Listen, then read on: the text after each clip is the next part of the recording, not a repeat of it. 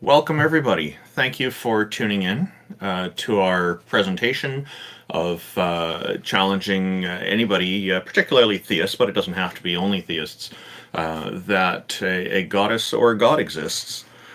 Today is November the 27th, 2022, and the people who are usually in our panel include Amy Newman, who is known for her trademark slogan, Sending Love. She is a professional comedian and skeptic who hosts debates, interviews, and conversations on her YouTube channel. She also creates educational and other important content. Her YouTube channel is at www.youtube.com/Amy Newman. Tom Jump, also known as T Jump, is an atheist philosopher who hosts conversations with professors, philosophers, and other academics about topics ranging from biology and physics to religion and morality and so on. T Jump's YouTube channel is at youtube.com/tjump. J Mike is one of the co-hosts of the Talk Heathen show. He joins us from time to time. Jefferson Spatchcock, an atheist inquisitor and intellectual who has particular expertise in analyzing and reviewing debates. His YouTube channel is listed in the YouTube video description. J.L. Warren is an atheist activist, educator, and entertainer. He runs the Bridge the Divide YouTube channel where he addresses irrational beliefs, the irrational behaviors that often follow, the societal divides they create, and how those divides can be bridged with education, rationality, and reason. His Bridge the Divide YouTube channel is at youtube.com/JL Warren, Warren, in case you're wondering how that's spelled.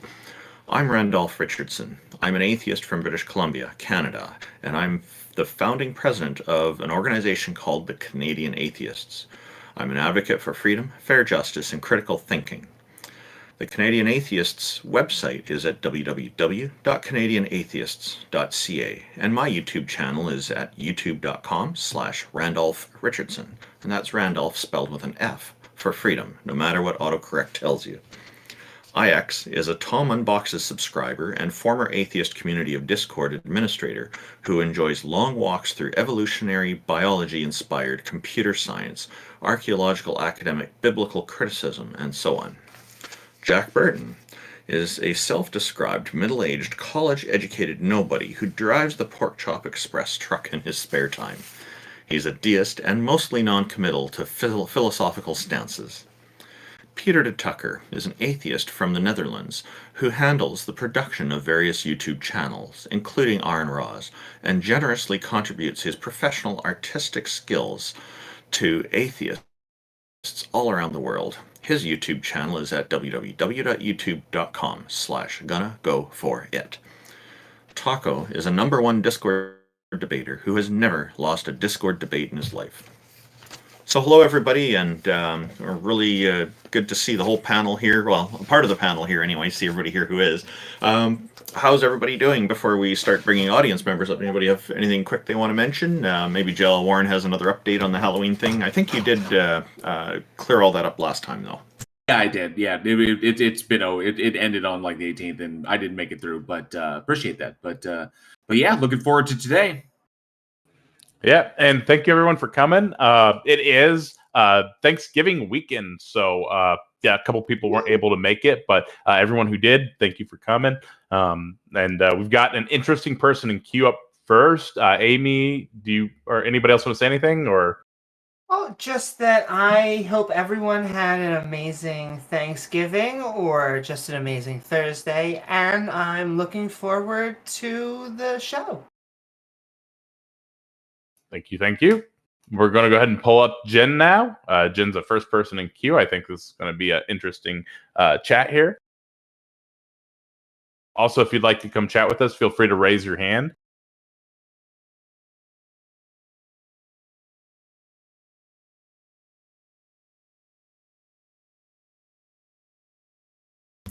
Good morning, Jen. I hope we're saying your name correctly. Welcome. Thank you for joining us.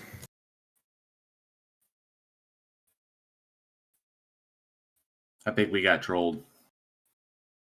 That's very possible. He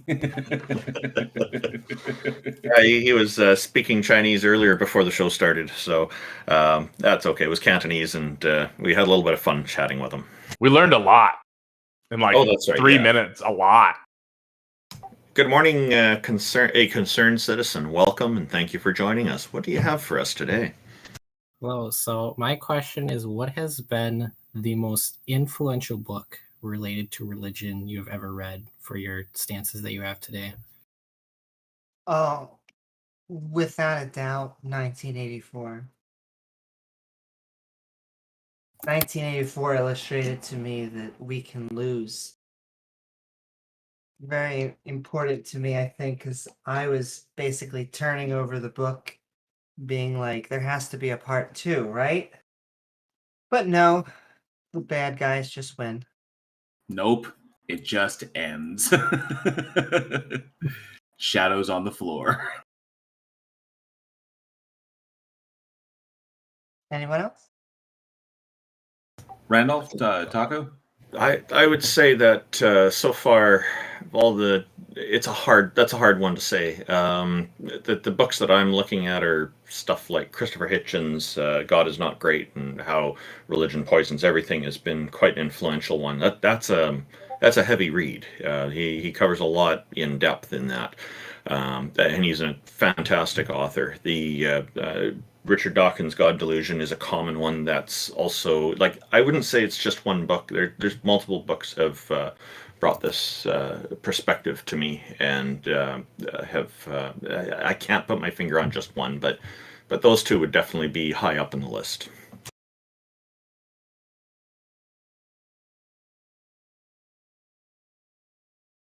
Taco, you, or do you have anything? I don't really read books related to this topic, right? I mean, I study a little bit of philosophy. I've been listening to debates for years. I studied all sorts of cool things.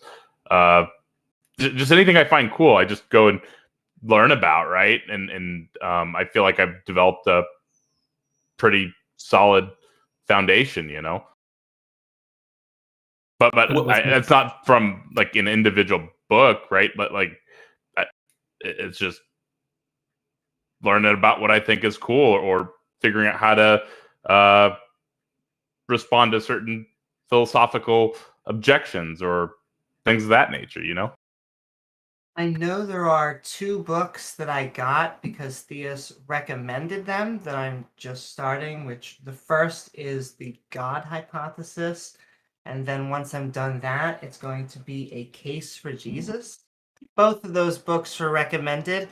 Whether I agree with either of their conclusions, still skeptical. But yeah, anyone else? Or how about you, a concerned citizen?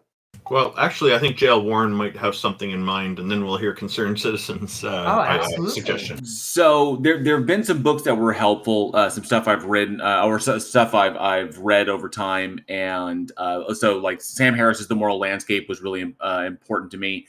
The Selfish Gene, Richard Dawkins, and of course, like Randolph said, Hitchens' God is Not Great, How Religion Poisons Everything. Those are all really, really good books. But there were actually 2, and as cliche as this is going to sound, there are actually 2 that work kind of in conjunction with each other that help to kind of like me to understand how these things are man-made and how these things are constructed. And that was the Conversations with God series. That's by what's his name? Friggin' Neil Walsh. So the Conversations with God was essentially the automatic writing. He asked questions, and then through automatic writing, he wrote God's responses. That series demonstrated to me the most about how these things are completely fabricated. Because Conversations with God was essentially like if you took everything that human beings believed in, like all of the major religions, and took out all the best little bits, like a salad bar, and combined them all into one kind of ideology.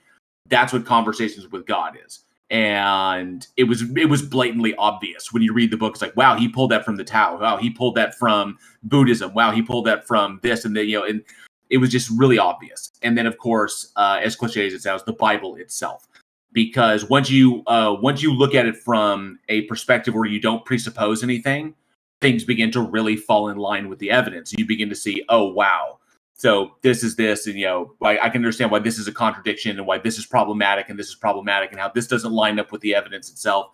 So it was just a conversation with God put me in the right mindset to understand how we can imaginatively create these things, and then just going back and reading the Bible again in the time, in the many times I have, that began to recognize, wow, this is profoundly made up. And the same went for the Quran and other holy texts as well. It's just like, I can see that these were really ignorant people who were trying to make stuff up, but I would say those ones were the most important to me. Also, to our guest, Robert X from our YouTube live audience commented that this is a really great question. So thank you for asking. Do you have an answer for your own question? We're curious. An answer for my own question would probably be C.S. Lewis, and in his particular, he wrote a lot about morality in Mere Christianity, and that has been very influential, especially with his metaphors that he would use to help me understand how Christians understand how there is a basic morality and we can find it in everyday life. I've noticed that there are, it is not uncommon for theists to reference C.S. Lewis. He seems to be a big name for Christians in particular. Yes, he definitely is. Go ahead, Christopher. I'm sorry, my bad. No, yeah, I was just going to say that I don't know where he got his popularity from, because he never really did anything like super important that would give his books like that much popularity, but somehow just through his books he found an audience. It always struck me as a little odd. I agree with you on that. It's kind of odd that so much leaning is done on C.S. Lewis, but I can understand the way he writes is there's an attractiveness to it, and I get that, and it's really affirming in the way he writes. I never could get an explanation why anybody thought, especially why any theist thought that just a recognition of a sense of right and wrong via our empathy, because humans have the capacity for empathy. It's a wide spectrum of how much empathy you feel, but it is a capacity that we've evolved. And in the face of this, I never understood how anybody could believe that just because we have that doesn't entail that a God exists. And never was able to jump that, find anybody who could jump that gap. It's kind of like, sure, we evolved, and we evolved the ability to empathize with our fellow human beings, and some people can do it better than others because it's a genetic thing, and it makes sense that in the course of our evolution that those individuals who were empathetic, those individuals who were cooperative with the group, those individuals who were essentially good individuals, not causing trouble everywhere, not selfish, would attract a mate more regularly than someone who was selfish and non-cooperative and non-empathetic. And so it makes sense that those genes that lead to that predisposition for a better empathy, for stronger empathy, would get passed down more than those ones that were not. So that makes sense why we become such, our empathy is so highly evolved. Given the evidence for this, I was kind of like, well, how does that even entail that a God even exists? Yeah, that's one of the things that at least I struggle with, that whole evolution thing, and how we, like you said, we've evolved through empathy, and how that can actually prove that any God exists, because we did evolve to become more ingrained with our communities, and without that, then we would be removed from our own community. So that evolution thing is one of the things that I really struggle with. Well, piggybacking off that, are you right now kind of a metaphorical Christian theist? I'm a Catholic, yes. The Catholics don't have an issue with evolution, right? I mean, the evidence is there. I mean, from what I understand, the Catholic position is that that they acknowledge the evidence, and that they've acknowledged that it's a phenomenon that occurs. We understand it, and it's been demonstrated, right? I think they don't actually take a position. I think they leave it up to the individual, if I'm not mistaken. Okay. I looked into that a little. Am I right? Concerned? From my understanding, they don't directly address it in the catechism, but they also explicitly say that that if there is evidence, scientific evidence for something, then you do have to believe it. And it would also, because it is scientific evidence and because God created the universe, it would go in line with the Catholic Church. But they don't because specifically- of, I mean, I would think that they would lean heavily towards the Big Bang, at least because one of the, sorry about that, but at least one of their priests, their astronomers, had partaking in the evidence. Who was that? I would have to find the exact name, but he actually helped find the Big Bang, the cosmic micro background radiation. Give me 1 second. I'll get his name.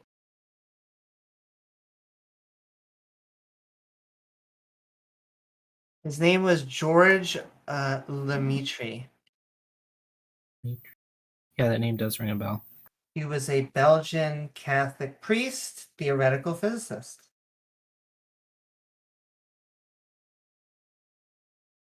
I found that most. Oh no, you. I just spoke. You. Oh, you.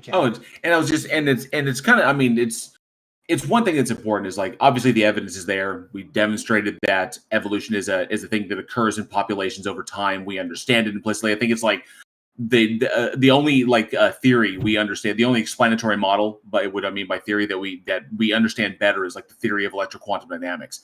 And so when it comes down to it, I think it's a matter of understanding that if a God were to exist, that the God concept and and evolution itself are not mutually exclusive. Like what both can be true. That evolution could be the mechanism by which life was diversified, and of course, abiogenesis could be the means by which God created everything. Because that's the way it works. It's it's not magic. It's like these things have to be here in this one spot, so here they are. So God is essentially in that kind of worldview. God is like the great scientist, and the universe is its laboratory. And so it uses the things that are in the universe in order to accomplish the tasks that it wants to accomplish. And that it doesn't require magic; it just requires a greater power to be able to utilize these things as it sees fit.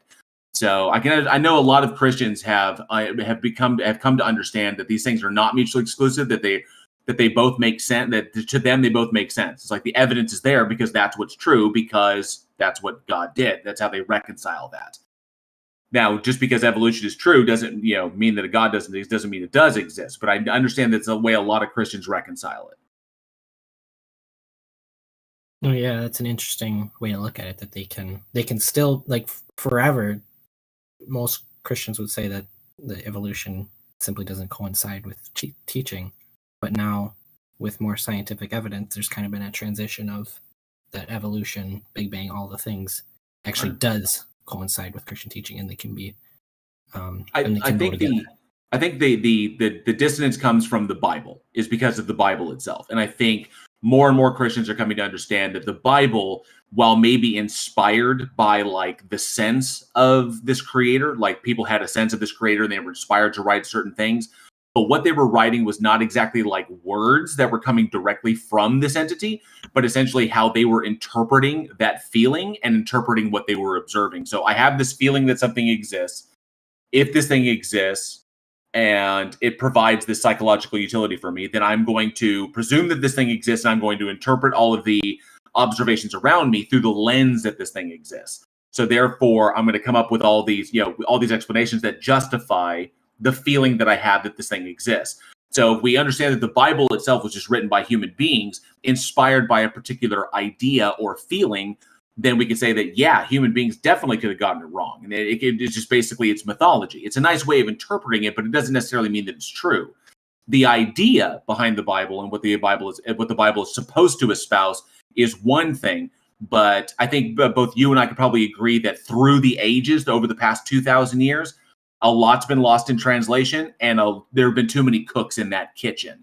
And whatever started out as might have been a good unifying idea has been lost in the mix. But I can get how that can come across. And so it's just just because if the Bible is wrong, if the Bible is completely just man-made and just inspired by feelings and whatever, and not really inspired or not really like directly given by God to people, that still doesn't disprove God exists. So God could exist and the Bible could be a complete sham. The two are not necessarily they're not necessarily linked like that. Just like evolution and God. So I think that's one way to look at it. Go ahead, Taco. Yeah, what is your specific position? You said it sounds like you're unsure about evolution. Are you like sitting on the fence, or where are you in regards to accepting evolution? Honestly, I don't know shit about evolution. I really don't know a lot about it, so I haven't thought about it. And I don't have a good valid position to share because I haven't done anything. Could I ask you a question? If you were to find out today that God didn't exist, what would change in your life? The way, definitely the way that I look at the world, and I mean even on just a daily routine level, and the way I interact with other people, basically everything would change because that's the way that I. How would you interact differently? Well, I would see it that right now I treat other people with kindness because of God. So I would still treat other people with kindness, but for a different reason.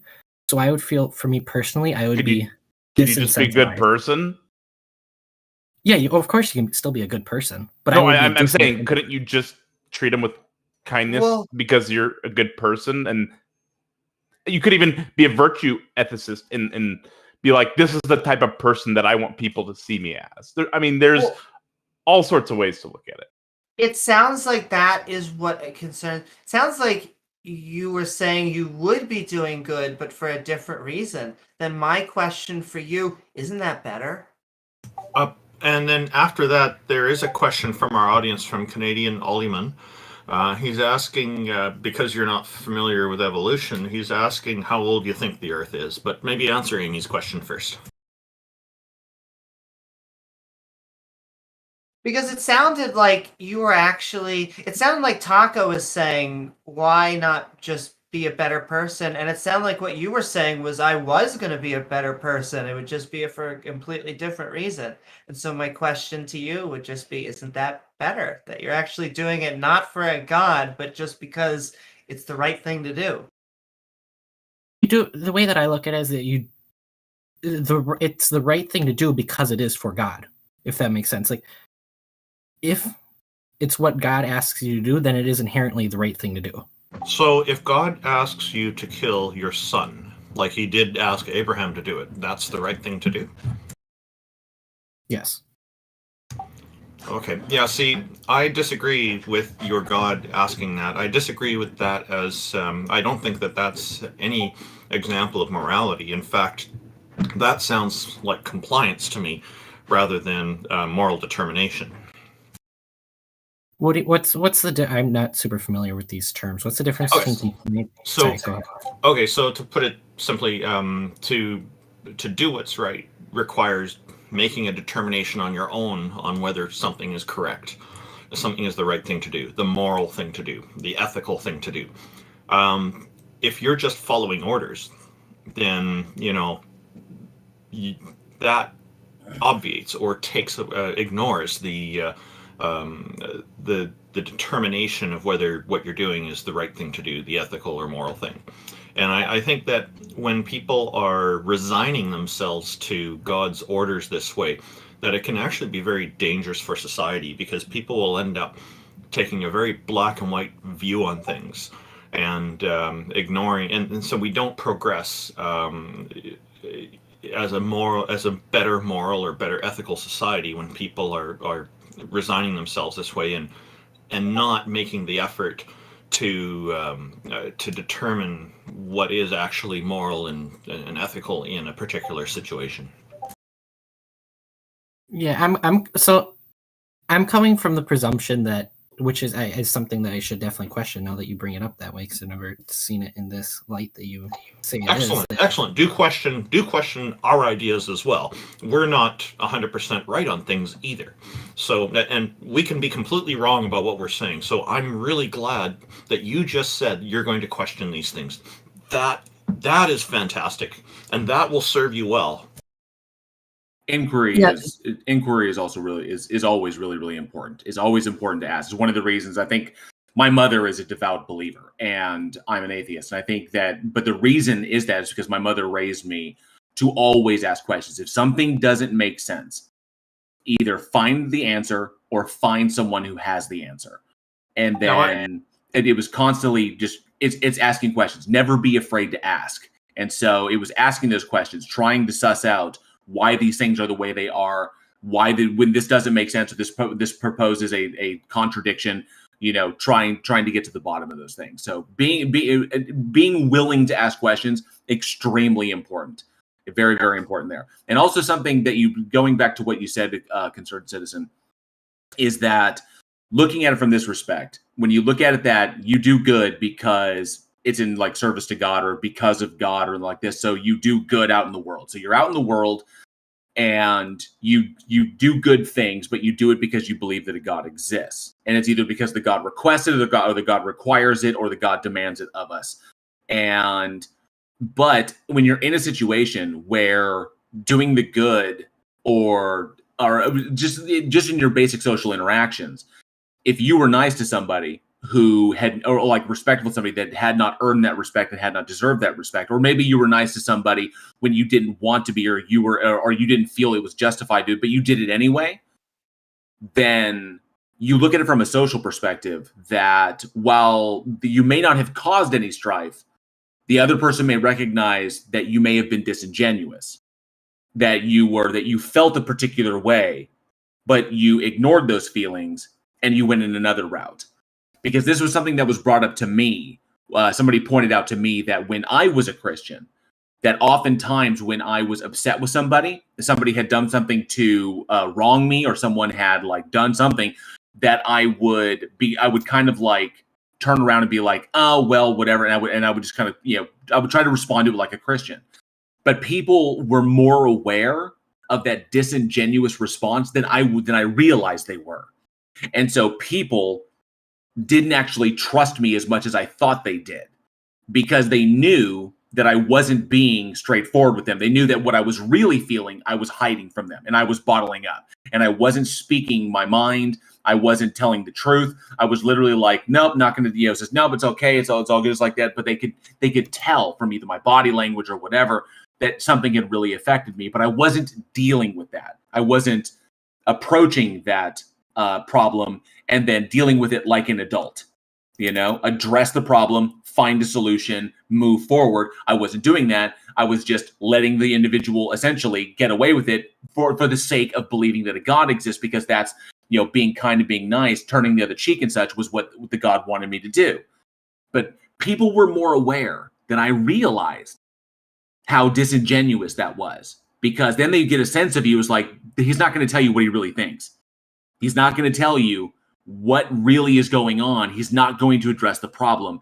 And that also opens up the possibility that people can see that and realize that you won't cause trouble and you could be taken advantage of.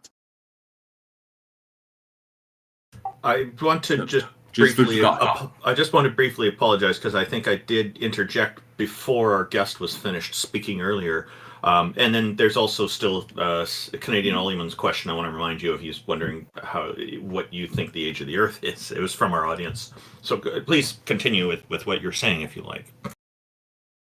Honestly, I have no clue I don't remember what I was saying. But regarding how old the Earth is, I have zero clue how old the Earth is. I could give any number and I would have no justification for it. Why do you believe that's a fair response? I accept that, no problem. Thank you. So what do you believe in? Why then? Because it sounds like you believe in the Christian God, right? Yes. Specifically the Catholic subset. Yes. So why is that? What convinced you? So I get a lot of inspiration from Aquinas, and like I said, C.S. Lewis is in particular his 5 arguments for God's existence. It's kind of what I've based my life off, and also I will admit that part of it too has to come from me being exposed to Catholic ideas basically my whole entire life. I live in a basically entirely Catholic community, so there's like no outside exposure to anything else. But yeah, so his 5 arguments have been very influential on. Is there a sound one? I've seen them all, and they all appear in sound. Yeah, the one that I like the most, that makes the most sense for me. I don't really. Well, is it sound? That's what I'm asking. Sound, as in like logical. It is the format correct? Are the premises true? And does a conclusion necessarily follow? Yeah, I would say so. Otherwise, okay, present it. Let's hear it. That's a good start. So I, in particular, the most influential on me, one of his arguments was the unmoved mover argument, and I don't understand it very like deeply or richly, but on a basic level, I'm sure you've heard this a number of times, but on a basic level, there is no reason for things. Everything has a cause, and something has to have caused the first cause, and that would be God. That's at the basic level what it is. So part of that is everything has a cause? Yes. Everything has to be created. That's just false. Or moved by something. Okay. How? Because quantum fluctuations are random and uncaused. I have no idea what that means. Well, that seems to be the case. The other thing is we don't know if the cosmos is eternal. What you're referring to sounds a lot like a portion of the Kalam cosmological argument, which is talking about things that began to exist. And it is not uncommon for a lot of people to think that that's talking about absolutely everything. But no, it's actually quite specific, saying that it's only specifically talking about things that began to exist. And the reason that's very important to people who present the Kalam as an argument is that their God is not included in that set, because their God is eternal and has always existed, was never created. And that's kind of one of the things. And one of the big problems with the Kalam that I see is that just fails for its applicability as well, is that it doesn't actually directly talk about a God. It just talks about things that began to exist. So it doesn't actually connect the dots to say, therefore God. That's what's missing from it, in my view. Well, the point I was just making is that it's an unsound argument from the get-go, so there's no reason for us to accept the conclusion. Well, we can say that at the time when Aquinas was thinking this, obviously, quantum mechanics not exactly a thing in Aquinas' day, but we have since, I think, in just this past year, in just 2022, we've actually demonstrated in the lab how virtual particles, we've actually recreated the state in which vertical particles pop in and out of existence at random, and they just do this naturally. This is a thing that occurs, and we're getting further and further along in our understanding of these things. But we finally able to recreate this in laboratory settings, be like, look, this is a thing that happens. These things pop into and out of existence at completely random intervals with no agential interference whatsoever. So it's kind of like, we understand that, and we can conclude now that everything that exists has a cause. It's like, no, we know that to be false. So that just kind of shoots that argument in the foot. There's also the problem that Aquinas was ignoring the fact that there's no logical contradiction in an infinite regress. That you could have an infinite regress of causes, just going back and forth. And people will argue that, if you have an infinite past, you'll never get to the present. That's incorrect. That's a misunderstanding of what infinite is. That just because numbers are infinite, the 7 still exists. There's still a number there. So all you have to do is be at a point in the chain, is all it is. So I want to ask a question and then make a point to you, a concerned citizen, because I think that entire argument and it's special. It's a special pleading fallacy, and I can prove it to you real easy. So it says, at least the first is premise. Is everything. Can you explain what a special pleading fallacy is? Absolutely. So a special pleading fallacy, to me, it's a little bit of a greasy type of fallacy that has probably been sold to you, in that everything doesn't have this thing except for the thing that we are trying to prove. And so it's really, you're saying, well, everything has to be except for my plea for this very special thing over here. That doesn't have to have it at all. and I'll prove the fallacy to you. So Yeah, everything, Amy, it's kind of like it's a double standard, right? Like I have Indeed. a universal constant. Everything that exists has a cause, save for this one thing, but there's no justification for that thing. Well, and that is my Right, question to you. Exactly, J.L. Warren. And that's my question, a concerned citizen. So it goes, everything has a cause, right? Okay, yep. Does God have a cause? No. Okay. So like so I guess everything doesn't have to have a cause, right? Okay. Well, So, sorry, yeah, I have to clarify. The Kalam, as I know it, I assume you're talking about Kalam, states everything that begins to exist has a cause. That is the set that they're talking about. Right, everything right. that begins to exist. Because another argument is the necessary being argument, and so the necessary being wouldn't have began to exist, and so those arguments run in tandem. And they've all been modified and changed throughout the past few hundred years that they have been trying to be.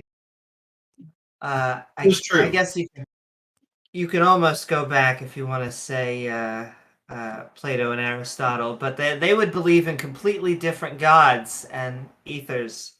But my other thing that I would try to sell to you back, instead of what I think are the fallacies that the young earth, especially creationists, is I just want to sell you on skepticism.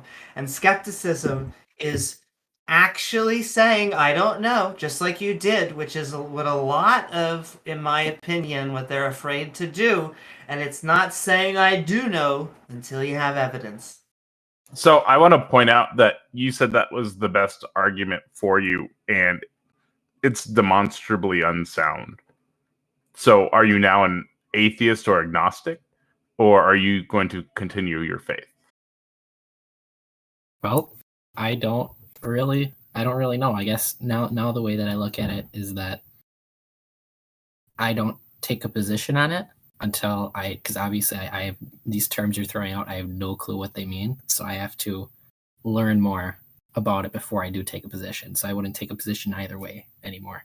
See, I think this is a really good response on your part, because you're wanting to understand before you make a commitment to something, and that will always serve you well in life. So I encourage you. I think it's fair to say we all encourage you and everybody to do that.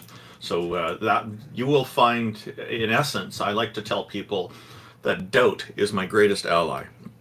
And I hope that you will find doubt to be your greatest ally too, because it can be very helpful in avoiding getting scammed, getting tricked, getting fooled, and apply it to your own ideas and assumptions as well as everybody else's. Is the advice I give to you. Really good spot you're in, concerned citizen. Yeah, keep asking questions. We appreciate you coming up here and talking with us for 30 minutes. You gave us a lot of time. We've got a bunch of other people in queue, though. I don't like to have people wait over like 30 minutes, so we'd like to move on here. Are you all right with that? Do you have any last things you'd like to say? No, I just want to say thank you very much. This has been a very productive conversation. Cool. Likewise. Thank you, concerned. Appreciate that. Thank you. Liam, you're up next. Liam was DMing me back and forth, and I'm going to DM the rest of y'all, so check your DMs here. The people in queue. What's going on, Liam? Okay, can I be heard? Yes, all sir. Good? Yeah, we got all you. Right. So, I just wanted to actually. That was a very good question, I must say. The previous guy, I've got to give my own answer to it because maybe it'll help you understand what I guess my point here is. My favorite book by far that I've read in regards to religion wasn't necessarily arguing for or against, but a very old book by Friedrich Nietzsche called Beyond Good and Evil, which I think listening to this conversation, one of the things that's very interesting to notice for a person like myself in these sorts of discussions is paying attention to the linguistics of this. So how we talk about morality, framing it as good and evil. There's almost an assumption that is like the only juxtaposition, like we can only talk about morality in the context of the good and the bad. Whereas it was when I read the book Beyond Good and Evil that I realized that where Nietzsche's making the point that this is actually an inherently Abrahamic idea, in that it comes from the idea that there's one God, so not multiple gods, that is all powerful, all knowing, etc., yada, yada, yada, and that we serve him. Okay? So, in other words, this construction, this morality which you use still today, even though you call yourself atheist, right, is actually almost a form of mind virus which you've been infected with, and you're not even aware of it. That really blew my mind when I read it, because I was an atheist. I was raised atheist, and I always thought that way. And it's so natural to you, and it's so completely, you don't even question it. But as soon as I read that, I was like, wait, hang on a minute. That is how that works. How strange is that? Because that did not exist prior to Abrahamism. In paganism, they didn't think that way. They thought of serving Dionysus or serving Zeus or whoever it was. They were serving. There was no such thing as the good. Hey, Liam, if I can ask a quick question, do you think that atheism is a recent thing? No, not necessarily, but it wasn't as widespread as it is now in any part of human history. Yeah, but you understand why that was. It's because the vast majority of religious groups killed those who didn't believe. That's not the only reason. It's one of the primary ones. Essentially, the westward expansion of Christianity, the totalitarian regimes of Islam. The natural construction of any society or any structure is anyone who deviates from it has to either be excised, killed, etc. Right, but we don't do that anymore. That is atheist as well.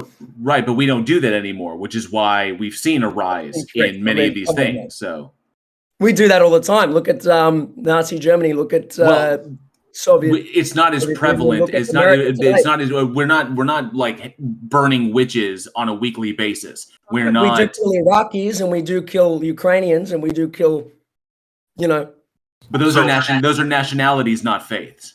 Now, what does it matter? Liam, what does it matter? No, sir. What is sir? This is my point. What does it matter?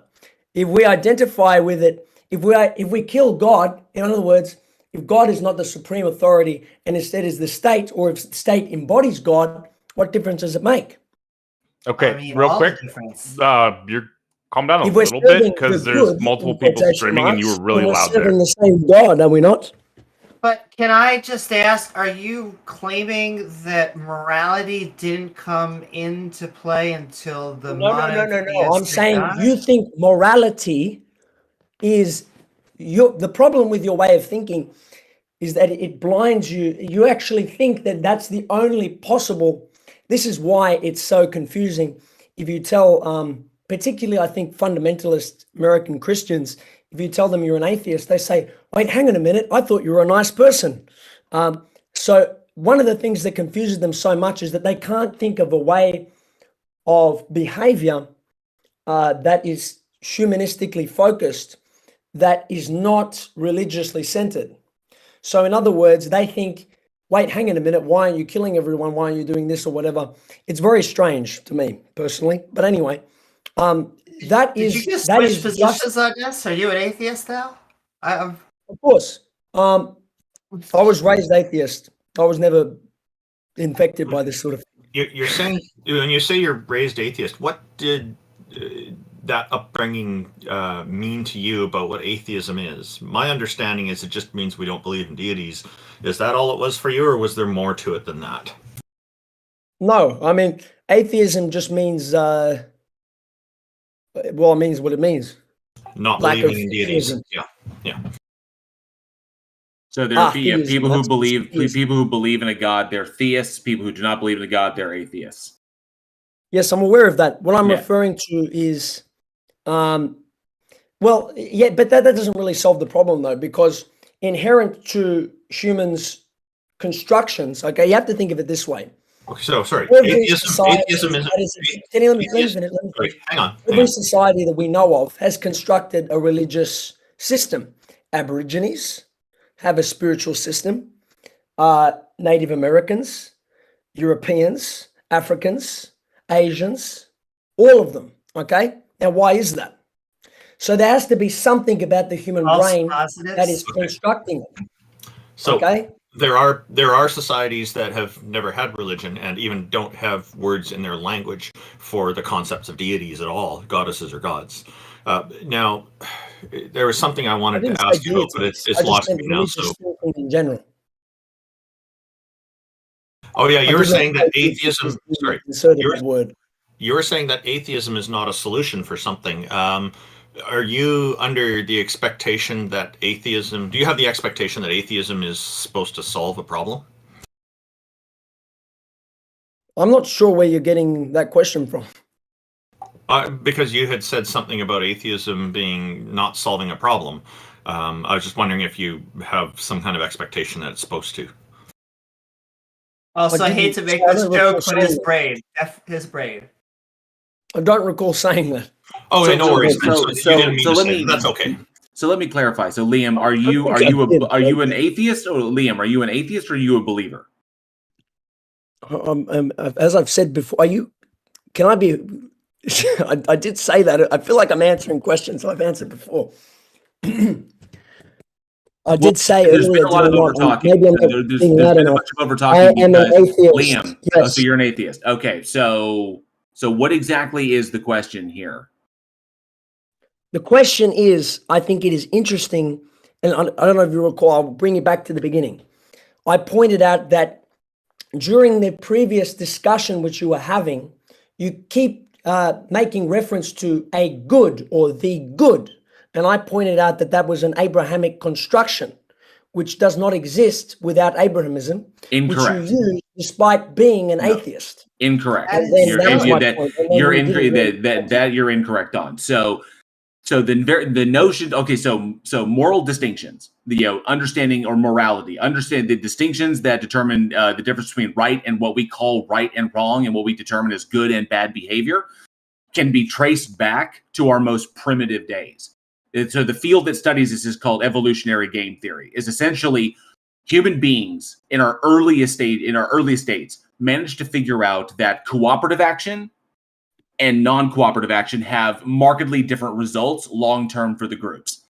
So if I the understand group, that you read the book by Sam Harris. That's not relevant to what we're discussing. Liam, hang on a sec, Liam. It's not a book I read by Sam Harris. It's a course I took that helped me to understand how we That's great. how we I didn't need a understood course. this. Okay, so we understand how these things came about. We may not have had the language at the time, like obviously 100,000 years ago, human beings but weren't the saying. issue with this argument, Liam, I know you can go on you've for got 10 Liam, minutes on this you've got to subject, stop so interrupting go. me. Liam, stop interrupting. So 100,000 years ago, we may not have had the language to say that a thing was good or bad, but we had, in any language we had words that meant those same things. Okay, so we may not have articulated it the same. The how we articulate it is completely arbitrary, but the intention is exactly the same. We understood that there were behaviors that were positive and behaviors that yielded positive results and behaviors that yielded negative results. And as our populations grew, we understood that with more minds, more mouths, more opinions, we had to form basic frameworks, basic rule structures for everyone to live by. Otherwise, it would be complete chaos. Okay? Mm-hmm. Not to mention that our evolved ability to empathize with our fellow human beings, that empathy is what results in that more positive behavior. And that empathy is evolved because good people tend to attract mates more than bad people. Yes, you said this earlier. Why are you repeating yourself? Because because I'm repeating myself because it bears repeating because you apparently didn't listen the first time. Or is it a self-defense mechanism? For your claim, and it's not your claim, you're actually saying the book, a claim from this book. For that claim to be true, Yes, that's correct. Yes, it would mean that you could remove Judaism, Christianity, and Islam, and we would still be evil right now. I disagree. No. It would mean that the title of the book, and I'll repeat, is called Beyond Good and Evil. As in beyond, okay? I'm pretty sure it's a video game. As in, no, please let me finish, because I'm not sure that you understand. I'm saying that the framework, okay, not morality, okay, morality, as you think of it, is okay, let me just speak for one moment, okay? There is a tendency, and this is very important. All of you are speaking. You spoke about Orwell earlier. I read Orwell when I was very, very young as well. Okay, one of the interesting things that you will read, what you should take away from that, is that people are most influenced by their society and by linguistic concepts. Okay, now because you live in this given moment now, it appears to you that things are a certain way and that they have always been that way. But that is actually not necessarily true. Now, if you read the book written by Friedrich Nietzsche called Beyond Good and Evil, he actually goes back linguistically to pre-Abrahamic societies and analyzes the language that they use. And he actually demonstrates in the book how it transformed over time towards what he called a master and slave morality. He created a duality, one which focused on empathy, compassion, and others which focused on glory, pride, things like this, okay? Now, he argued that paganistic pre-Abrahamic beliefs focused more on that sort of thing, the glorification of the individual, the glorification of, whatever it was, essentially. But in other words, this system, this morality which you use is actually an Abrahamic construction, which you don't even realize, which I think is quite interesting. Anyways. So my point was that we could remove Judaism, Christianity, and Islam just fine. Our morality would probably be better for it. And my point was, the circle around was that we are actually moral because of the reasons that J.L. Warren gave, is because of empathy, kindness, and fairness.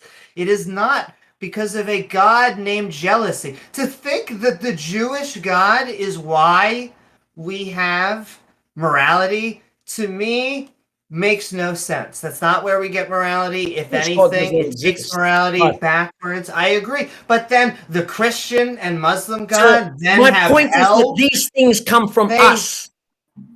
Yes, and they don't come from the Abrahamic religions. Okay, if that is true, okay, then we must view it, therefore, as a autobiography of the human being over time. No. So when looking back in history, we must say, at what point did different belief systems develop? What are the differences? What are the comparisons? You exist in a particular society and you are myopically focused on it and you can't imagine outside of it. But it is absolutely possible to do so. Go look back, go read history, go look into it. There's plenty of other belief systems that exist. This one idea, polytheism, for example. This one idea of the good or a morality. Who says that there's a good for you and there's a good for me and there's a good for us and there's a good for them? But who says that there's the good? So you just assume this. This is already taken as a given. But we shouldn't take it as a given. I just found it intriguing that I literally brought up evolutionary game theory, that I tried to basically explain evolutionary game theory. So you cannot derive an is from an ought. Liam, stop interrupting me. Hundreds of years ago, mate, catch up. Liam, stop interrupting me. I just wanted to point out that it was odd that I brought up evolutionary game theory, that essentially I'm citing the works of John Maynard Smith and George R. Price, and the work that's been done there that originated in 1973. And because we know that science is always improving and our understanding of things is always improving, given the evidence that we have at hand. And you were citing a book that was written by a nihilist written in the late 1800s. He wasn't a nihilist, you idiot. He was. He wasn't. Yes, he was. No, he wasn't. He was a positive nihilist. Okay. So Liam, JL, just stop. I'm sorry. I apologize. Yeah, we're not going to do the ad hominem. Yes, but I'm sorry, but his assertions is ridiculous. I mean, he hasn't even read it. Okay, please Liam, tell me. Liam, list his entire works, please. Liam, if you want, you can say the argument is idiotic, but don't call. I agree. I'm sorry. Don't call him an idiot. Okay. Thank you. I agree. Go ahead, JL. So I just found it odd that you slighted me for appealing to research and work that's been done in the field. And you said I read a book, Sam Harris's book, And then, of course, you then turn around and appeal to your own book, which is far older, written by an individual who did not have an understanding of any of these concepts that we've developed in the near 100 years since he wrote that book. Because I believe, if I remember correctly, Beyond Good and Evil was first published like 1885 or 1886, if memory serves. Okay, so, and then I appeal to a book that's almost 100. I appeal to work that's almost 100 years after he wrote that, with more evidence and more information and more understanding that is backing that up. But you choose to go back to the 1800s book, written by an individual who didn't have the access that we have today. So that's a strange, You assume that it's a logical proposal. It's not a logical proposal. There's evidence to back up these conclusions. Proposal, which There's is exactly evidence to back up these conclusions. If you had read Nietzsche, then you would know. Sorry, sir, but this is just hilarious. Because if you had read Nietzsche, then you would know that Nietzsche's primary assertion is that all of philosophy is merely an autobiography of the human soul. Now, what does that mean? Can you explain it, or I'll explain it? That's Nietzsche's take, and I don't hold Nietzsche to be Amy got it. Liam. So that essentially it is an expression of our own biases. What is the purpose is the human being thinks in a certain way, and he must now justify it. Okay, it's not that the thought comes from the thought process. It's that the thought comes and then we develop the process after the fact, which is what you're doing. Okay, he was implying that in order to grow, that we have to become aware of this fact, and that we then need to construct thought processes which would improve us. That was his fundamental idea, and he called this the Übermensch. In other words, look, I'm not going to go on and on about it, but that was his point. Clearly, you're not familiar with him at all, but go on if you'd like. Okay, I'm done with this dishonest guy, so we can be done with Yes, that's what I thought. Okay, thank you for coming up. We've got a few. Okay, not constructive at all. I think we want to hear if JL had anything final to say on that, and then I've got one Nietzsche quote to share. No, it's just I'm not going to. I mean, he obviously doesn't understand Nietzsche. He may have read or glossed over his works. He was a little bit. He was taking from Thus Spoke Zarathustra, and then some he was taking from Beyond Good and Evil. But I'm going to go with the work that's based upon the evidence, and not a kind of antisocial, positive nihilist that lived 100 years before we had any kind of understanding of these things. So, no, I'm kind of done with that. Yeah, and I think when people, just a reminder to our audience, if you're thinking, if you disagree with somebody, please focus on the idea. You can call the idea idiotic if you want, but let's not call each other these names, because it's really not necessary. We don't want to get into these personal attacks here. And I'll just, one of my favorite quotes from Friedrich Nietzsche is, "Hope, in reality, is the worst of all evils because it prolongs the torments of humankind." And the thing about religion very often is pushing this idea that hope is some kind of a virtue. And I think Nietzsche's pointing out a problem here. People will end up hoping for their deity to do something, or hoping for some other circumstance, instead of taking direct action to make it happen in their favor. And that's the problem with it, because people are so hopeful it's going to happen. They can end up waiting a lifetime and it never happens, whereas they could have early on set some things in motion to try to get closer to what they're hoping for. So people really need to take their life into their own hands in a way, instead of leaving it to somebody else. All right. Well, thank you. All right, we've got Knack and Q. He's argument. Let me pull it up. Do you mind if I post your argument in chat? Oh, not at all. And hi, guys. Hello, Nick. Welcome. Thank you. What have you got for it? Thank you for joining us. What do you have for us today? Yeah, what My is pleasure. that? So yeah, I was hoping to just present the contingency argument for God's existence, and Taco just posted it, I think. Yeah, in Heathen Hangout. What's that? In Heathen Hangout. Right. The Heathen Hangout chat that's right next to the this voice chat in Discord Right. here. I'm going to copy the link over to the YouTube chat as well. So, Nick, what have you got for us? Why don't you, do you want to just quickly go through the argument, or would you like one of us to read it? Either way is fine. Would you like me to read it? Yeah, since you're the one presenting it, if you're comfortable reading it, please go ahead and do that. And we'll listen while you read all the 5 points that are listed there, and then you can tell us why this works. Cool. And I just wanted to preface really quick in saying, I'm just presenting what I think is a good argument for the existence of God.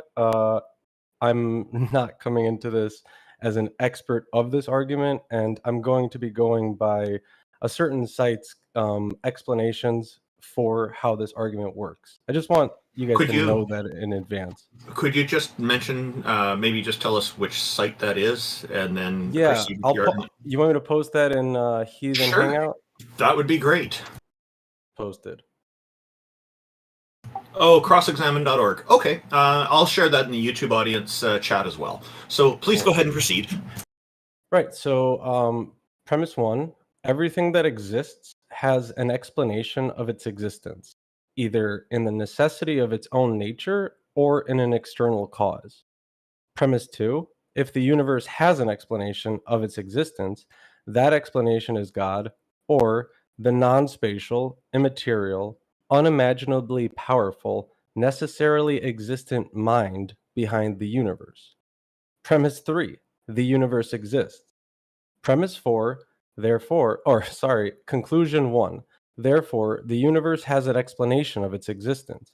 Conclusion 2, therefore, the explanation of the universe's existence is God.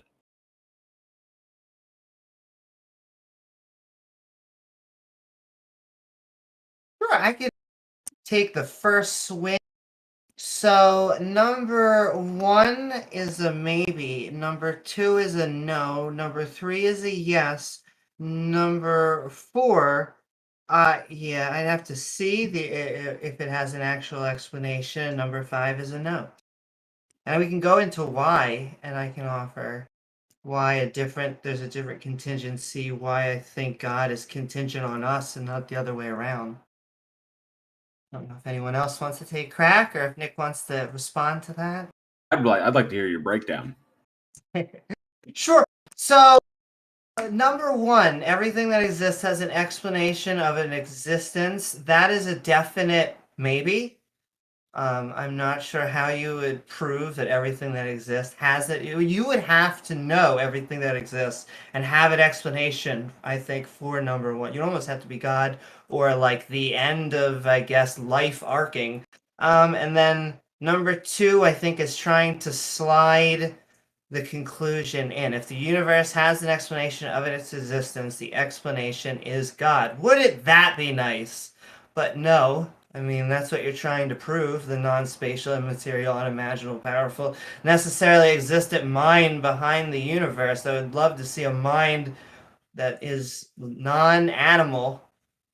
We have that. We're trying to create artificial versions with silicone, but that's still very much material. 3 is the universe exists, sure.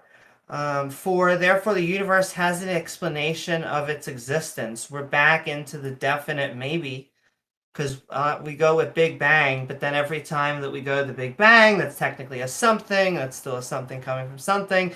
That never seems to solve the theists that seem to ask that, and therefore the explanation of the universe existence is God. We already said that in number 2, so I don't know. I guess that's just restating it to make it look like the conclusion is in 5.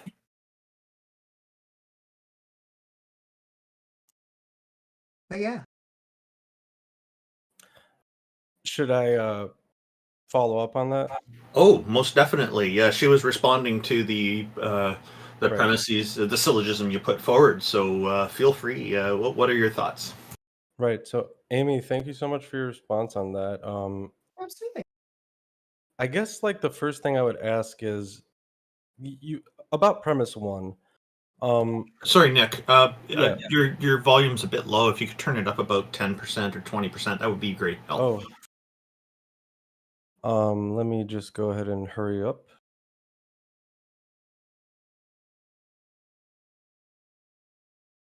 So yeah, thanks for that I breakdown, hope Amy. that this is better. That's an improvement. Yes, thank you. Carry on. I hope that you guys can hear me. Yeah, you're good. Yeah. Cool. So the first thing I would ask is, so you mentioned how there might not necessarily have to be an explanation for everything. Is it illogical to assume that everything has an explanation, even if we might not know what that explanation is? I think it's looking at it backwards. I think that we should only accept the explanations that we have given evidence for.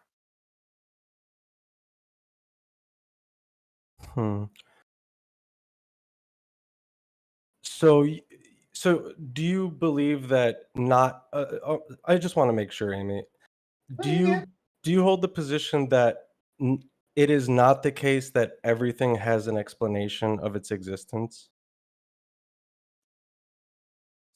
I would say that so far we have been able to find many explanations, but there's actually many, I don't know what to call them other than mysteries.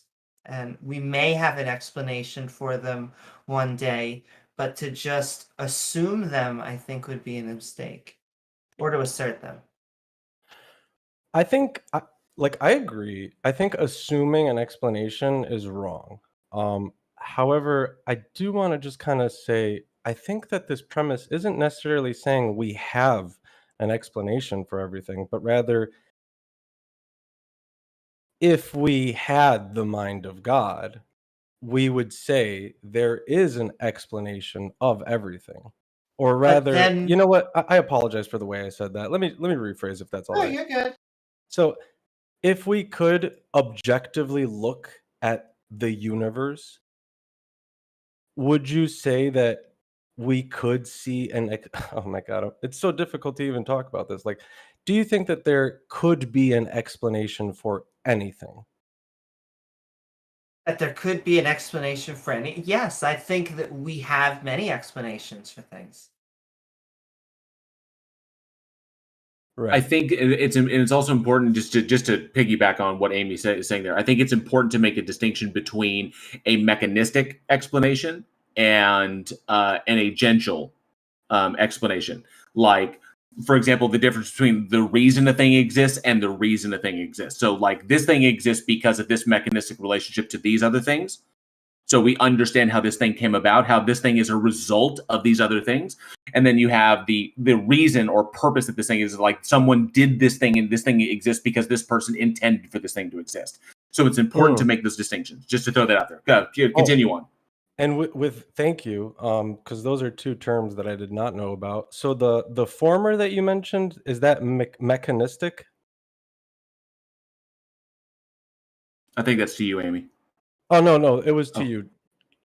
Oh, well, just like so understanding that if the thing has an explanation, then we look for why that the reason why this thing came about, like what is this a result of? So that would be the mechanistic relationship. Is like we like, for example, we know that elements through stellar nucleosynthesis are made in stars, and those things are then put out into the universe, so on and so forth. So we understand the mechanistic relationship between the elements that exist and the stars that exist. So that's a mechanistic relationship. So the elements are a result of stars, but the elements cannot be demonstrated to be like something intentionally put them there to do something. Totally. So that actually sheds a lot of light for me. So if we were to say, Amy, everything that exists has a mechanistic explanation of its existence, would you be more apt to agreeing with that? Would you give it a yes instead of a maybe?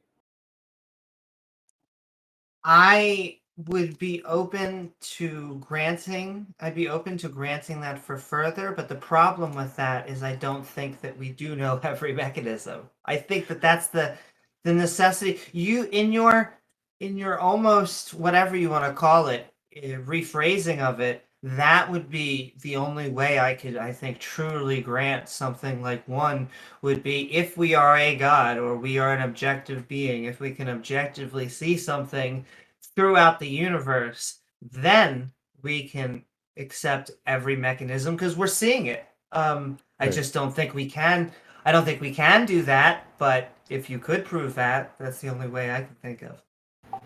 There is a thorough debunk of the argument that has been made from our YouTube audience. I'll just read that quickly to you, Nick. It's from Beamsy, Beamsy, and he's written back for premise 1. The aspect of chaos theory contradicts the possibility that everything has an explanation. In response to premise 2, due to an explanation being only a possibility adds nothing to the argument. Response to premise 3, prove it, as that is one of the base assumptions. Response to premise 4, no aspect of an explanation has ever been put forward, and it fails with chaos theory, then there never will be. And then his final comment, as to the 4 prior points fall apart, 5 can be ignored unless evidence is provided. So that's his perspective. And just to put it out there, Nick, I have a feeling that what you're going to do is you're going to go back and you're going to look at the syllogism and you're going to keep working at it, and which is a good thing. It should always everything should be open for revision. So when you do that, it's just always like look at it from this perspective that the difference between a sound syllogism or a sound argument and a valid argument is that with a valid argument, your structure is good, the conclusion follows from the premises, but sound is also an important thing because sound is always valid, but valid is not necessarily sound. So, Okay. And Nick, yeah, go ahead. I'm just going to post in the Discord chat a link to the YouTube video. Later on in the future, you can look at 1 hour and 10 minutes in, and you will see in the right-hand column those arguments, responses that Beamsy put up, in case that's helpful to you in testing out and fleshing it out. Yeah, awesome. So just make a note of 1 hour and 10 minutes in. That'll help you, or 1:11 might be easier to remember, and then you can take a look at that. Perfect. So I don't mean to beat a dead horse at all. However, I think Amy, when every time I've kind of heard this idea of we don't have an explanation of everything that exists. However, I truly think that what this first premise is talking about is that it is necessary to say that everything that does exist has an explanation of its existence, even if we don't currently know it. You know what I mean? That's a broad claim to make. And if you don't mind me saying, just change the syllogism, and then we can address it. Not only if you change it, we can readdress it the next fortnight, but I have to ask you a different question, which is if my claim is true, that God is contingent on humans, and I mean the small g and big G, because if they don't exist, then they're all just concepts contingent on either our minds or on the paper that we have written them on. Would that mean that at least number 2 and 5 would no longer be applicable? Basically saying, if God truly is our creation, would that truly, I hate to say, put to rest the argument from 2 and a 5 perspective? When you say God, are you referring to the God that is laid out in the argument, or are we talking about all concepts? Like, it truly is a fact that it wasn't a mind that how the universe came to be. It was a truly just naturalistic force, just physics, chemistry, and biology, nothing else. So the question is, if any concept of a disembodied mind, like the one that I laid out, if this is disproven, or if rather it is proven that this is a made up thing, then these premises and the conclusion would be illogical. Is that what you're saying? That is, I guess, yeah. Yeah, I would agree. Okay. I mean, because that is my contention in the opposite direction, just that we are. But obviously, you are trying to lay this out. But I would just say, while you're trying to reframe that, think of it in a way that maybe protects against my argument, I guess would be my thing. Well, if we were able to prove to without a with a shadow, what's the saying? Without a shadow of a doubt, right? If we were able to prove beyond a shadow of a doubt. thank you. If we Yeah. were able to prove beyond a shadow of a doubt that there was no God, you know, this conversation wouldn't even be. It would just be That's pointless. true. If I may say so and be a little bit more, maybe the word is fair, I think it's not your 5. I think it's your 2. I think the 2 is just not worthy. I think that sneaks it in there. But But- if your premises actually lead to that, if you can make it with it that leads to it, I would agree. I agree. Number 2 is where it is most glaringly a leap. And you Right. even fairly were saying like 1, maybe 2, probably not. 3, I think for 3 you said maybe or Absolutely. yes I think For- 3, the universe exists. for sure. So if we look at 2,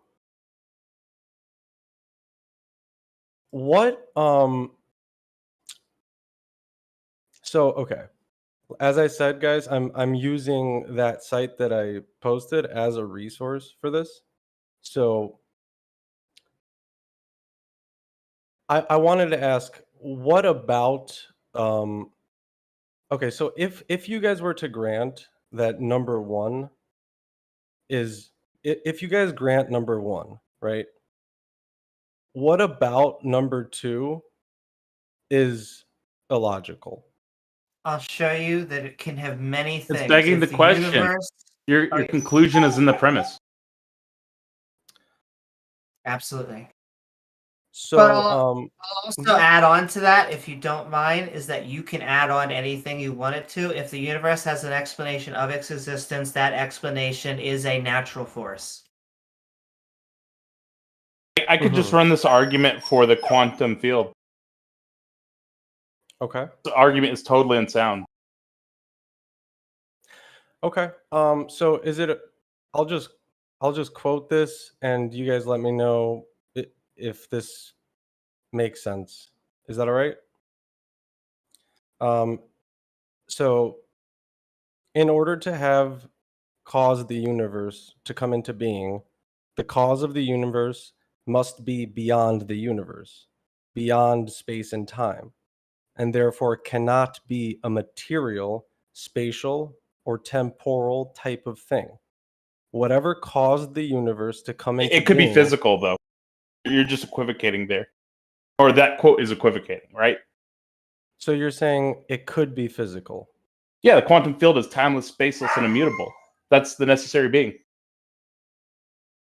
So once again, I'm going to be using an argument from the site. Because the cause is non-spatial, it entails immateriality. You would just be calling it that. So you mentioned That outside. just references space-time. Space-time is emergent. So, Nick, when you mention outside of space and time, what do you mean by that? So I do want to just mention that timelessness in this argument isn't it was used. I apologize, but it wasn't one of the main things. So yes, go ahead. Can you just say the question one more time? I apologize. What do you mean when you say outside of space and time? You mentioned that just about a minute ago. Sure. So because this entity brought space into existence, if the cause is responsible for space's existence, it cannot be inside of space. Space-time is emergent. You just fundamentally misunderstand what space-time is. Okay, so I'm gonna write that down and I'm gonna look into what that exactly means later. Okay, Nick, if you want to join us again in the future, please feel free. It sounds like you've got a little bit of homework for yourself there. I was actually hoping to just use this as a kind of a way to hear what are some good arguments of this whole what are some good counter arguments for this argument, and you guys gave me a bunch to start off with, so thank you guys. Oh, It's a good conversation. You're most welcome, and thank you for bringing the questions up, and we look forward to speaking with you again. It was very pleasant. Thanks, guys. It was my pleasure. Peace. Thank you for coming. He had a lot of questions, and I look forward to talking with him again. I invited up MelechShinigami. Hello, welcome, and if we're not pronouncing your name correctly, please feel free to correct us. No, that's perfect, actually. You can also just call me Chris if you want, because that's easier, or just Melech, or whichever one. Okay, hey, so what have you got for us today? So basically, you guys want an argument for the existence of God, right? Yeah, we're providing this panel and stage for people who'd like to try to convince us. Yes, a god or a goddess, or multiple, whatever you prefer. Okay, so my argument is that the proof of God is in the Torah of the Jewish people. Well, I wish you luck. I learned it for many years. It did not convince me, but I'm open-minded. So how do you demonstrate the truth of that claim? Or I would say, actually, a better way to put that was, by what methodology can you demonstrate the truth of that claim? Okay, so basically in the book of Deuteronomy, in chapters 28 to chapter 30, the Torah says that the Jewish people will be exiled from their homeland and spread across the entire world. Okay, so that sounds like a claim. That's also a claim.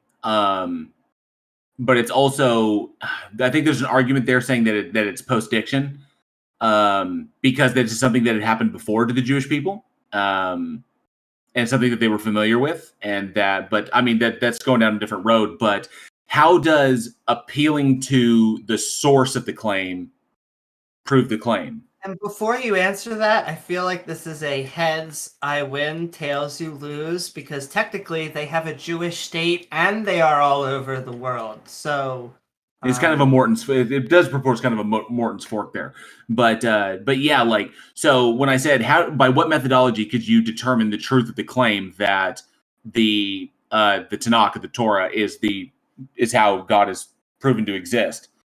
Well, then you just appealed to the book. So how does that work? I mean, I'm sure you understand the break in that, right? I do, but it's also because I also looked at the world and see that that's actually a fact of the world. The Jewish people were exiled from their homeland and spread across all the nations of the world. Okay. So going by that rationale, if I go to the Bhagavad Gita actually, when it was first written, made a prediction about how the age of the Earth, and got it to around 4.2 billion years. So it was close. It wasn't the exact age, but it was very, very close. But that was written before we ever knew, obviously thousands of years ago, before we ever had a concept of trying to find out the age of the Earth. Does that mean the Bhagavad Gita is also correct by that same rationale? I don't believe in that. Well, I know, but you're saying that the book made a claim that now appears to exist in reality. So you're seeing it as prophetic. And I'm saying another book from a completely different theology also made a claim that we have now verified was correct. So that made it so the Torah or the Tanakh made a claim that appears to be correct, and the Bhagavad Gita made a claim that now is correct. By that same rationale, both books have the same legitimacy by your rationale. No, I didn't say it. When I said I don't believe in that, I didn't mean I don't believe in the Bhagavad Gita. I meant I don't believe the Earth is older than 6,000 years. So well, that's not good. Yeah, well, okay. So the fact that we've independently verified it and we know it to be a fact That the evidence there doesn't say anything to you? How can you independently verify it if no human was there at the time of creation? Zircon crystals containing lead on the moon that were harvested from the moon. No one ever got to the moon. Hey, were you there when I don't Moses know. saw the burning bush? I don't. Okay, Or yeah, because like- we can go down this road. Hey, I mean, were you there? Were you with there Apple at and Mount? Eve? Yeah, were you there at Mount Apple Sinai? and Eve, Adam and Eve. I believe my soul was, but I'm not appealing to the revelation of Sinai. I'm appealing specifically to the exile, which is a fact of history. Even the Romans admit in their history books that they destroyed the second temple. Okay, so the Romans admitted they destroyed a religious location. The Romans destroyed thousands of religious locations. And they enslaved Israel and exiled them. They admit that in their own Yeah, history books. but It's they a also fact of history. but they enslaved many people. This is a quarter of the population of the planet lived and died under the rule of the Caesars. So they enslaved lots of people. It's kind of like JL, uh-huh. you need to understand how anti-slavery the Torah is. So it's kind of like misinterpreting the Cyrus cylinder. Okay, when Cyrus came in and liberated Babylon, or basically conquered Babylon and liberated it and freed everybody. When in the Cyrus cylinder, Cyrus was talking about all of the peoples of Mesopotamia could then return to their religions and believe as they wanted to believe. And it's literally considered by a lot of people as the kind of like the first declaration of universal human rights. You have the right to believe what you want to believe and practice the religion you want to practice. And he returned that ability to the people of Babylon. So all the people that were, and that included the Jews. But in the Bible, the Jews refer to Cyrus as a kind of Messiah, because he came and he liberated them and gave them back their religion. So the Jews interpret that event specifically speaking to them, but the Cyrus cylinder inscribed when Cyrus did that, because that was done as a normal thing when emperors came in and took over a deal as a declaration of their rules. But Cyrus was talking to everybody, because there wasn't just the Jews in Babylon. They weren't the only ones there. So when Cyrus came in and gave everybody the right, but the Jews interpreted it, oh, no, but he was talking to us. And that's why our God is valid. So there's problems there. But still, I mean, in your reasoning, you haven't reconciled the problem there is like your book makes a claim. The claim appears to be true. So it looks prophetic.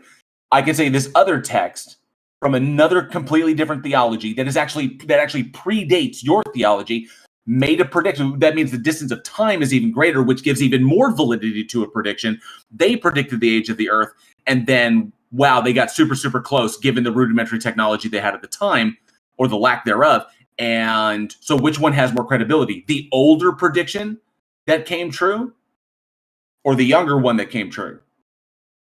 I don't believe anything that goes against the Torah. So, I don't believe that the Earth is like a billion years old, or like humans went to the moon and all this. Are you an infallibilist? I don't know what that means. Are you 100% certain that your God exists? Yeah. Okay, so if you can't convince us, and there's really no point. So can you convince us that your belief is true? Because obviously you're 100% certain. If you know, you must have a sound argument, right? Yeah, I just explained you. Okay, so then I have to ask. Then I'm curious how you reconcile. Then I'm curious, Melech, how you reconcile this. If what the Tanakh says is correct, and you're like an infallibilist, it's the inerrant word of God, then why does the evidence, the testable, demonstrable evidence that we can use to make predictive models that come true about reality, when we use these models to make predictions about the future and those predictions come true, thus validating the data that we've put in to make the prediction, why does the evidence say something different? How do you reconcile that? What evidence are you appealing to? So the number one, the physical evidence, for example, the relationship between the formation of zircon crystals and the repulsion of lead, their attraction of uranium, and then lead being discovered within zircon, so we can understand the dating process of that, and of course, atomic half-lives, what we call radiometric dating, and how we understand how these things break down, and then independently verifying this from things that from zircon crystals that were harvested from the moon, from the Apollo missions, and then we brought back. We said, okay, so we have another location on the moon that verifies the exact same data that we took on the Earth. So that's an independent verification of the age of these things. Why not? So I'm just curious if the evidence points one way. That's how we derive our claim. So we look at the evidence, we interpret it, we formulate a model. That model is valid because it makes valid predictions about the future. Those predictions come true. They validate the model, and we use that. We make those models from the interpretation of the evidence. So thus the models validate the interpretation of the evidence. So if the evidence points one way, but your book points another, how do you reconcile that? Why is the evidence pointing in the opposite direction? Dude, okay, for one. Okay. First of all, I don't believe human beings ever went to the moon. I don't believe in NASA or the moon landing. I believe NASA is a real organization, but I don't believe that they actually went to the moon. I do believe that they do some aerotech stuff, or like, I don't know, like maybe they fly planes and like do like surveying of the Earth, but I think like their main thing is like with Antarctica. They're like Antarctic researchers. So the Artemis missions, so just to clarify, the Artemis missions are not currently heading there right now. No. Even though we can watch it happening live. Dude, I mean, you can watch a lot of things. You can go to the movies and watch Jurassic Park. Like, are there really dinosaurs somewhere on an island? Well, no, because dinosaurs are extinct. Okay, well, human beings never went to the moon. Okay, well, we have evidence that we did. Like what? Samples that was taken, video footage. There's a number of things. The idea that we haven't gone there has been widely debunked, like across from pretty much everywhere, from the people that were there to the people that worked on those projects to all the evidence there. We have recent personal testimonies from over at least 500 people, over at least that many. And remember the odds of a conspiracy being maintained, the more people that are involved, the odds exponentially go up that it's going to fail and be called out.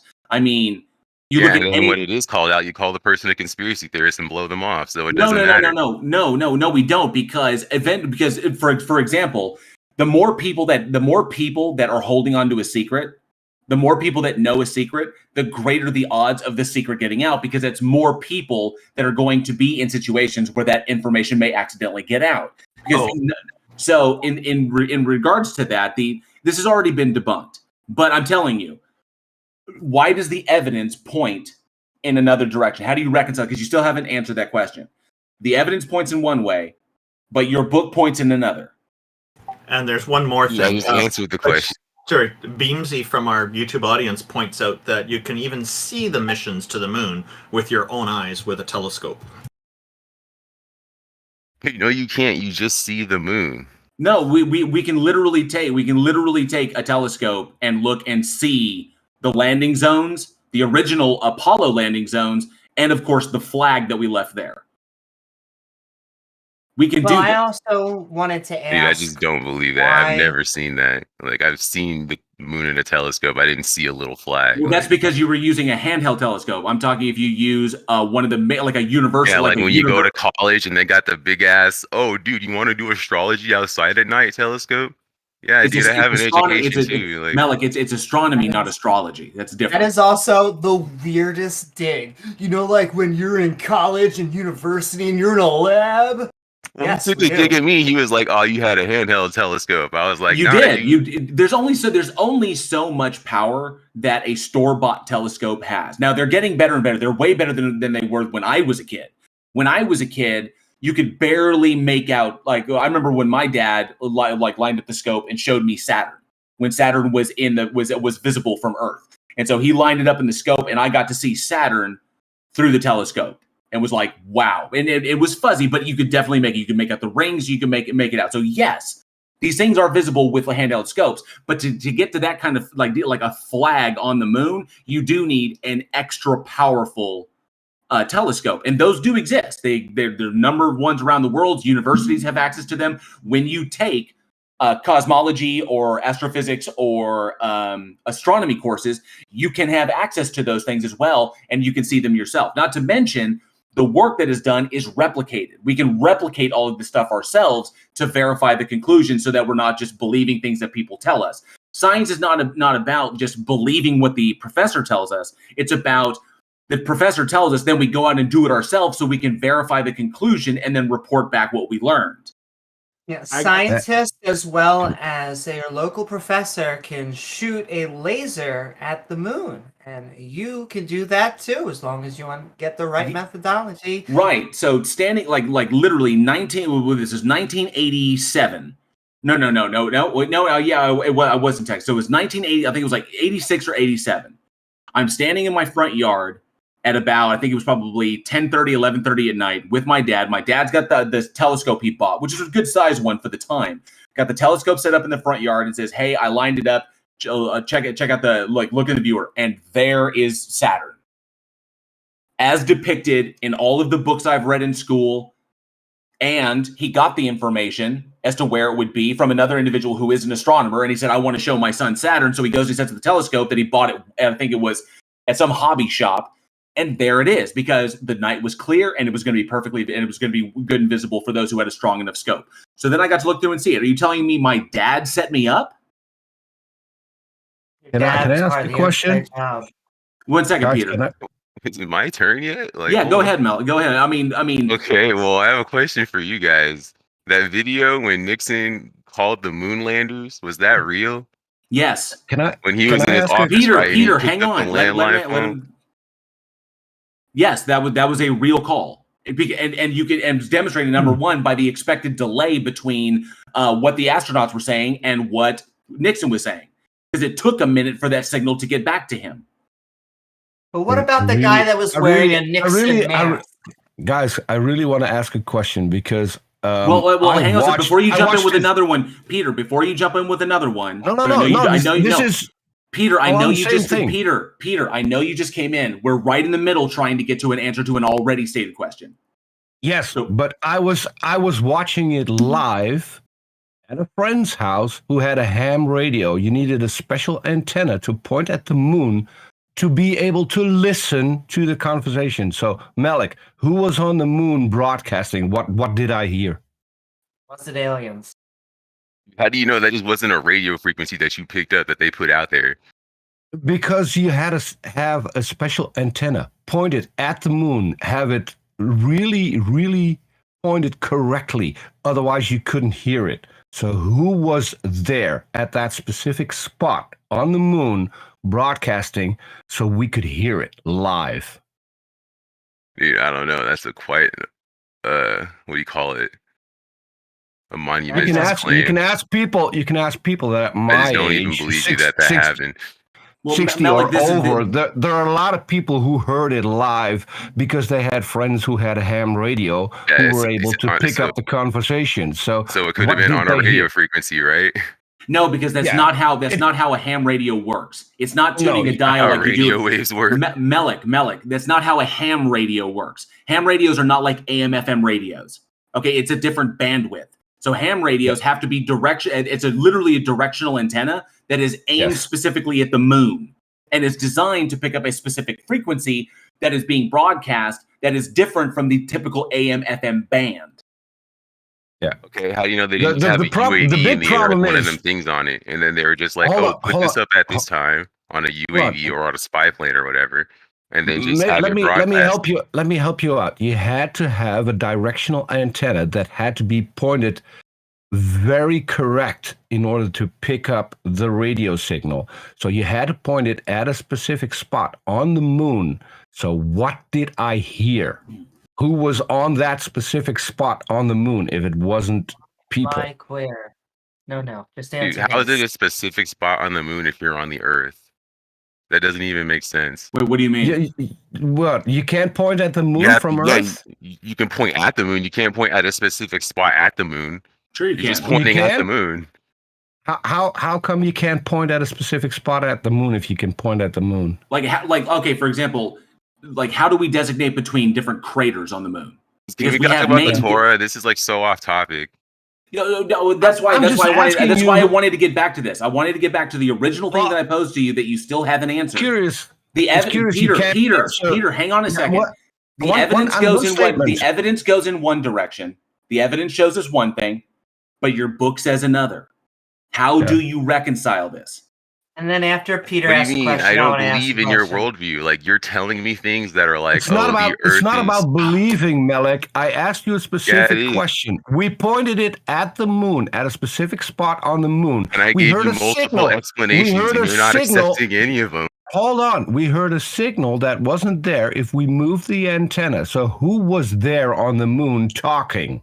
I said, dude, one, it could have been a spy plane. I said, dude, it could have been a UAV.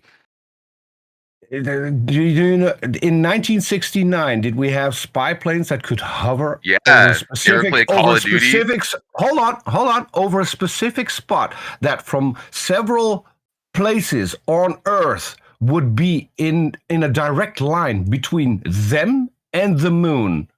How many There's planes no do you way think he's were in real. the He air? just asked you if you play Call of Duty. There's And no way. and it has to be pointed out, Melech, that someone like one of the individuals in my live chat just pointed out that if it was an airplane flying around broadcasting, okay, if it was hovering in one location and just staying there, everybody would have different coordinates in order to Yes. get the signal from the airplane. But everybody had to aim at the same coordinates on the moon in order to get it. And if the airplane was flying around, the antenna would have to continuously be moving to point at the airplane. And if the airplane got out of range, they wouldn't, or went around the curve of the Earth, then they wouldn't be able to receive that anymore. So because it was coming from the Exactly. moon and coming straight on, that's different. And I'm a So flat earther. So I think it's about That time would we mean move on. that yeah, several let's move people. on because So I want to make a point. Can here. I? So Melech, Oh, no, do you have I'm- anything left you'd like to say real quick before we push you off the stage here?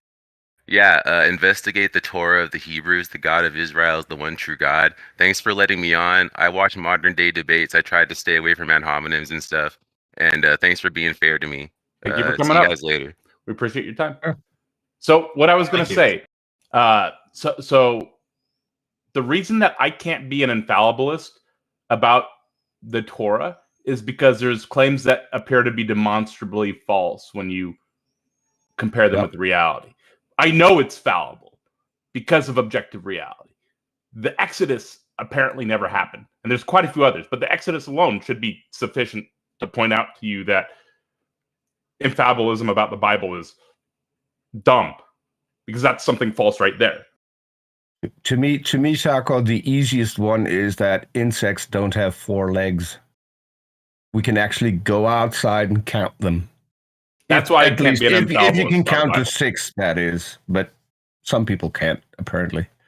And I'm not sure how super serial they were, but the one thing that I just want to say is they always talk about how, like, all the round or old Earth, all we have are these pictures and all this data, like these fossils, and I guess depending on the topic, all we have is this, science. And so my question for any of Pictures the as people, opposed to stories, Amy. Pictures as opposed exactly. to stories. Well, they criticize us for that, and they just call it fake. But then I have never seen anything but like a drawing of like this flat Earth. And so please present your model, and I don't know, go out, take a camera, take a GoPro, get through that ice wall, come back, and we'll all start to believe you. I just liked how his whole response was, "I reject your reality and substitute my own." That was his argument. So we'll just leave it at that.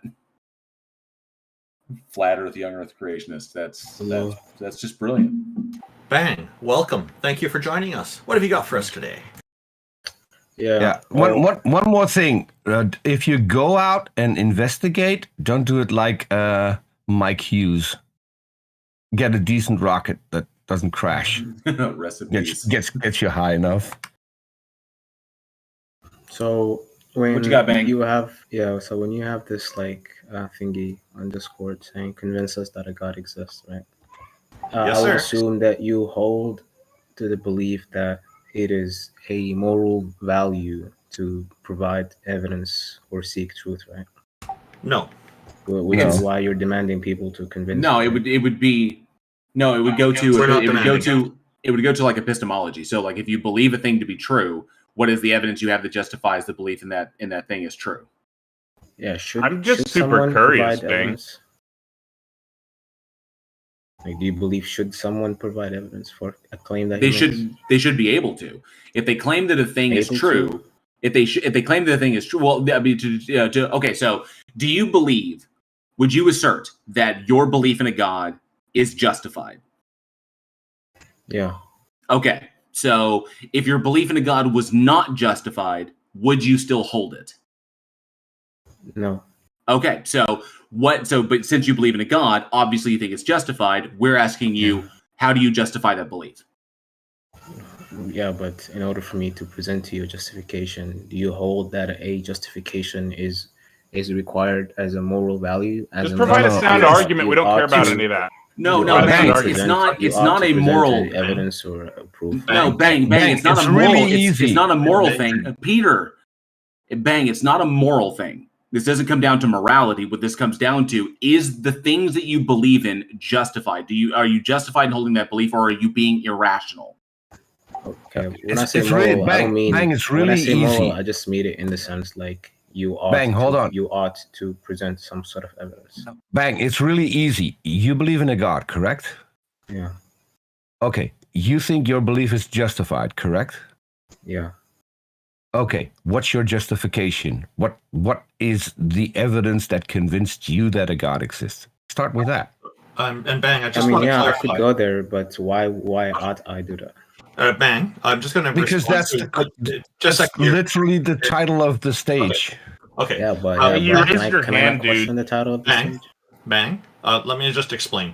We're providing a place, a stage, an opportunity for people to provide us some kind of convincing argument for why we should believe that a goddess or a god or multiple deities exist. There's no ought to, there's no moral imperative here. This is just a social interaction. And if you would like to try to convince us, you're more than welcome to do so. But it's not something that you must do. This is something that you're choosing to do. It's your choice. Well, I just heard you say the word should provide evidence, right? No. Okay. So the name, Bang, the name of the stage. I'm interjecting. Do you know what the title of the stage is? Convince us a god or goddess exists. Are you going to provide an argument, or am I going to move you back into the audience? Did you come up? Did you come up to partake? Hold on, Bang. Did you come up to partake in what this stage is all about, or did you come up to tell us that we need to do a different stage? Because then we're going to have a really short conversation. No, I'm being relevant to the topic, right? The topic is convince us a God exists. Am I not allowed to question the principles behind this? I asked you a simple question. What convinced you? And you can't even tell us what convinced you? Yeah, but you're asking us when you're asking me to tell you that, you're sort of demanding some sort of reason. I'm not demanding, I'm asking. There's a difference between asking someone and demanding someone. But it may be different for every atheist. That is the difference between atheism and theism. In theism, in a religion where you have an instruction, it says, "Thou shalt do this." We have none of that in atheism. Each atheist may have a different, may have a different reason for why they want you to convince them. Hang on, I asked him a direct question. So, are you going to provide an argument for your God belief, or am I going to move you back to the audience? To the members of the panel, thank you. No, man, we're not doing this. I mean, trust me, I'm being relevant here. Right? Okay, just let me ask you a question, guys. Right? Do you believe that you ought to hold justifications for beliefs? Yes. Yes. It's conditional for me. It's if you want those beliefs to be accepted by others. Yes. Why? I hold it as I agree with Randolph, but I hold it as a personal thing. Yeah. Is it just arbitrary? Is there an arbitrary belief? There can be. Arbitrary in the sense of like I make the personal determination that I don't want to believe or hold on to irrational things, because irrational things can lead to irrational behaviors in the justification of those beliefs. So yeah, I would say it is arbitrary. It's to the person why they decide to do this. But yeah, justification should be a major part of it. Okay. And pointing out that a lack of justification is a real problem that a lot of people have. So Got a quick question for you, Bang. Do you Peter, let him talk. Yeah. So just a quick question. Do you think that you want to believe what is actually true, or do you not care whether or not what you believe is true or not? Truth. For me, yeah, I believe truth is a moral value. I should pursue it. Yeah. That wasn't my question. Do you care that what you believe is actually true or not? Yeah, obviously I do, because it's a moral value. That's why I care about it. Okay, so you answered all our questions for us because we do think the same. We want to believe the things that are actually true, not false things. So we can now move on to holding a no. live saying that people. Let me finish. We agree on the fact that we want to know true things, not false things. So we need justifications for our beliefs. You and everyone on this panel agrees on that. So we can stop the questions about why we ought to justify, because we already know that we want to justify in order to come to a real, true belief. Yeah, that's for you. That is for us. We all agree on that. That's not sufficient for me. Now, just to respond to Jay Warren. Can I please, Ben. Yeah. So if it was the case that this is just it's not because of our atheism. That's the only thing I want to add on there. Is all those reasons that they give, it wasn't because of their atheism why they want justified true beliefs. That's it. All yours. Yeah, right. So go ahead. May I ask go ahead, what? Yeah. So then I guess I'll just respond to all of you at the same time. How do you convince someone to come on stage? Like, what motive would anyone have to come on stage to convince you if convincibility is not? All right, we'll pull up somebody who wants to engage. Sorry guys. Oh, sorry. I'm not doing analytical philosophy. Taco, I fully agree. The name of the stage is clear. If you want us to have another stage, then just say so. Don't come up and start arguing that we should do something different. Peter, I think this guy thought he had a gotcha, and I just wanted to just cut to that. Like, what gotcha did this guy think he had? And I'm pretty sure it was going to go to the point of axiology or some moral claim about no objective morality without God. But we're just taking too long to get there. Everybody. Hang on, Peter, stop. I'm trying to interject something here. I'll just say that I was not convinced by any of the arguments. I didn't even hear an argument from him. Like what Jack Burton's observing here is that he thinks he's got a gotcha. It's like he's trying to set up this idea that people are required to do this. And I just want to clarify again for our audience that, this is something that is an option. You are not required to come up here and do this. But if you want to come up and provide us with some kind of argument that you think will convince us, that's what we're interested in hearing. We're interested in discussing the argument. We don't want to do like what just happened with Bang, where he's playing some kind of a game, and we don't have time for that. Thank you. Okay. At PTOWN, I just want to say one thing, and people should go over and watch it. I watched your conversation last night on Mark Reed's channel. That was a pretty good conversation where you were really cordial, answered all of the questions. I love that conversation, so I'm really happy that you joined here today. Just wanted to start off with that. Yeah, talking about things like, I try to answer everything honestly, even though I know that going into a direction like that. I know they did skip one question. So you were talking about that you do not accept evolution, but you did mention there are things like adaptation, and I didn't have the ability to jump on right there, but you do accept adaptation, correct? Yes. Okay. Can you tell me what happens when adaptation happens in a certain species? I guess I would define it as slight variations. Okay, but how do those variations occur?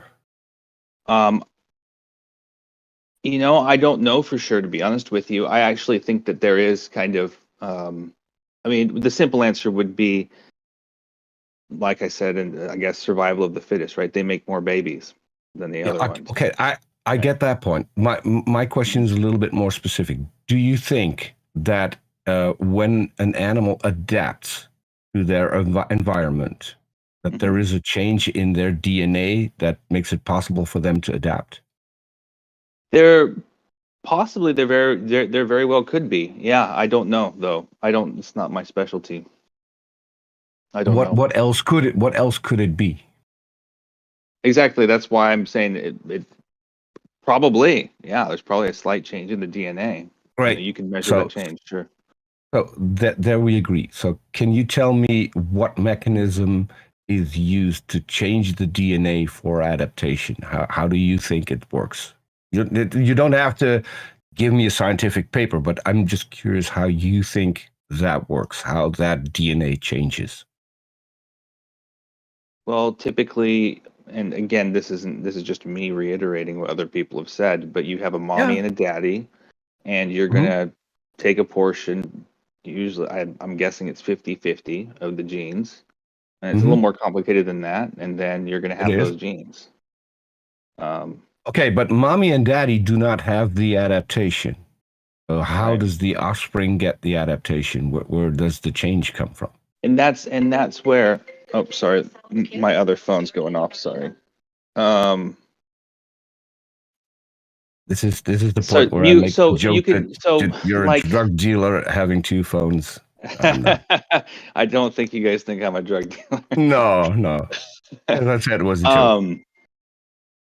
So I actually hold the belief that God does influence slight variations and change as well. Or there's more of, or if you want to look at it from a naturalistic, there's something that impacts change other than what we've come to discover so far. I love that. Because I don't think mutations are sufficient. And here, how does? Okay. Let's run with that. How does God change DNA? I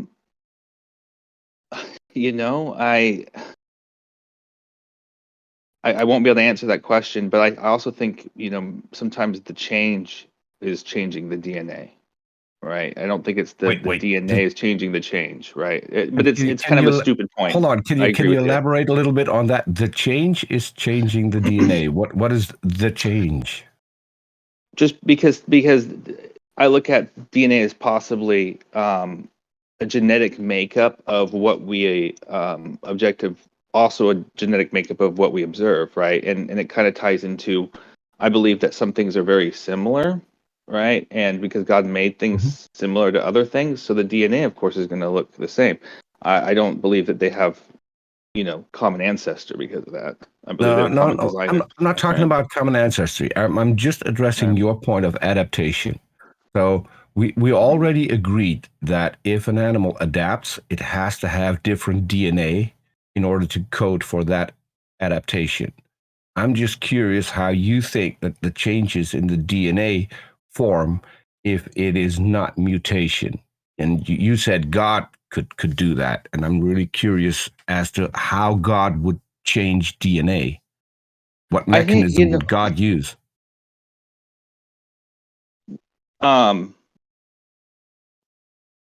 So it depends on what type of mechanism you're looking for in your answer. Sometimes when I entertain this thought, I think of and this might not be a mechanism, but I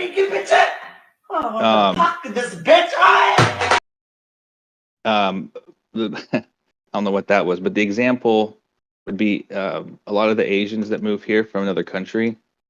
A lot of them can be really tall and have really short parents, and I'm like, right? Where did they get this from? And sometimes I think it's because the kid wanted to be tall. The kid wanted to be tall, so God made him tall. And I know it's not the mechanism you're looking for, because you're looking for a natural one. But that is still not a mechanism. That is how you think God might make a decision to change something. That is different.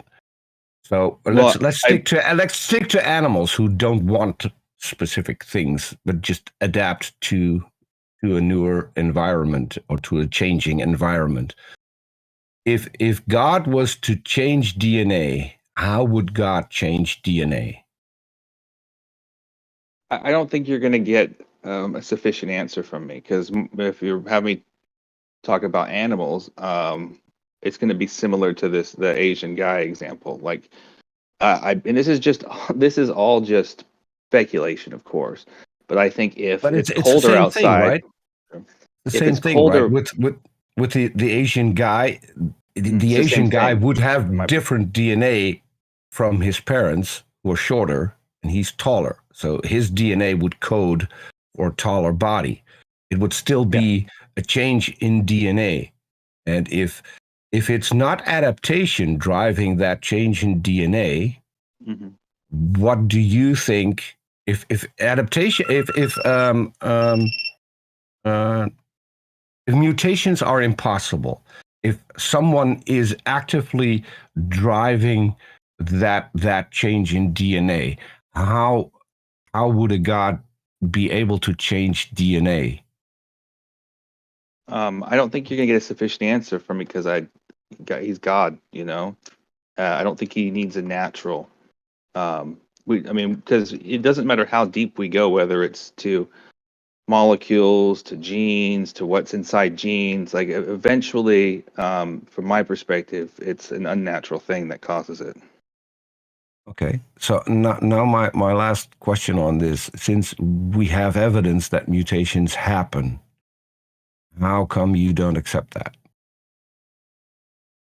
I accept that mutations happen. As far as I can tell now, sorry if you guys hear that that bird alarm going off. It should stop any second. No problem. No It's problem. driving me nuts. Okay, there we go. What was the question again? I'm sorry. I got a few things that distracted me there. Yeah, considering that we have evidence that mutations happen and that mutations are what is driving the change in DNA, that mutations are the source of new information coming into DNA, as creationists would like to talk about new information. The source of that new information is mutation. So how come that we have thousands? Hold on. How come that we have thousands of scientific papers addressing that, showing that it is actually happening? And how come you don't accept that? I as far as I can see, that there's not sufficient evidence for that. And So where the way that I would you, define evidence. Okay, so what have you done to investigate this? Well, I didn't do it on purpose, but you guys probably heard the argument with the fruit flies experiments. They have a fast replication rate, so they're used by some people to test this, test mutations. I mean, they might, and the common example is they might get an extra wing. It's not necessarily beneficial, and I see no way. And this, I actually, going back to, I accidentally performed this experiment myself like a month ago. So here's the thing. My favorite example is the Italian wall lizard. So they took a lot of Italian wall lizards, put them on a different island, and then it appeared that their natural food source wasn't abundant enough on the new island. So over a short period of time, they developed new intestines to adapt to a different food source. So they got new intestines. I'm curious, what kind of new intestines? So that they would be able to digest the food on the island that they were on right now. So if you want to watch it, you can go to Jackson Wheat's channel. He made a video. Just go to Jackson Wheat's channel and type in Italian wall lizard, and he's gone into depth in what actually happened there. So, but they got a digestive system that now allowed them to eat the food that was present, as opposed to the food that they were used to. That is a beneficial mutation. That is something that made them survive, and they actually got new intestines. So I think that's a better better example than the fruit flies developing wings that are not beneficial, right? So, hey, and PTOWN, just to throw it out there, there's also a number of others. There's the long-term evolutionary experiment that's still going on. That's over I think 120,000 generations at this point. It's been going on since the 80s. There's also that to look into. The Planet Simulator at McMaster University is another thing you can look into as well. But just to kind of throw a spear into the heart of this. Because we first and foremost, we understand that when talking about adaptations, individuals adapt, but populations evolve. Evolution occurs in populations. We do understand that, right? It's not the individual that evolves; it's the population that evolves, right?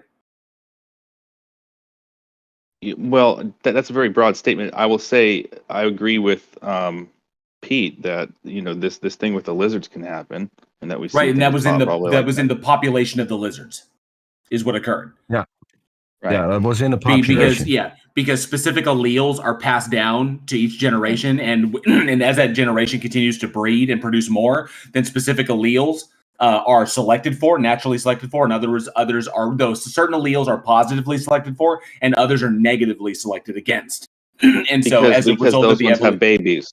As a result of the evolutionary pressure. So then you begin to see the morphological changes take place over time within the population. And that right there, that when a population encounters a pressure and certain alleles are chosen, are positively selected, and others are negatively selected, the ones that are negatively selected, those ones die. The positive ones go forward, and you resulting in morphological changes into the species. And that process is what we call evolution. That's what evolution is. Evolution occurs in populations, not specifically in individuals. So, and just to confirm, when you say selected, you don't mean selected. You mean that they made more babies. Well, I mean, it means that so when we talk about that, we talk about fitness or survival. We talk about fitness or survivability. Is essentially what it is. I'm just trying to make sure that we understand the difference between adaptation and evolution. That I can call it. I can call it making babies, right? That's okay. Reproduction is a part of the process, yes, but that evolution occurs in populations. That's the difference between the two. An individual organism can adapt to particular changes in its environment. That adaptation is a result in flexibility in its alleles. But like temperature differentials, like I can withstand, like some humans can withstand much hotter environments than other ones can. That's an adaptation, which is a result of our evolution. But that adaptation is to the individual. But the evolution occurs in the populations. So you get different evolutionary profiles within certain species, stuff like that. So, but knowing those two things, just got to kind of throw the spear in the middle of this. Do you believe that evolution and a God concept are mutually exclusive, that only one of them can be true? I'm a Bible believing Christian. I take the Bible quite literally. And just to stem off of Pete, it doesn't surprise me that lizards' stomachs can change, because keep in mind, I believe that animals were vegetarian, I think, before the flood, if I remember correctly. So I think that things can change, eat other stuff. Right, but to answer your question, yeah, okay, there you go. Okay. I'm going to go there. It's hard sometimes with multiple people, because I want to be fair to everybody. Now, see, I'm just not that smart, Warren. What was do you believe, or do you hold that the concept of a God, right? Okay, I remember now, and evolution are mutually exclusive, meaning only one of them can be true? If evolution is true, God does not exist. I do and I don't, because here's why. I personally would say, yeah, it's mutually exclusive, obviously, because read the Bible. But then again, my brother-in-law, for example, I found out he's a he's a theistic evolutionist the other day, and it really pissed me off, because I'm going to confront him with the Bible and be like, dude, this is dangerous stuff. You've been a youth minister. For you to hold these beliefs, you're adding to the Bible, right? So I still believe that he's a Christian. I still believe that he believes in God. And hopefully that answers your question. Hang on a second, Peter. But hang on a second. That's an interesting point. It doesn't matter that he thinks it's dangerous. What matters is you just said that you're adding stuff to the Bible, right? Okay, so you're basically bringing up the Bible in and of itself. If the Bible were completely wrong, would that logically entail that a God does not exist? Do you believe where that? you to go is and I would say no, but remember that a lot of what I hold fast to would be the Bible. So well, I understand. But I understand that. But if I were to demonstrate unequivocally that the Bible is incorrect about many things, there are contradictions, there's problems all over it. And if I demonstrated that the Bible was just the product of human beings trying to interpret their environment, inspired by a particular idea, if I demonstrated that about the Bible, would that logically entail that a God does not exist? And Warren, every time you and I talk, we go down these rabbit trails like this, where I can't answer that question because the Bible is the word of God. You can because the answer is no. Just because the Bible might be, if the Bible is proven to be wrong, that does not logically entail that a God doesn't exist. All that would state is that it's quite possible that human beings took an idea or an inspired idea and they got it wrong. So no, the two things could both be true. The Bible could be wrong and a God could exist. God could exist and could have utilized the mechanism of evolution to diversify species. God could exist and could have utilized the mechanism of abiogenesis to actually form life instead of just God magicking it. God utilized the tools that were available to it in a naturalistic process to bring these things together. And that's why the evidence points in that direction. That's how a lot of theists reconcile these two things. That the Bible does not necessarily need to be inerrant for there to be a God. It could be very well that humans got it wrong, especially given the length of time. Especially given Peter, hang on a second. Especially given the length of time, the number of translations, the number of cooks that have been in that kitchen, and the fact that we don't have the original sources in order to actually go to. So, given what we can show about the Bible, that doesn't logically entail that a God doesn't exist. These two things could be true together because they're not linked. There's no link between them. That's an assumption that humans made that could be wrong. Which is why your brother has that position that evolution is true because the evidence shows that it's true. It provides predictive model. We take the evidence, we develop predictive models. We use those predictive models to make predictions about the future that then come true. When those predictions come true, that verifies the model, which in turn verifies the evidence. Yeah, can I steal man your position really quick? But hang on a second. So just proving evolution doesn't mean God doesn't exist. It just means the Bible was wrong. Or the Bible didn't have all the info, right? JL, I can let him answer. Let him answer. PTOWN. In this hypothetical scenario where the Bible isn't true, then yes, Warren, you're right. I wouldn't say that the Bible wasn't entirely true, that the Bible was incorrect, or the Bible didn't have all the information. Sure, in this hypothetical world that you presented, sure, Peter, you're right. let PTOWN answer, please. Go ahead, PTOWN. In this hypothetical world that you presented, then yes, that's possible. I have a better question that would appeal to you better, I think, and still the same argument that JL is making, PTOWN. Do you think that Peter, can I just authors... No, let me ask this question. Do you think the authors of the Bible were infallible? Can you define infallible for me? The people who wrote it down. What does infallible mean? Error, PTOWN, incapable of error. Yes. Could it be that they as according to you, the Bible was inspired by God? Could it be that they were not capable to understand God well enough to write it down correctly? Could that be an option? People are, definitely. That is the point that JL is making. That's the point that JL is making, because we know that there are things in the Bible that are wrong. That does not entail the fact that the God doesn't exist or told the people incorrectly. It could be that they didn't understand him because they didn't have the level of education that we do have today. I think, JL, is that a point that you're making?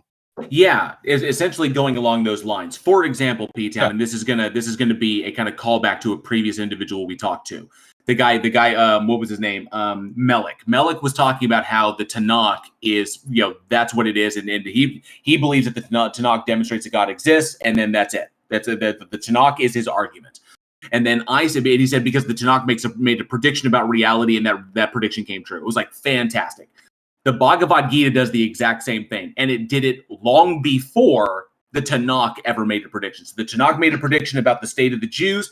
The Bhagavad Gita made a prediction about the age of the universe. Or the age of the earth. Sorry, the age of the earth. And so we look at these two things, and we say, wow, they're both really, really close. So we can say, yeah, we could say to a degree these predictions came true, but which one has more validity? Because we're measuring them by the same merits. So the point is, the book cannot be given more credibility than it should be given. That we need to look at it from the perspective that it is a book. It is written by human beings. Like Peter said, these individuals they could have made mistakes, because human beings make mistakes all the time. They could have interpreted feelings that they had that were inspired by God. They could have interpreted them wrong, but we don't know because we can't ask them and interview them and talk to them. So the original source and the source material is non-existent, because this is oral tradition that has been passed down, and in oral tradition, things change. So the evidence all points in one direction that indicates that the Bible is not a source of truth. There are some true things in it, just like there are some true things in the Quran and some true things in the Bhagavad Gita and the Egyptian coffin text and the Tao and a number of other holy texts. But the same goes true for the Bible and the Tanakh and others. So they have this same kind of validity. So let's go to simply the claim. The Bible exists. Does that entail God exists? No. The Bible is wrong. Does that entail God does not exist? Also, no. So that's how individuals like your brother, or like Francis Collins, who was the head of the Human Genome Project and the director of the National Institute of Health at Bethesda for like 16 years, that's how he reconciled this. In his book, where he talks about his faith, and how he reconciles his faith with the evidence with the irrefutable evidence that he worked with. He said here, that's his job, is to work in this field. And how does he reconcile his faith with that? Well, quite simple, is like, these are the mechanisms that God utilized. That's it. They're not mutually exclusive in that. And he understands that there are problems in the Bible, that there are issues in the Bible, but just because the Bible is wrong or somebody got something wrong in a current interpretation of the Bible doesn't mean that God doesn't exist. And I'm wondering if you can get to that, if you can make that, or if you can understand how they made that leap. I understand how they made that leap, but I don't believe that they're right. So Francis Collins could demonstrate, like, literally, it was his job for like 16 years, not to mention head of the Human Genome Project. He can demonstrate everything I'm talking about. Like, that was his job. That's what he was paid for. That was his life. And he's still a Christian. Now, he admits that getting to God requires literally requires a leap of faith. In his own words, to quote him, he stated that believing in God cannot be achieved, or belief in God cannot be achieved through reason or logic. It requires an emotional appeal. He acknowledges this. Purely and simply, that reason and logic will not get you to God. It requires that emotional appeal, that leap. You have to be willing to do that with no justification. So he's open and upfront and honest about it, because the evidence is there in front of him. So if Francis S. Collins were to come on the stage, or just like take you into the laboratory and demonstrate all this for you, would your position be then willing to change? Yeah, but he won't be able to present it because it's, as far as I know. But if he did, then yeah, my position would change. That's an amazing position to be in, because that means that you're open to the inclusion of new evidence, and that's great. That's a great place to be. Mm-hmm. Right. That's good. And though I disagree with like 95% of the things you said, I don't have 48 hours to refute everything right now. But if it's okay with you guys, I got a better option for you, PTOWN. If I can ask some questions. I work with Arn Ra. He has an open invitation to creationists in which he says, if I can prove evolution to your satisfaction, will you accept it? And this is in written form, and you can take all the time you need. The only thing is that you will commit from the start, and you will do the homework that you're given and do it honestly. And for some reason, creationists do not want to accept that challenge. The last one I know of was Kent Hovind's ex-wife, and I think she dropped out. But if you're willing to learn, I'm willing to do that. I can set that up for you really easily. You can just send it to me, or is it with him directly, or is it a thing that it's with him? It's with him directly. It's in email. It's a back and forth. You can take all the time you need. Oh, that'd be fine. Aaron can email me. It's fine. I'll talk to. I'm talking to Aaron in a few hours, so I'll put it forward. I shot you a DM here, so we can at least get in touch here. If you check your DMs, you'll find a DM from me. And so I'll talk to Aaron for you. I would really like to see. I need to learn more about evolution anyway, so it would be good. Absolutely, the best place to start on that is just like literally understanding what it is, and literally evolution is just the repetition of positively selected gene alleles in a population over time. That's really all it is. And it's just that, and the understanding that evolution doesn't occur to individuals like Kent Hovind or Matt Powell or any other people like that they state. It's not that one species suddenly out of nowhere gave birth to another species. That's not how that works. It's a fight. Literally, it seems to me to be like a Christian kink to misrepresent science and then turn around and try and debunk that their own misrepresentation. It's very, very weird to me because all of this is cleanly spelled out like everywhere. And not to mention, we've observed it. We've observed it. We can make predictions with it. We have induced it ourselves. That's why it's called artificial selection. We've done it to species. We can observe evolution occurring today by looking at the effects of human activity as an evolutionary pressure on the species around us. There's like massive articles that look at what effects, what evolutionary pressures have the human presence been, and what has that elicited. Like, for example, poaching is a human behavior, and poaching results for elephant tusks, and that results in the death of the elephant.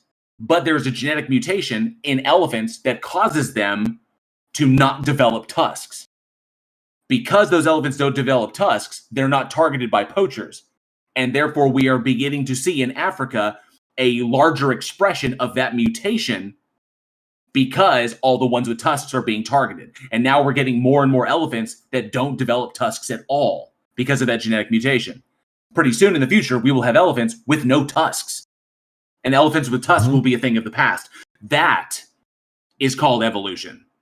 Those morphological changes. And without the tusks, that will then lead to other morphological changes as the elephants use the tusks to do certain things, but now they won't have them. Now they need to accomplish those tasks another way, which is another pressure, which results in more morphological changes. Until eventually you get what was an elephant and is no longer an elephant anymore.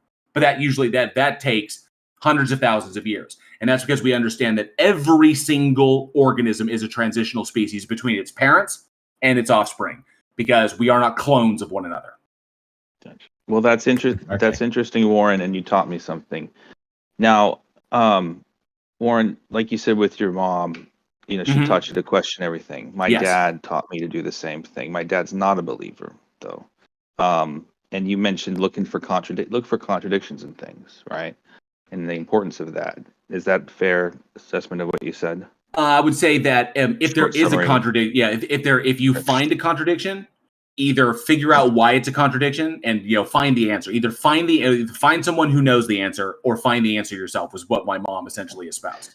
Yeah. So pertaining to evolution, can I ask some questions then? Is that okay? Sure. We'll check with the moderator because we've been going for a minute. I want to make sure that we have time for other people. Check with Taco. Taco, what do you think? Well, I haven't had a chance to. I mean, this is convince us that goddess exists, right? I mean, is it just a real quick question, or like what's? Well, I've been asked questions the entire time since I came on. I didn't even get to present anything.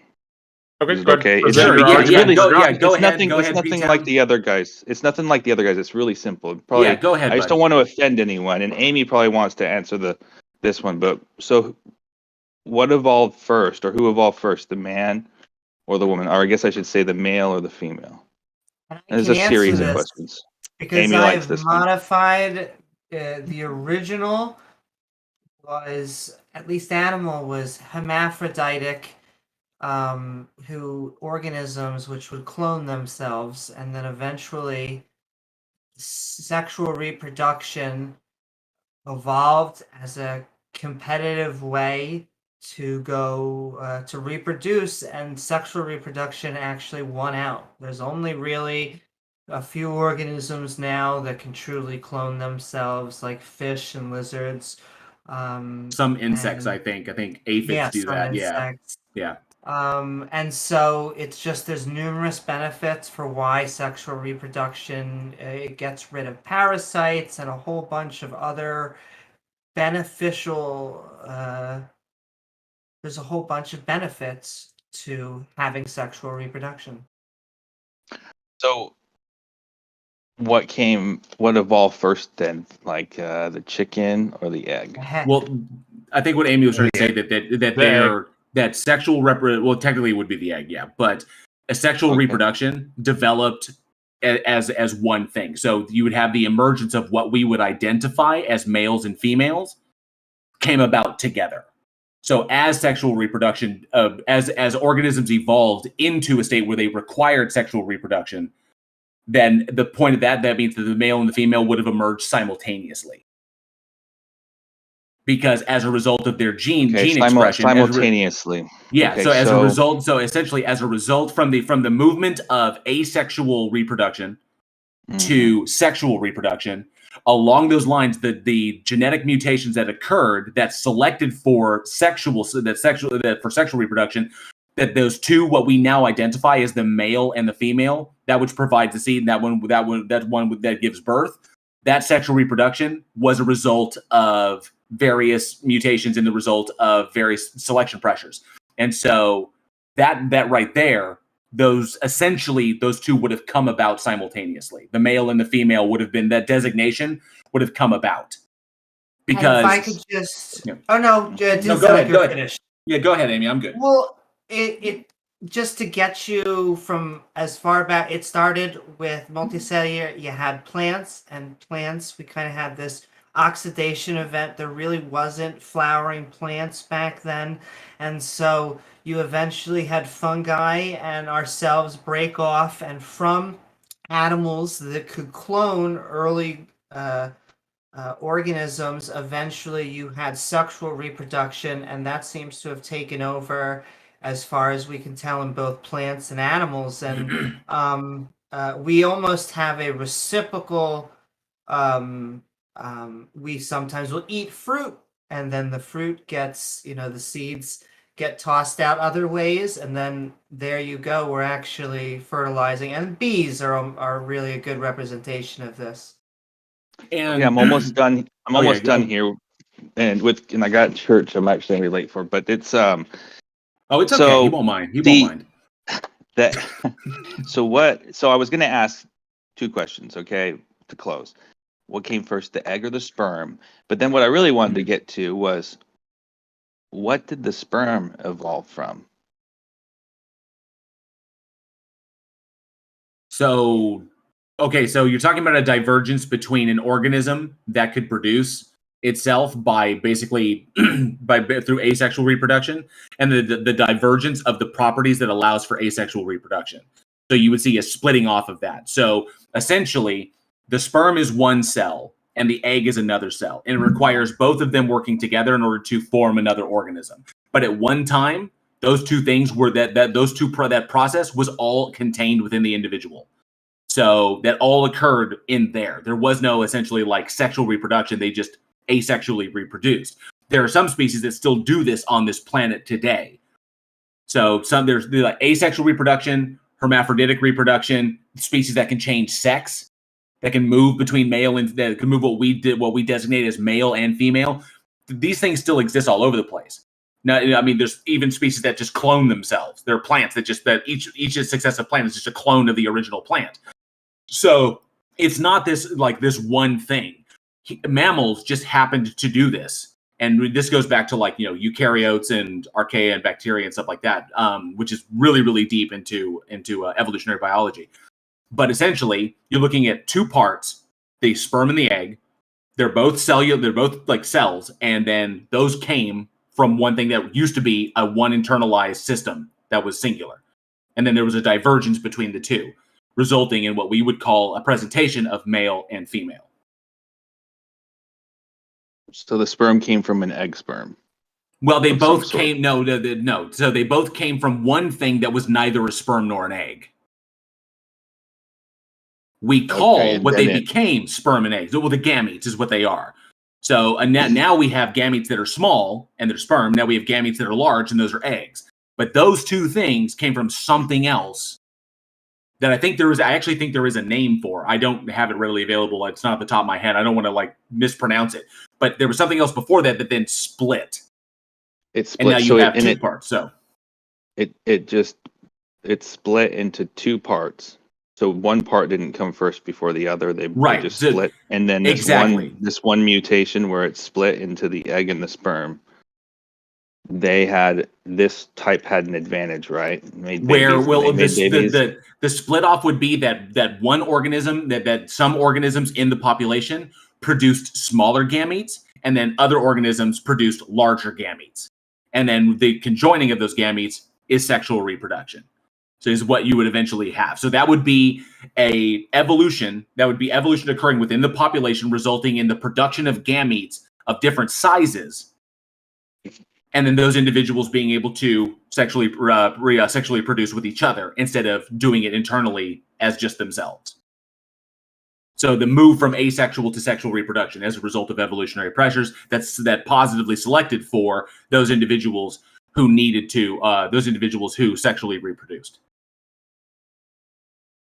And this only occurred in one area. So this didn't occur in other. So if you're talking about eukaryota and archaea and bacteria, this occurred in eukaryota. So because we're all eukaryotes. But you don't see this as being prevalent in the archaea or the bacteria, which you have many, many species that still asexually reproduce, hermatically reproduce, clone themselves, so on and so forth. It just pretty much happened in eukaryotes. Yeah, single-celled organisms have something called mating types. So, and I'll go, but maybe this is a good example, but there's some animals that lay eggs, right? And then they fertilize or whatever. And there's some that, I believe it's mammals, right, that will birth live young without the egg, right? Uh-huh. And then there is the platypus that will do both. And snakes that give birth to live young instead of eggs. Platypus does both? Yes, that is the crazy thing about a platypus. They did not believe it was a real animal when they first discovered it. Yeah, the platypus is a mammal. The platypus is a mammal that lays eggs. There are animals that lay eggs inside of their body and hatch them inside of their body, which is pretty much what humans do as well. They just don't form an actual egg with a shell. Technically, the amniotic sac is kind of like an eggshell. My last joke on it, a platypus, because it has eggs and it still gives milk to their young, technically speaking, is the only animal that can make its own custard. The floor is all yours. Gross. Okay, I gotta go. I still gotta drive to church, so meet my family. Okay, take care, atheist. Thank you, PTOWN. Have a great day, church. Yeah. Thanks for the conversation, PTOWN. Get in touch in DM if you want. Yeah, it's a wide and deep field. A big, deep field with lots of information. So, but feel free to dive in anytime you like, because there's lots to learn. Yeah. So, how do I leave? If you need help, the red I'll move you out. Don't worry. If you need help, PTOWN, with talking to people that know a bit more about this than we do, I'd be more than happy to put you in touch with those people. We've got a returning guest, CastleKingSide. What's going on? Well. Welcome. What's going on, everybody? Well. Castle, what happens on the other server? I saw your rant on YouTube. Did you know I just keep getting muted everywhere I go? Everywhere I go, people want to know why I have so much to say. I can't imagine why, but What have you got to say today? What do you got for us today, bud? Well, you guys want to know about God? Did you know you find God not through the mind, but through the heart? That's where you find God. Wouldn't that The technically mind is but okay. Think about it. The mind is the way that the man has used scientifically to study God, find God through the telescope, the microscope, the stethoscope. You see? That's what man is trying to do. Castle, aren't feelings in my brain? What? That's what I'm trying to say. Are they in your brain? Yes. So Okay. I have a friend. He's an economist professionally. He has an artificial heart. He had to get his heart replaced. So will he find God in his heart too? Yeah, it's about your blood flow flowing through your whole entire being. So it has your nothing whole to do with the body. heart then. It has to do with the blood, which also flows to the brain. So it's in the brain. I say the heart because the heart is what beats it beats so that the blood can go and circulate throughout the body. Okay, That's well, the tool Castle, hang yeah? on a sec. But if a human being is in the hospital and their heart fails and they're put on bypass, they don't have a heart anymore. They don't have a heart anymore because they're on bypass. Yeah, we need that heart. We're gonna need that heart. Okay, hang on, but Castle, hang on. Right. But if they're put on bypass, they no longer have a heart. Okay, but they still have feelings. Oh, okay, of course. Wonderful. So feelings are in. So feelings are in. So feelings are in. All your emotions. So feelings are in the brain. So feelings. So Castle, feelings are in the brain. Oh well, I'm saying, obviously something. Yeah, of course. You're gonna need that brain to be functioning so that you can access the heart, man. Okay, great. So so this is the question. So now if we're talking about feelings, and feelings are in the brain, generated by the brain, in the brain due to external stimuli or whatever. But when you talk about emotions, about feelings, by what methodology can I determine that a feeling that I have represents something that exists in reality? Oh, see, that's the thing. There are certain feelings that you get that you just can't explain. That's what we call God. Sweet emotion. You know that song? That's what, if you listen to that song, you understand. Aerosmith does not convince me that God or goddess exists. Oh, man, are you serious? You can listen to music and not recognize God? That's the problem. Yeah, because I recognize the artists who made it. Well, And I also recognize the phenomena of euphoria, of music-induced euphoria. Music-induced euphoria. So I understand this phenomena via my understanding of neurophysiology. So my curiosity is how do I know that what I feel about a concept means, like, how do I get to, I feel that this is real. Right. How do I know it's real? Man, you don't know when somebody loves you? You don't know it? Well, if they're just standing in front of me, I mean, obviously, if it's my wife, we've been together a long time. But typically, I know that I know that, or I conclude that they do through their actions. Right. But looking at a static thing. Right. No, and there are plenty of instances of an individual who thinks another person loves them, but they don't. Well, that was my point, actually, Castle, is that how do we know the difference between, like, our mom and dad's loving us and, say, possibly a being from 2,000 years ago? A being from 2,000 years ago, like Jesus Christ? Yeah. I mean, we're just going to throw out names, sure. Yeah. So Castle, remember, my parents demonstrated to me that they loved me. Through their actions, through their words, through their behaviors. So they were able to demonstrate their love. Right. Okay. So how does, say, Jesus or God demonstrate love for me? By sacrificing his only begotten son, Jesus, that whosoever should believeth in him shall not perish. How do I know that? Life everlasting. How do I know that? Man, that's what it says in the book, Castle. Castle. How do I know? Castle. How do I know that happened? I'm saying we don't know. We have to take it on faith. Okay. Yeah. So faith. Let me I'm saying, do you believe in what he taught, though? Castle, hang on. Do you believe in love? Castle, hang on a second. Let me run something by you. You brought up faith. Come on. Okay. Can faith be misplaced? I suppose if you don't have any, yeah, you got to find it. Okay, so it's a yes or no. Can faith be misplaced? Yeah, sure. Okay. Can faith be manipulated by external sources like other people without you knowing it? Yeah. Okay. Is faith emotions based? I would say so. Okay, because people can change denominations depending on how they feel about their church or their religion. Exactly. Okay. So if faith is emotions based, and those emotions can change frequently, if faith can be manipulated by external sources without you even knowing it, if faith can be misplaced in something and be misplaced without you even knowing it, because you put your faith in the wrong thing, why would we ever use faith as a mechanism for getting to the truth? Because I told you, you use the heart. You have No.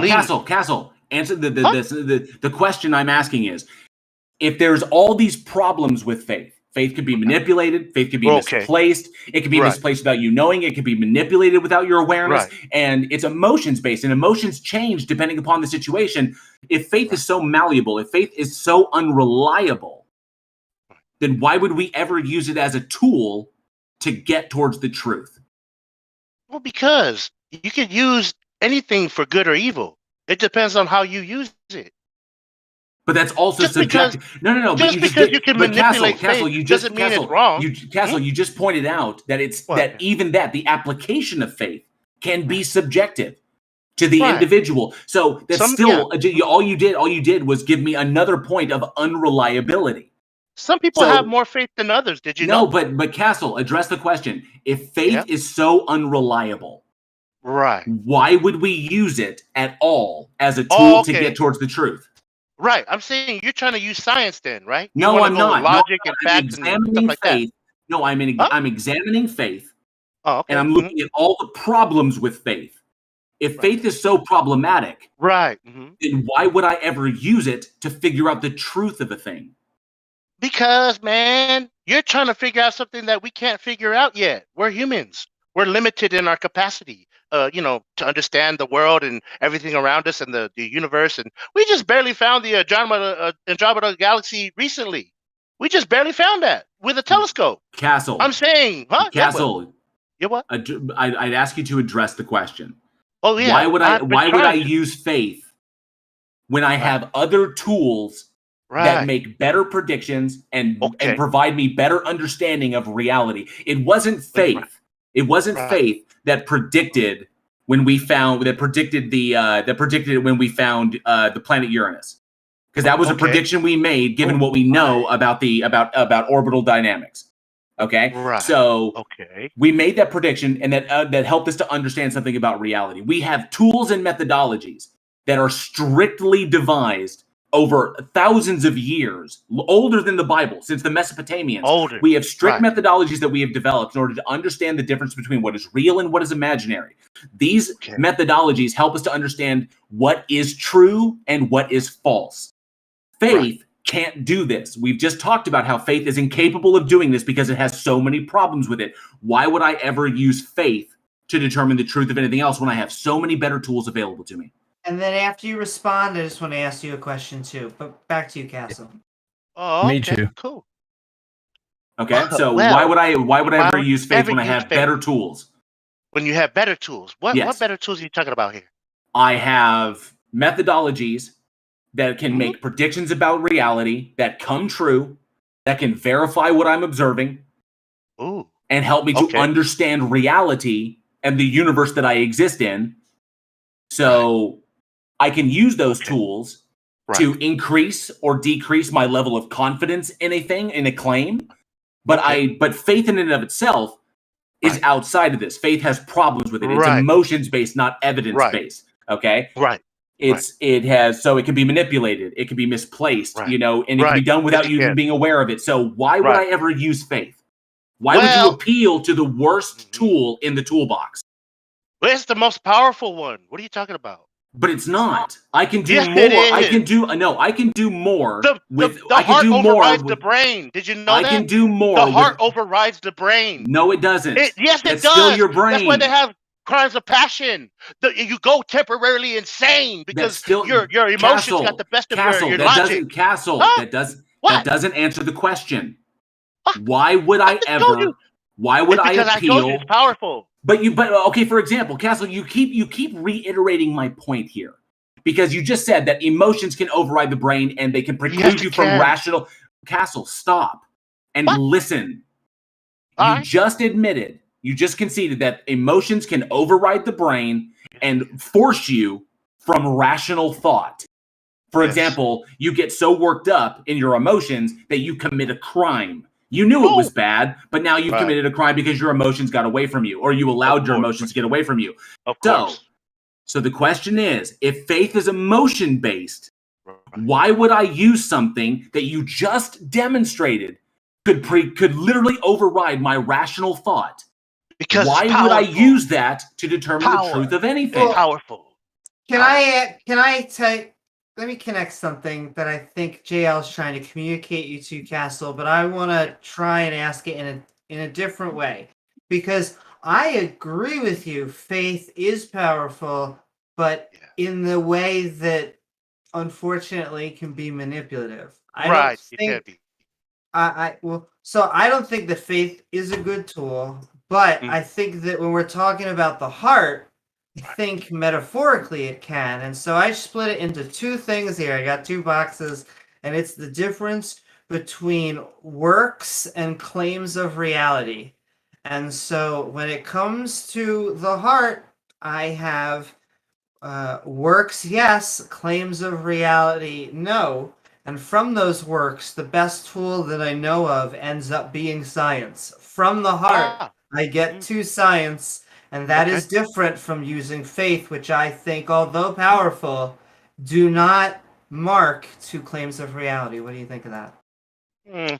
Well, yeah, I hear you. You want to know how everything works. You want to know the answers. You want to know how everything works with the information that we can gather, with the tools that we have, right? We're more interested. We're more interested in knowing and believing more true things than false things. So we need a strict methodology that can eliminate our bias, and that is repeatable. That other people can then demonstrate to indicate that to show that I wasn't biased in my interpretation of evidence. So we have a very strict methodology for determining this because we want to know more true things than false things. Okay. Okay, so it comes back to it. Why would I ever use faith? It's demonstrably a terrible tool. Oh, Jill, if I can help you out with this, feel free, Peter. Go ahead. So, Castle, why do you reject faith for most of the things that you do in life?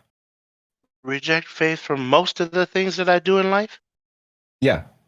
Let's say that you want to go visit someone across town.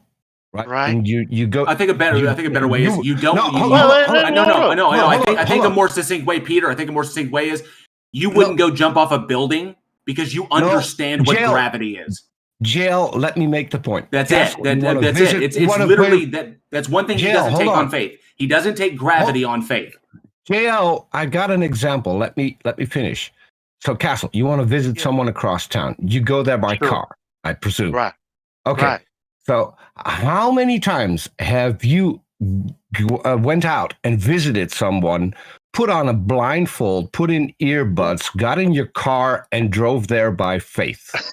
That's not how it works. I have faith that I'm going to get there safely. If faith is the better method for you to achieve something, then that would work better than you looking out on the road, seeing what is coming, and acting accordingly. So if faith would work better, why aren't you driving your car blindfolded with earbuds in so you can't hear?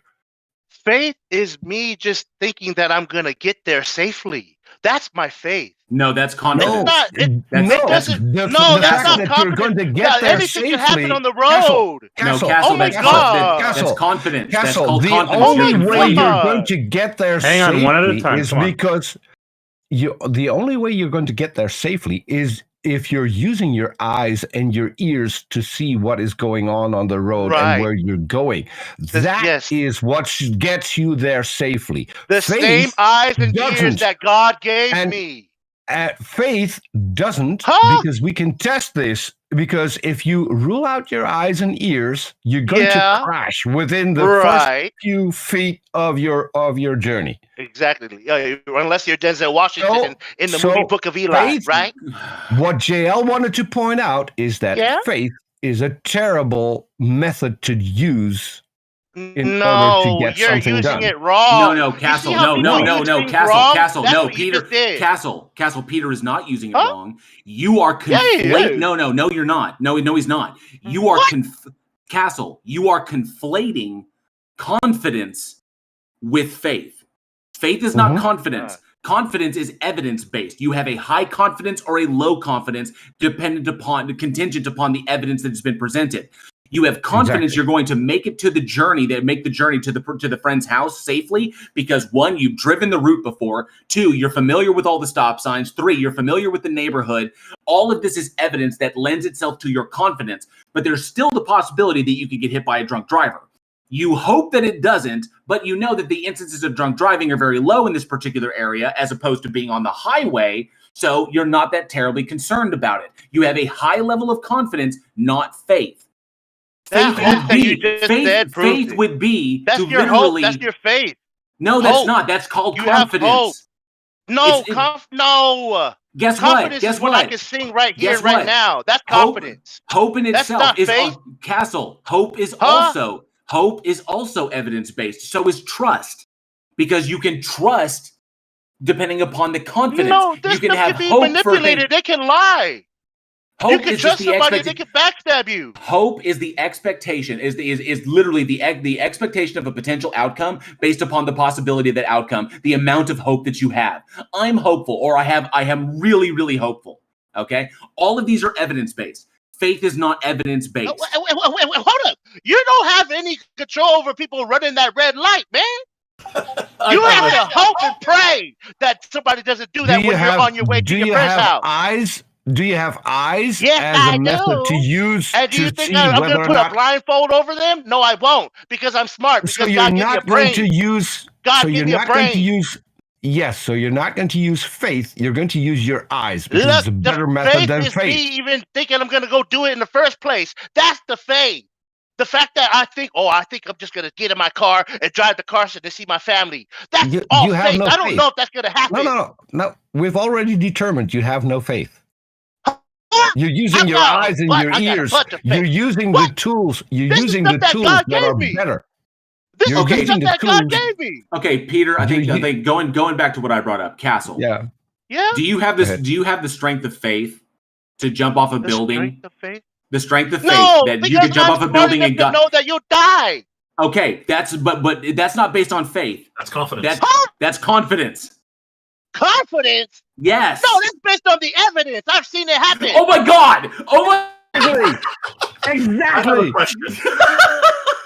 I have a question. I have a two-part question from our audience, from Justice Gaetano, and I'll just read them out to you, and then perhaps you can respond to it. So it's just very quick. Number one is the snake has eaten its tail. Yeah. So number one is it possible for you to come to one conclusion based on faith, and for me, as Axis, to simultaneously come to the opposite conclusion based on faith? And two, if yes, how do you resolve who is accurate? You're talking about Pulp Fiction right now, Vincent and Jules. They both had a decision to make when that guy shot that gun at them and he missed every shot. Well, one of them said that was just chance, randomness, luck, coincidence. The other one said, no, that was God Almighty. And I need you to recognize that before we go any further. And that's when he said, fine, yeah, whatever, it's God. He didn't really believe, though, did he? See? That's Pulp Fiction. Castle, I still have a question about something that you said earlier in the conversation. Yeah. So I presume you've got neighbors. You got neighbors that you get along with. My neighbors love me, man. I'm a superstar out here. Huh? Okay. Do you got neighbors that have children? Yes, of course. Yes. Okay. Let's. So bear with me. So you're going over to your neighbor that has children. You're sitting in the living room. His son. Let's say his son is about 12, 13. You can pick any age. His son comes over. Your neighbor gets up, gets a knife, slits his throat. No. What's your first? Hold on. What's your first reaction to that? Man, I'm gonna be in shock first. That's my first reaction. Then I'm gonna give that clown 5 knuckles to the dome. Okay, so what you're saying is that if someone kills his only begotten son, that is not evidence of him loving you? You got it wrong, man. You got it wrong. We're wrong.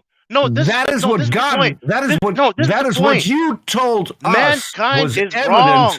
No. Hold on. That mankind is what you is told wrong. us. Castle. Look, aren't you sorry for anything that you've done? Castle. Are you sorry for anything that you've done wrong in your life?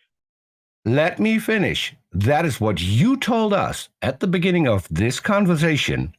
That was pure evidence that your God loved us because he killed his son. If your neighbor would do the same, hold on.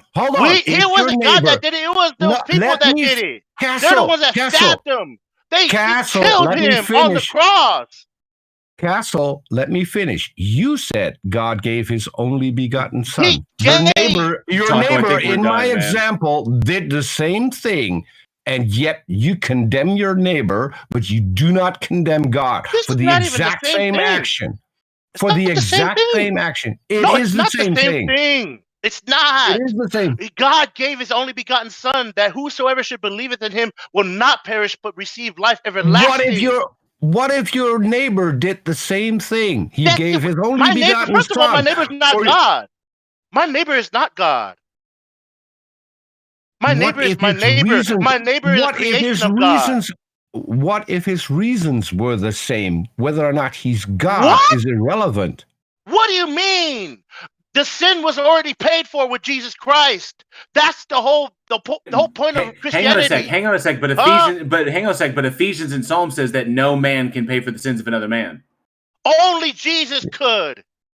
But Ephesians contradicts that. It says no man, like no one can pay the blood debt. No one can pay the blood debt of another man. Oh my God! It's literally Jesus is God made flesh. Castle. It's literally contradicted in your Bible. It literally states that no man can pay for the sins of another man. I'm saying Jesus is God Castle, made flesh. Jesus a man? Was Jesus a man? According to the story, yes, he was. He was conceived through the Virgin Mary. So he couldn't pay for that debt. Exactly. What do you mean he can't pay for that debt? The snake bit its tail for the second time, Castle. What do you mean? Castle. It literally states in your book that no man. In both places, in one place it says no. Castle. It says in one section it says no man, in another section it says no one. But it literally states that a person's blood debt cannot be cannot be taken on by another person. That each person is responsible for their own debt. Thank you. That it cannot be written off or taken over by anybody else. That each person's blood debt is on them. It's on them. That's between you and God. So that's a contradiction with Jesus dying and absolving us of our sins. Oh man. I'm saying it's because your Bible states that sin is a blood debt. I'm saying you can believe in the story or not. It's up to you. Castle, that's another thing that I want to convince you on is just the notion of a ritual, whether it's human or God's sacrifice, that it's a bad notion. That just nobody can undo. Whether you want to call it sins, I would just call it wrongdoings. No one can undo our wrongdoings but us. Wait, what? I'm just saying, you know that you have to ask for forgiveness, right? But you have to say sorry. Can I tell you the difference also? I would agree with J.L. Ward on why, but I would also say this. If you were to punch someone in the face because you were really angry, you did it and you walked away and you're like, damn, I feel really sorry about what I just did. You could do, maybe there's 3 different options here. You could, 1, you could ask Jesus for forgiveness. 2, you could ask the person for forgiveness. I guess there is the 3rd in which you could do both, but but my question would be, do you see where there's only, well, the only options in which someone actually gets forgiveness is if they're included? It doesn't really matter if it's the Jesus or not. It's really, you have to go to them and say, I'm sorry. And for all the times that you can't do that, you say sorry to God Almighty. You say sorry. Why for all the things that you've done. Why? Because why does it necessitate? Why does it necessitate? Have affected someone. Because your words and your actions have affected someone. Great. Then I apologize to that individual and I make amends with the individual that I hurt. What if you can't find that person? What if they're dead now? Then I make amends to their family. Or I do something in their name. How are you going to find their family? I'm saying this could be something from years ago. I just gave you an alternative. I I make amends to their family, or I do something, or I do. Castle, I just gave you an alternative. Don't fucking ignore it. Okay, I said. Hey, do you think that's the same thing? I can do something for their family. I can do something for their Castle. Shut up. I can do something for their family, or I can do something in their name. You're rude. First of all, no, because you continuously overtalk and you won't listen. And this has been going on been going on for a solid minute. And I'm honestly starting to think that like my live chat is here is telling us is basically saying that you're a Poe. Oh, because twice already you've dunked on yourself. Oh, I'm a what? Hey, Poe. What did they say? I don't know. If you explain to it, it almost feels redundant. Castle, if I were to kill your wife and then ask God for forgiveness, would that make it right for you? Did you ask me for forgiveness? I said, if I were to kill your wife and then ask God for forgiveness, would that make it right for you? No, because you have to apologize to me and my whole family. Now you bit your tail for a 3rd time. I said you got to do both. I wanted her 3rd option. Both. If I make it right with you and don't ask God for forgiveness, would that be wrong? Yeah, because you still have to square it with God for everything that you did in your life. Why would I have to square with God? It's about me killing your wife. You're the victim that has to live with this. Because you took away her life. Let me finish. You have to live with this for the rest of your life. Don't I have to make that up to you? Yeah, because you have to make it up to God too for what you did. No. Okay, so if I only make it up to God, does it make you feel better? Well, no, because I'm still alive. No.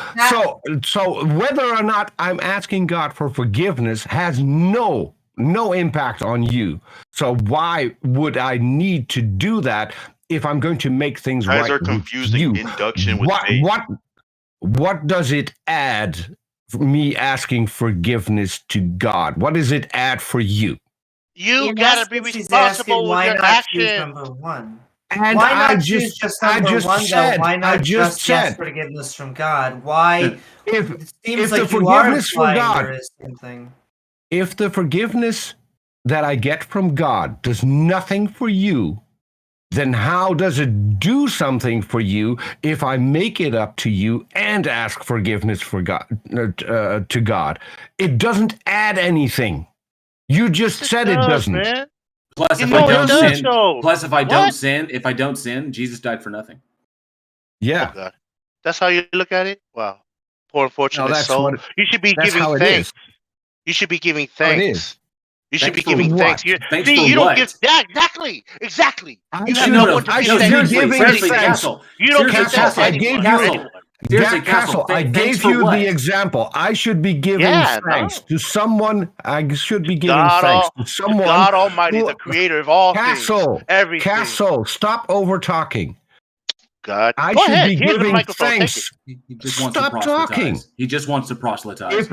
If I should be giving thanks for someone that killed their own son, which according to you is a horrible act that you should punish you would punish someone for. I should ask forgiveness to that person.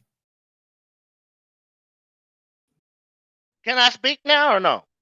See, he's not even you can explain your double standard. Peter, he's not listening. He's waiting for his turn to speak. Listening. No, you're don't not, make Castle. any sense. He didn't just- kill his Peter, son. He gave his son as a gift. Can we be done with this guy, It's a please? Because he's gift. not listening. He's not listening. He just wants to be up here and proselytize. So That's all he wants. Castle, T-Jump's brother, stop that first off. Now, Castle, go ahead and you have a minute. Yeah, you've got like a minute. Go ahead and make your conclusion, and then we'll move on. Thank you for this opportunity, man. I just want to leave you guys with some positive, some love, something from my heart. Is that cool? For a minute. I've got a minute on the microphone, so here we go. From your heart or from someone from else? my heart to yours. Nope. It's a gift that God gave me. It's a gift that God gave me. Now I'm going to share it with you. No, hold on. If Now I'm it's a gonna gift share it from with you. God, if it's a gift Can from I God, get it's my not 5 from your seconds heart. back from this guy or no? You interrupted me. All right, I I'll got add the on minute 5 on the seconds. mic, baby. Peter, he's got an additional 5 seconds. Please don't interrupt. Thank you. Yeah, it's not from his heart. It's from someone else's. Oh, That's God. what I wanted to point out. Oh, my sweet sensation. Okay, we Oh, don't my need to listen strange to music. emotion. Next guest. You Give him a got moment. love and devotion, yeah. And I won't forget your touch. Since the guy doesn't want to hear, I'll cut it right there, okay? That was the worst piece of metal that I've ever heard. Coming on, Castle. Thank you for displaying your talent. Have a wonderful day, Castle. Have a wonderful day, guys. Peace. Take care. I just want to say that there's a reason why he didn't. At first, I realized I shouldn't have given him an out, but the out actually doesn't change anything. There's a reason he didn't choose number 1. There's a reason he didn't choose just ask forgiveness from God. Because any actual sort of retribution, any sort of righteousness, you're actually going to seek out the person that you hurt. And I want to answer just one other of his questions because J.L. Warren gave him a very viable option. You try and find their parents or their loved ones. And he basically says, well, what happens if that's not an option? Well, let me tell you. There's going to be times in our life where we do things wrong. We're going to seek forgiveness, and that person may not even exist anymore. You're going to have to instead just deal with it. You're going to have to make amends to as many people as you can, and maybe the only thing you can do is take this as a life lesson to change yourself and to never let this happen to anyone else. That's how you do live with it. That's how you process it. Right. If it's enough to elicit a change in one's own paradigm, because you recognize it and you realize I need to change so that this doesn't happen again, and you change yourself or you go through the work and effort of doing that, then yeah, that's something positive there that's done, and 100%. they inspired that. So yeah. It's important to get people out, Amy. I think you should continue doing that as much as you can because it makes for better conversation. I don't think with him it would have mattered. Even if you didn't give him an out, he's still going to take whatever out he wants. Just make it up on the fly. I disagree. I disagree. So JL got him at one point. I got him at another point.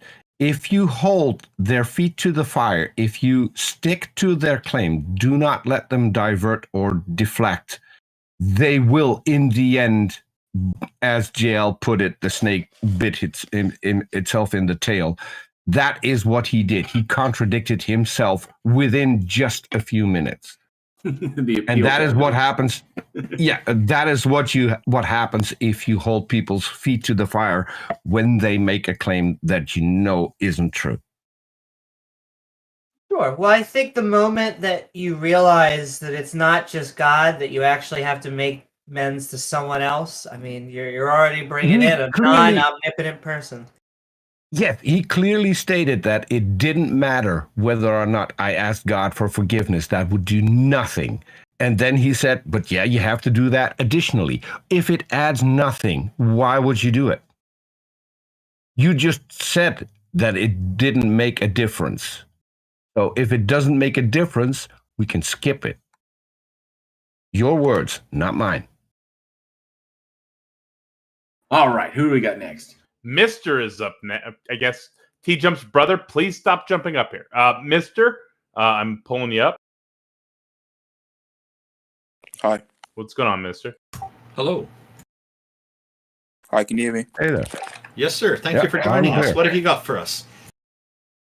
Well, I basically have something that's similar to a contingency argument. So if you want, I can just start on it. Yes, please. Go ahead. We'll hear what you have to say, and then we can discuss. Yeah. Okay. Well, this one's quite a simple one.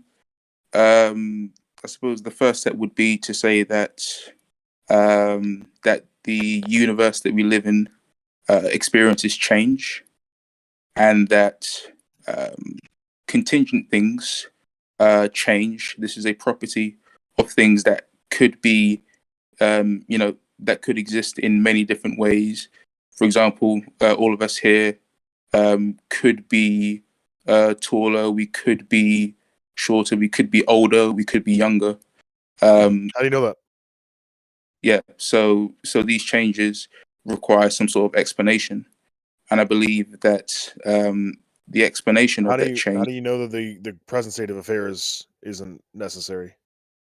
Well, because the present state of affairs is explained by the previous state of affairs. For example, if I was to injure my arm, it would most likely be because of some sort of blunt force to it. Yeah, or maybe how do you know that state of affairs wasn't necessary, going back to a necessary modal collapse, an infinite chain all the way? Well, first of all, I believe there are changes, mainly because this is what we observe in physics. I'm not asking you whether or not there's changes. I'm asking you, how do you know that this present state of affairs could have been otherwise? That's an integral premise to your argument. I want a justification. How do I know that this current state of affairs could have been otherwise? Yeah. Well, because the previous state of affairs, which explains this, the current state of affairs, could have brought about something. How do you know? Well, because this is things that we've observed. No. Have you observed a previous state of affairs, all conditions being the same, bringing about a different state of affairs? I haven't observed the complete state of affairs in the universe. Well, fantastic. So then how do you know that the previous state of affairs did not necessarily entail this present state of affairs? At which point we can just push it back another step. How do you know that previous state of affairs wasn't necessary?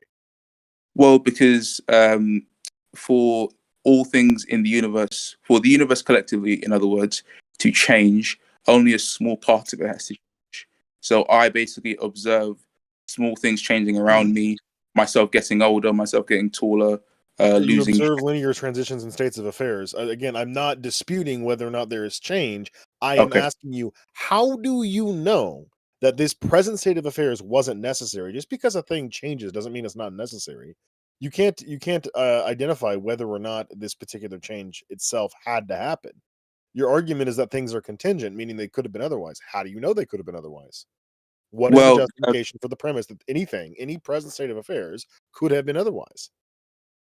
Well, because it's in the nature of physical things, like the things that we see in the universe, to have to basically change through time. Time measures change ultimately, and as time flows forward, things change, entropy occurs, things lose energy and whatnot. So I think it's just that's the nature of things in time. What you intuit is the case. You don't actually know that's the case. How would you be able to distinguish between this particular state of affairs being necessary and this particular state of affairs being contingent? How would you know the difference from an observer's point of view? It just seems like this is going towards God doesn't change, therefore God is necessary, therefore God. Well, I haven't quite said that yet. I believe that necessary things don't change. I can justify that by saying if you were to pick a necessary thing, for example, like shape definition. Quick question, mister. Are you a Christian? No, I'm not. So can you tell us what kind of God you adhere to? I believe that there's evidence for a God. I believe that. Yeah, but which one? Wow. Okay. one? So I don't know why we're derailing now. Yeah, me neither. To be honest. I'd like to have a clarification for the rest of the conversation. His Which argument God we're starts out, talking about? his argument starts out with a couple of premises. We get to premise 2, which is that there are contingent things that could have been otherwise, and now I'm asking him to substantiate that, because if he can't substantiate that, the argument's over and we can move on to the next person. It's that simple. Yeah, because if the God is predicated on his argument, then the God is irrelevant. We need to look at the argument. So premise 2 is that there are contingent things being that which could have been otherwise, and I'm asking him to substantiate the premise that anything could have been otherwise. Well, I'm not sure exactly what you're asking me, honestly, because it seems that premise 1 was just that things in the universe change. Premise 2 is that contingent things have the property of changing and being in different potential states. And then, so that's all I've done so far. Those 2 premises seem quite, simple. No, really. Things changing does not mean that they could have been otherwise. All you are observing is a linear transition in states of affairs. A leads to B, leads to C, leads to D, leads to E, leads to F, so on and so forth. Yeah. You do not know if there was ever any alternative. You don't know that A could have led to Z instead of B.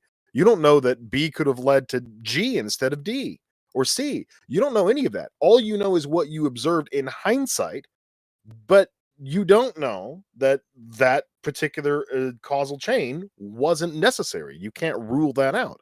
So I'm asking you, how do you distinguish between a thing which is contingent, meaning that it could have been otherwise, from a thing which is necessary? If what you mean by contingent is changes as opposed to necessary meaning not changes, well, then you gave us a false definition to start with.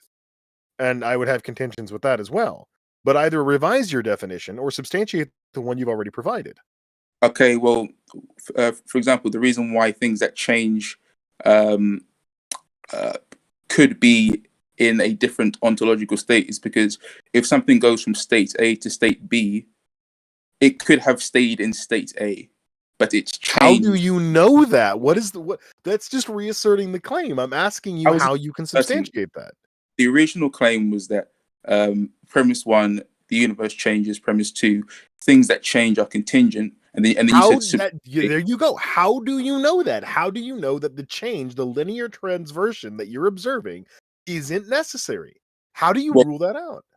The reason why I can rule that out is because all the necessary things that we know of don't change in any way, shape, or form. What is a single necessary thing that you're aware of?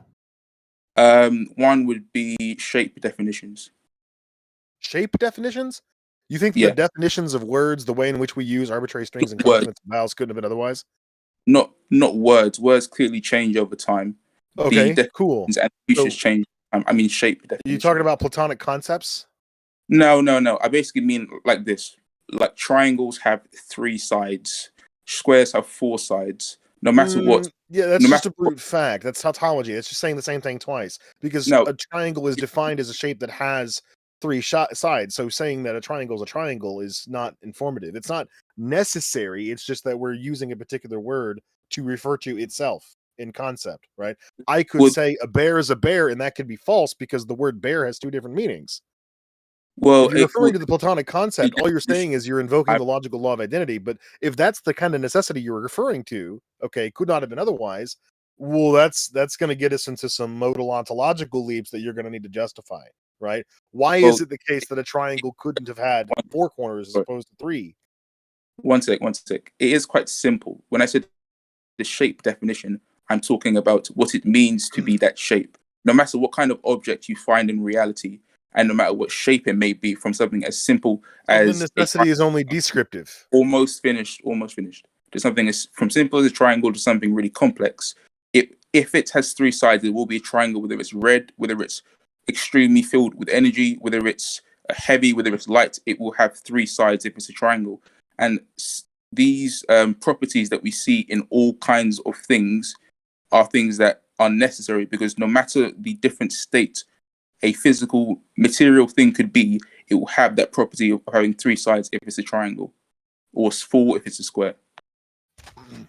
We literally just define a four-sided shape is technically a polygon, not a square. A four-sided shape with four corners that add up to 90, that are all 90 degrees, that's a square.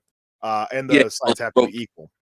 So there's already a couple of different parameters, but these are just these are just definitions. This is just what we mean by a particular word. Okay. Yeah, but now hold on. I let you finish. Okay.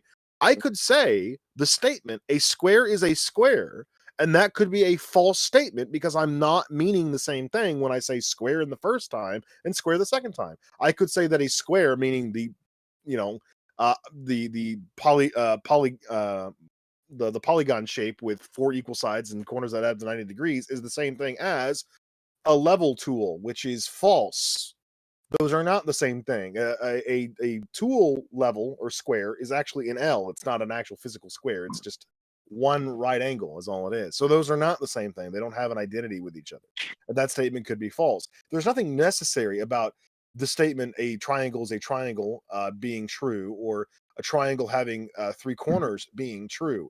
It becomes the case that after we mean, or we all agree that the word triangle refers to a three-cornered shape, that the statement triangles are not three-cornered shapes is just incoherent nonsense, because we're saying that triangles are not triangles.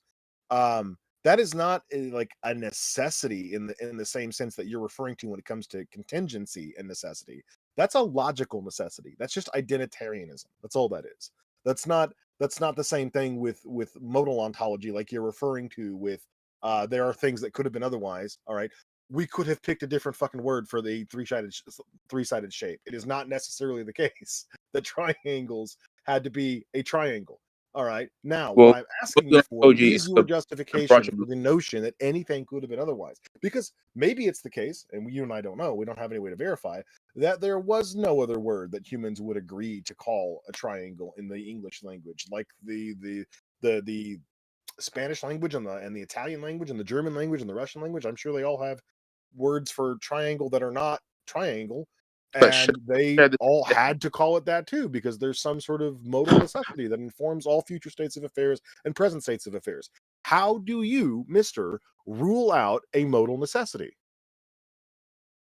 Okay, so I think the only part of that long monologue that actually addressed what I was saying was the part where you said that my definition for a square wasn't accurate, which, to be honest, it was inaccurate. For the sake of advancing through my argument, I will instead just switch from shape definitions to the laws of logic, which would be necessary. Okay, well, I would agree with you that the laws of logic are prescriptive to human thought, but again, you're conflating what you mean by necessity. There's conditional necessity and there's logical necessity, okay? And you keep flip-flopping between the two. So if we're talking about conditional necessity, all we're referring to is some prerequisite state of affairs that must be the case in order to result in this state of affairs, which gets us into the whole modal necessity thing. Because as you said earlier, like modal logic? Yeah, well, hold on. So, like, I was asking you a minute ago, how do you know this present state of affairs couldn't have been otherwise? And your response was, well, because the previous state of affairs could have been otherwise, and therefore it could have created a different present state of affairs. That wasn't my how do you know that? You're just kicking the can down the road. Yeah, that was conditional necessity would infer, like, intuitively, if the prerequisite condition was different, then the result would be different. For instance, if I'm playing a game of dice and I roll a 7, and you know that the condition was I had to roll a 7 in order to win my bet, all you need to know is that I won my bet, and you know that I rolled a 7. But the fact of the matter is I could have rolled any number. I didn't have to roll a 7. Now, if you're going to flip-flop between that and logical necessity, well, now you're going to need to give me a logical contradiction with the negation of whatever it is you're claiming. So if you're claiming that your God is a necessary being, what is the logical contradiction with his non-existence? You're still kind of skipping to the end. Using a modal definition is still logic. Modal logic is logic. It's an extension of propositional logic. Modal logic just refers to possibility and impossibility. That's all it does. Yeah, it still goes. It still has to follow the basic law of logic that we see. Fantastic. I'm glad that you're giving me a rundown on something that I already knew. That didn't answer my question. What is the logical contradiction with God? The statement "God does not exist." How does that statement contradict itself? I don't think I made the argument that it does. I still believe No. Because if you're going to argue that God is logically necessary, then you would have to, because that's the only thing we mean by logical necessity. Is that a thing? The negation of this proposition contradicts itself. Like triangles have three corners is necessary because the statement "triangles do not have three corners" is just a self-refuting statement. It's nonsense. All right. Yeah. So what makes the statement "God does not exist" self-refuting nonsense? I didn't say it was self-refuting nonsense. I just believe that That it's is from. the entailment of logical necessity. Let me So finish. is God logically necessary, or is he conditionally necessary? My belief in God is based in epistemology. I believe that there's. That didn't answer my question. Is he logically necessary, or is he conditionally necessary? I do not believe he is logically necessary.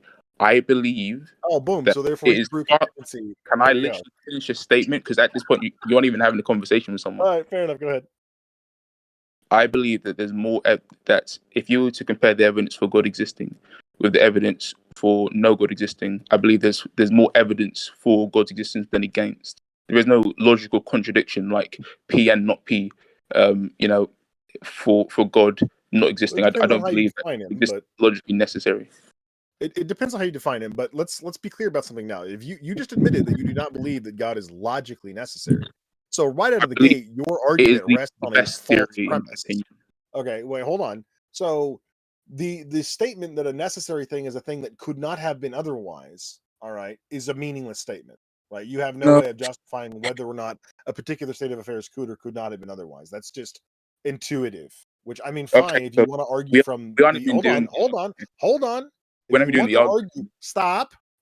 If you want to argue from a position of intuition, okay, fine. But you have to do that consistently, which I don't think you're going to do, because God as a conclusion necessarily violates most of our intuitions when we have to change the rules when we get to that conclusion. But the other problem, the more devastating problem with your admission that God is not logically necessary, is that you're not actually explaining anything using the contingency argument. Okay, because this particular state of affairs, according to you, could have been otherwise.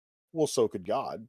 God could have been otherwise. He could have had alternate properties. He could have been impotent as opposed to omnipotent. He could have had a non-effective will as opposed to an effective will. He could have been malevolent as opposed to benevolent, so on and so forth. He could have not existed as opposed to existing. The fact that he exists and has any of the particular properties that you think he has, well, that's just random and unaccounted for. So your solution to the random and unaccounted for universe is a random and unaccounted for God to account for the random and unaccounted for universe. Well, that's informative. I'll let somebody else take it away after that. This is a lot of straw manning. I didn't even finish the second premise of my argument. At no point did I say that God was a logical necessity. This was basically a straw man. Yes, mister. What I just said is the consequences of God not being a logical necessity. You don't even know my argument. I didn't finish the argument. All I need to know is that in your argument, God is not a logical necessity. He's a conditional necessity. Therefore, in a state of affairs wherein this condition has not been met, this condition obviously being our present existence, the universe and physical material, in a state of affairs wherein only God exists by himself, he's not necessary. He just is. He's a you're misunderstanding what I was saying when I said that I am not 100% sure of God's existence, or when I said that God's existence isn't logically necessary. I'm saying I looked at all the options that I'm aware of, and I decided that based upon the evidence, God's existence is the best option. I don't want to come off as rude here, but it seems like everything I'm saying is flying way the fuck over your head because you don't even have a fundamental grasp on the stage one contingency argument in the first place. Okay. Well, this is my. What I am demonstrating to you now, mister, is that the conclusion of the contingency argument can't be God. It's just a brute contingency, a thing that is for no reason. It doesn't have some antecedent cause or chronological or ontological cause. There's no reason why it exists. It just does. It just happens to exist in the way that it does, and there's no reason why. There's no explanation. The problem is that God isn't the only thing that can satisfy that category, and if anything, is a more unparsimonious answer than the alternatives. So he's not useful. I don't say he's not informative. He doesn't actually explain anything, and your argument does not conclude with him. So your argument is falsified. I said this is similar to the ontological argument. I didn't say it was an ontological argument. More straw manning. It doesn't matter. It doesn't matter, mister. The moment that you admit that God is not a logical necessity, well, at that point he becomes by definition a brute contingency, because I doubt you're going to posit that there's anything that causes God to exist in the way he does, or that he exists at all. Well, no then reason me why. and you are using the phrase logical necessity differently then.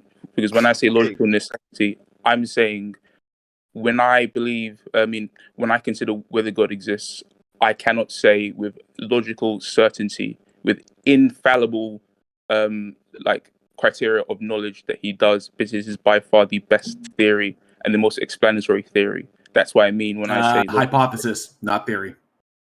So, well, make that clear. So maybe me Mister, you are so using hold on. phrase differently. When a logical necessity is a statement about reality, which can't be false because its negation is incoherent. The statement triangles do not have three corners is incoherent, because what we mean by triangle is a three-sided shape or a three-cornered shape. What we mean by 2 + 2 is 4. So if we say that 2 + 2 does not equal 4, then the value of 4 is not the value of 4. That's an incoherent, meaningless statement. Okay, that's a logical necessity. So if you think that then God is I a suppose logical necessity, this what is you my believe fault then. is the statement that God does not exist is incoherent and self-refuting, otherwise known as it could not have been the case that God didn't exist. Yeah, I guess I was misusing the phrase, and I suppose this confusion is my fault. I do believe then that God would be a logical necessity. Fantastic. So what is the ontological fact of the matter that makes the statement God does not exist a self-refuting statement? Yeah, well, it would be my argument, which would have to then get back to instead of trying to jump to the conclusion. No. You don't understand. Your argument is not going to help argument, don't I? understanding any better. You need no. What is okay? Let's try this again. What is the fact of the matter that makes the statement "circles are not round" a self-refuting statement? Because circles necessarily are round. Well, what is the fact of the matter that makes them necessarily round? The fact that they're infinite sides, so they're basically round. Okay, well, that's what we mean when we say circle, but what's the fact of the matter that makes it the case? The fact that there are no unround circles. Okay, let me try this. Would it be easier to just say that what we mean by the word circle is a round shape? Yeah, basically. Okay, so to say that circles are not round is just to say that circles are not circles. In other words, you're saying that the circle is not itself, or is in violation of one or more essential properties of what it means to be a circle. I suppose that would work. That wouldn't be the way I do it, but it works, I suppose. Well, let's try it another way. Like when I say the word bachelor, I refer to an unmarried man. So if I were to say the bachelor is married, would that be a meaningful statement? It would be a contradiction. Yeah, so not meaningful. You can't elicit any kind of information from that because it's self-contradictory. The affirmation of that statement does not make sense. It's in competition with itself. And the reason why is because the essential property of being a bachelor is not being married. So to say that a bachelor is married is to say that a bachelor is not a bachelor, which is incoherent. So yeah, it would be like a soft contradiction. Using all of this lay work, okay, what is the only property that we could be talking about if we're going to say that the statement God does not exist effectively equals the statement God is not God? What's the only property we could be talking about there? You have to enlighten me on that one. Well, let's try it again. Circles are not round is a logical contradiction because roundness is a property of circles. It's the essential property of circles. Okay? I mean, look. Last hold on. So wait. Okay, circles are not round is a logical contradiction because roundness is an essential property of a circle. Okay, so using that lay work, using that formula, God does not exist means God is not God because what is an essential property of God? God's existence, I suppose. we have a problem because existence isn't a property. You can't use it that way. This is non-controversial in philosophy, and this is why I would people say existence is a property of things. on what basis? What do you mean by property? Okay, a property is a quality of a thing. A quality of a thing. Yes. Okay. So is running a property of something? No. Why not? Because a quality of a thing is a true proposition that it is a proposition that. Well, you could ask the statement, John, like, is John running? And the answer is yes or no. But is running a property of John? No, running isn't a state of being; it's an action. Exactly. So is existence. It is the perpetual act. Existence it is the act is a state of being. No, existence is the act of being. It is a perpetual act, and it ceases at some point. It starts and it ceases, just like every other action, every other verb. Okay, but here's another problem for you. No, you're not no going one acts themselves into existence. No one chooses to come into existence. Action breeds existence. Yes, like there is a perpetual motion, perpetual act that is involved in existence. Your existence right now is sustained by perpetual motion and perpetual act. Yeah, but chemical interactions in your body, so on and so forth. Hold on, no. It doesn't have to be intentional. Okay, well, John is falling doesn't necessarily mean that it's intentional, but it's still an act. It's not a property. Just because a thing is not intentional doesn't make it a property. That's silly. Things are, if they are an action or something that you are doing in the moment, right? Anything that like basically ends in the suffix ing is not a property. It's a verb. It describes what the thing is doing. So existing is an act. It's not a property. Isn't an act. You actually need to justify how existing is an act.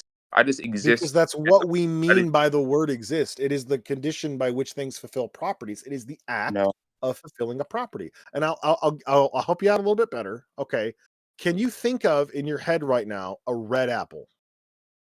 Yeah, I can. Can you change that concept in your head to a green apple? I can imagine a green apple. If you want me to imagine a red apple is what's going to pop up. Okay, yeah, sure. So you can delineate between a red apple and a green apple and a yellow apple and maybe even a blue apple. Okay. Yeah. Now in your mind, I want you to think of the difference between an apple and an existing apple. Yeah. Okay. Does that change anything about the concept in your head?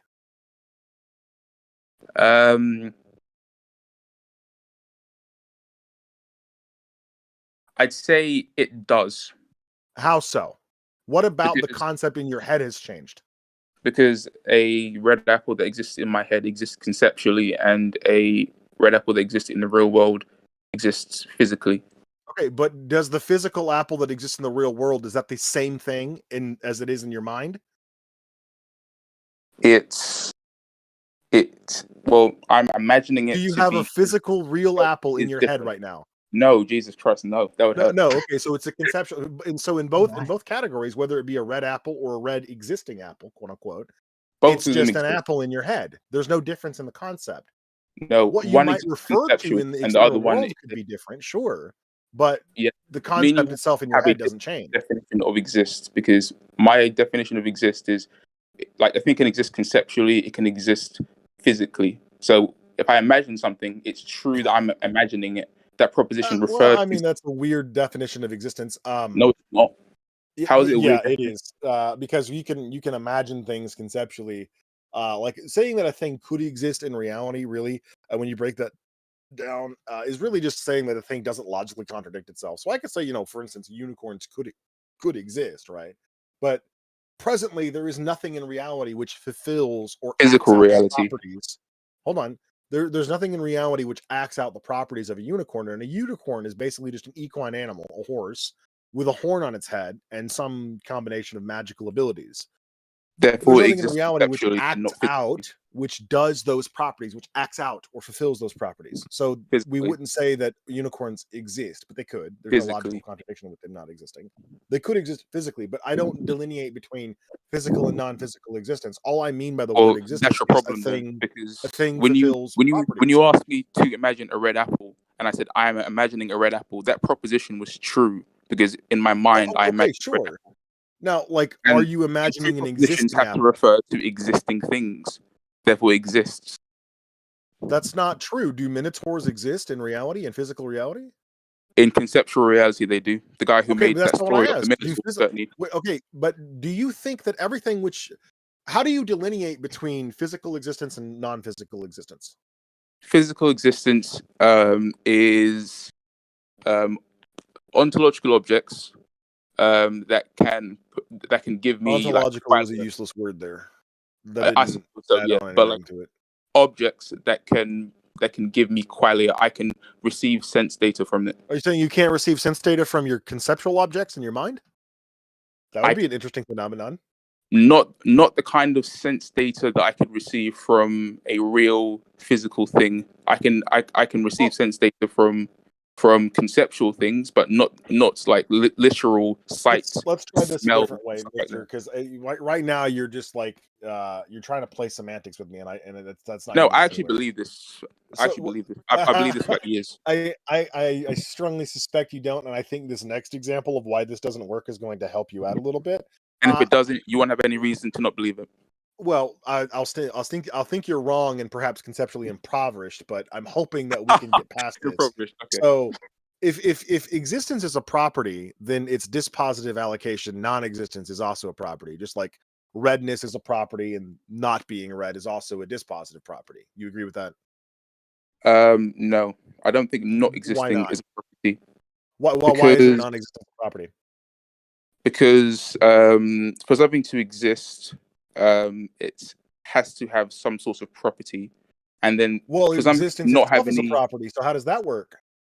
Well, because all things that exist have at least two properties, which are propositions would be an example. It has existence, and then it also has truth value. Well, what does it mean to have existence?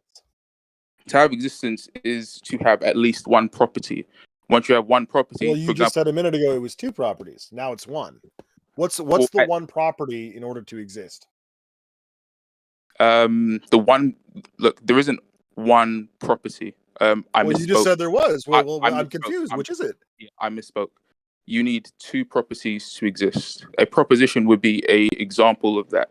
Propositions have truth value and they have existence.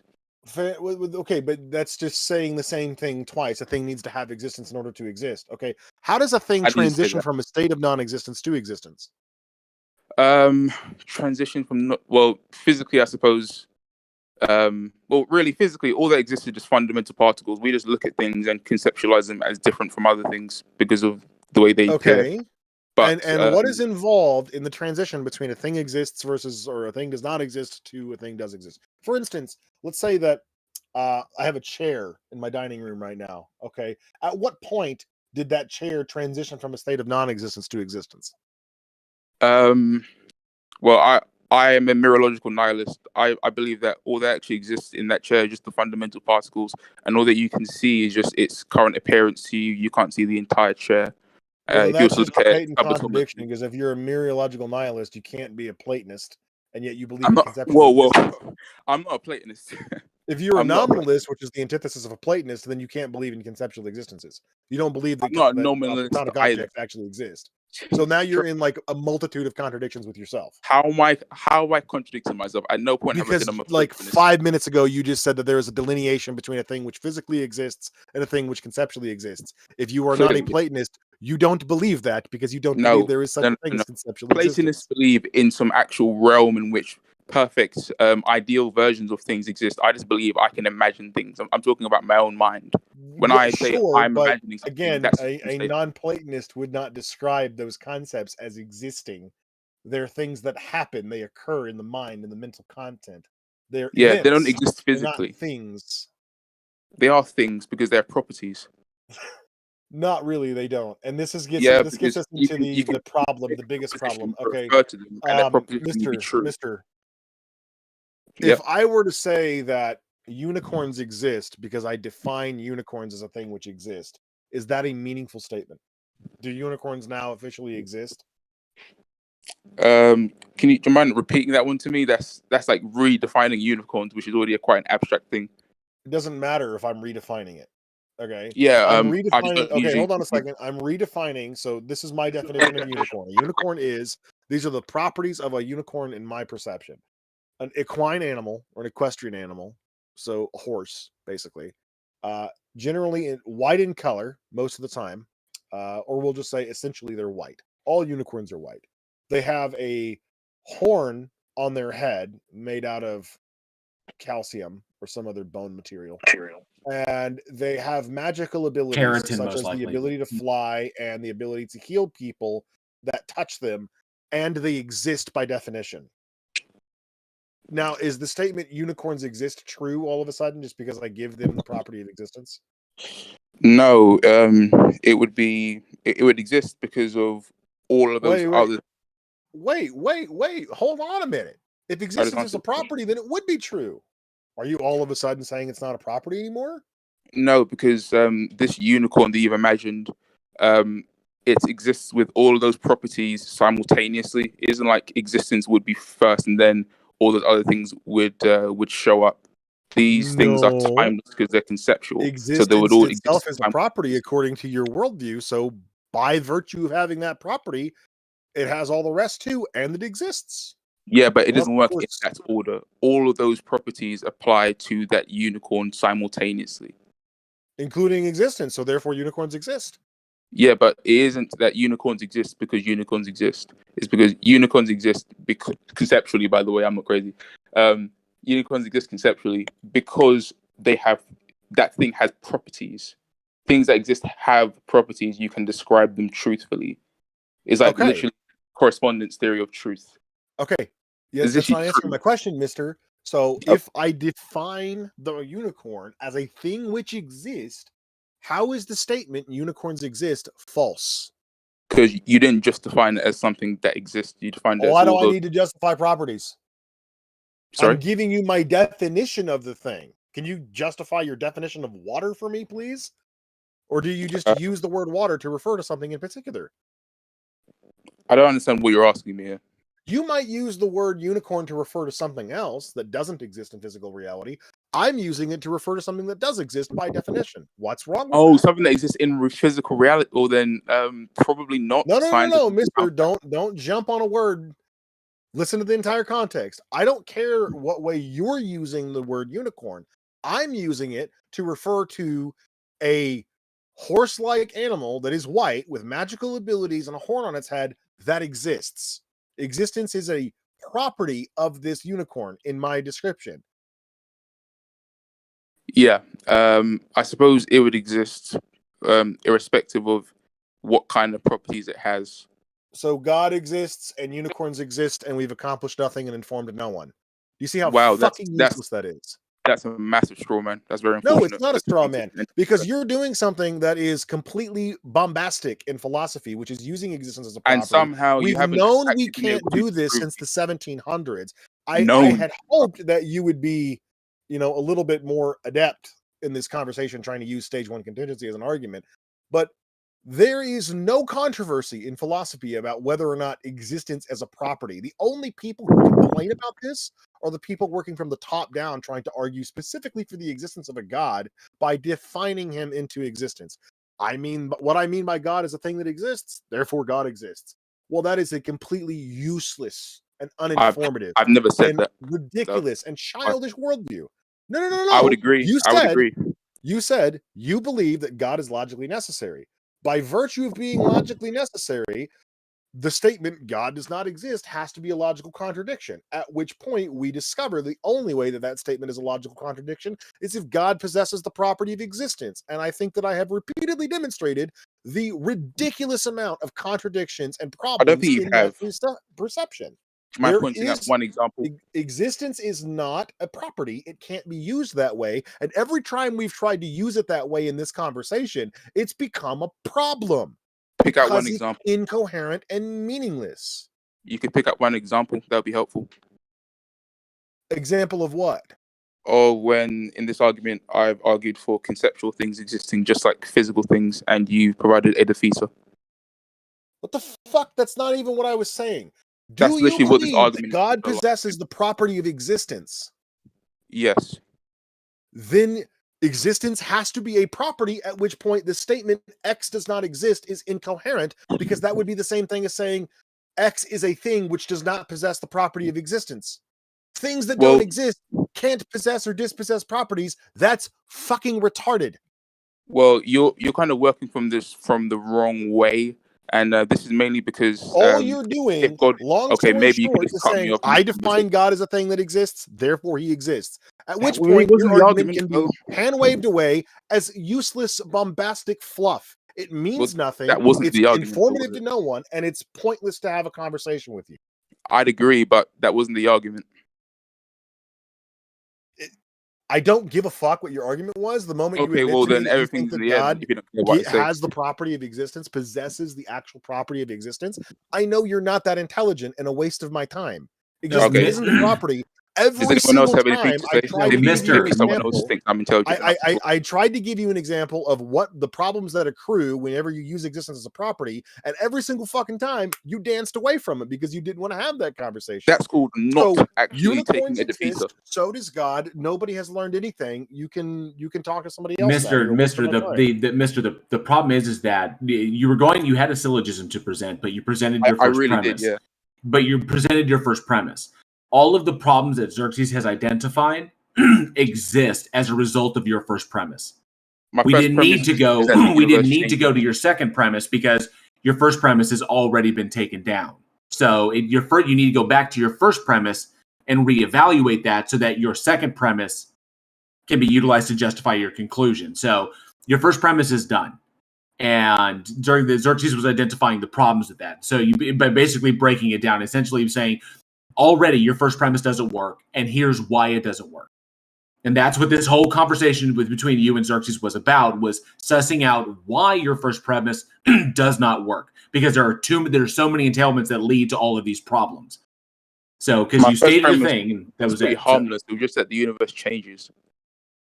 But it doesn't. The problem is that you make that observation, but that doesn't tell us anything beyond that, because what you're alluding to and how you derive that is obviously, because through the course of the conversation, Xerxes demonstrated doesn't work, because it's a statement you're making that is demonstrably that's basically your premise is founded in like total fallacy. Yeah, well, you haven't actually heard the argument. The first premise is just that the universe changes. That's the whole point, mister. That's the whole point. We didn't need to hear the entire argument. The problem was in your first premise. Well, that was on faith because you didn't hear what I had to say. But once the first premise is done, but no, because if your conclusion, then then you're looking at the problem in the structure of your syllogism. If your syllogism fails at the first premise, then the syllogism is done, and you need to go back to the drawing board and reassess it. Because nothing in the second nothing in the second premise or third or so on, and the conclusion is going to make your first premise true. You didn't hear the third premise, and we didn't need to hear it. That was the whole point, because nothing in 2 and 3 and so on is going to fix the error in 1. The error in change occurs in the universe. But can I also ask you, is this what convinces you that a God exists? Sorry, I didn't hear that. Is this argument specifically what has convinced you that a God exists? Well, there are other arguments. I just picked the simplest one that I knew. I thought that saying that the universe changes is not controversial. And I'm okay with you going over that argument if you think it's convincing, but I guess, is there something very specifically that made you a theist? Well, just a bunch of arguments, many of which would be quite controversial here, but the simplest one that I know is this one. That just sounds like a tease, though. Now I really want to know. Well, they wouldn't be controversial. You say that they're controversial, but they're not. The reason is that they're problematic because there are problems in those arguments that have been pointed out in the past. Wow. It's like you'll present an argument All from... I've said is the universe experiences change. I mean, I can demonstrate that. That's clearly obvious. Well, no, even that. If that was your first premise, the universe experiences change, no. Then because the universe itself doesn't experience anything. No, I don't mean change occurs within the universe. Yes, clearly. I don't mean consciously. Like I'm not like Deepak Chopra or something. Like, I mean the universe changes. That's all. That's literally all it was. Sure. Sure. Objects in the universe change. The universe in itself is changing as it speeds towards thermal equilibrium. Okay. And then premise 2 was just that contingent things change, because contingent things have many different ways that they could be. The fact that they change, what? That was the problem. So that was the problem. So it was in premise 2. It was in premise 2 was where the breakdown was. Is your statement in premise 2? Because literally, human being, we do not have the probability functions to determine, what are the odds that another version of this could possibly exist. And also, we do know there is the hypothesis that the structure of the universe that we currently observe, the reason we can observe it, the reason this universe can sustain life for intermediate periods, like sustaining human life and stuff, the reason that happens because this version of the universe is the most stable that of all the infinite varieties that could have been generated through random fluctuations in the quantum field. So essentially, random fluctuations in the quantum field could result in cosmological events, but those cosmological events collapse on themselves because they are not stable at their foundation. Until all of a sudden, a random one pops up that does have that stability it needs randomly, and that results in the observable universe that we currently observe. Instead of changing infinite natural things, like a sort of quantum field that can bring about an infinite amount of different possible universes, and just so happens to bring about this one. Yeah, we just happen to be one of many that are particularly stable. So, for example, in the infinite number of potential universes, as far as numbers go, in the infinite number of potential universes, there is a spectrum within that infinite chain of possible universes. Where maybe in some of them life doesn't look the way it does here on Earth, or maybe atomic weights are different or whatever. But ultimately, there's a stable structure that can function to allow a universe to form, remain stable and observable because of light. And there's some that just don't. The cosmological event occurs, and then it collapses in on itself, and then the process begins over and over again. And there's no logical contradiction in an infinite regress of these events, so therefore it can't be ruled out. You see, this is the problem. You've kind of just jumped to the end again. All you have to do is say whether my premise 2, which is contingent things change, is true or false. That's all you really need to do. You don't need to jump to the end. Why? Well, you changed your second Is there premise. a premise that has God in one of the premises? Because if a God is not in your premise, I don't understand how it can lead to the conclusion. Or maybe we could just address the argument and just at each step that I'm actually at, we could just. They're going to disagree on each axiom. I'm going to add. Do you have more premises? As in, it's not a traditional 2 premises to the conclusion. You do have more premises, and God's going to be in one. Maybe one more, maybe. One more, maybe. Can I ask a dumb off-topic question? Go ahead. Does God have thoughts? I suppose so. So would God be changing then?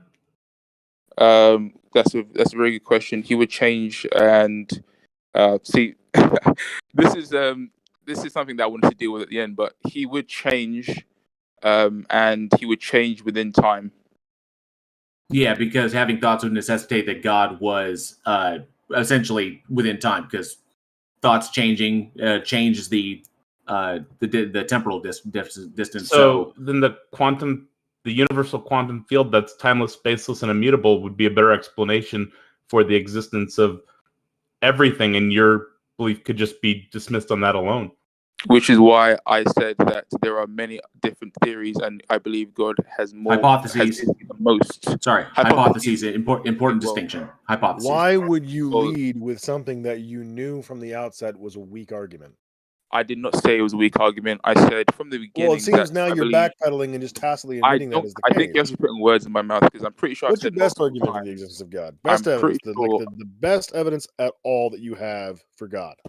I picked the evidence that I believe would be the most persuasive. This is about convincing you, not providing you with a huge, complicated argument. You failed in that endeavor. Well, okay, Mister, the best way to do it, because the name of the stage is convinces God or goddess exists. You believe in a God. Providing an argument is not a demonstration that the thing exists. You could present a valid argument where the conclusion follows from the premises, but that doesn't mean your argument is sound. I didn't realize what a sound argument is. It's valid with true premises. Okay, so that's typically why I would ask, like, so what is your evidence that this thing exists? Sure, you can present a valid argument. Finished.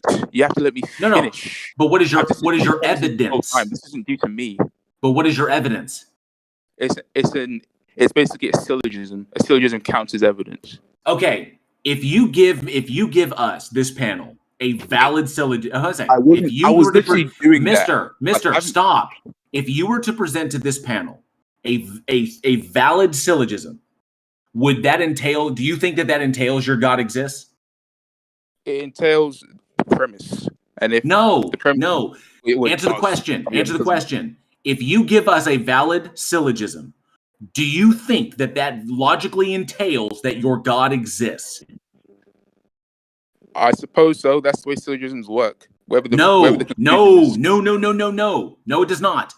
Because just because your structure is valid doesn't mean your syllogism is sound.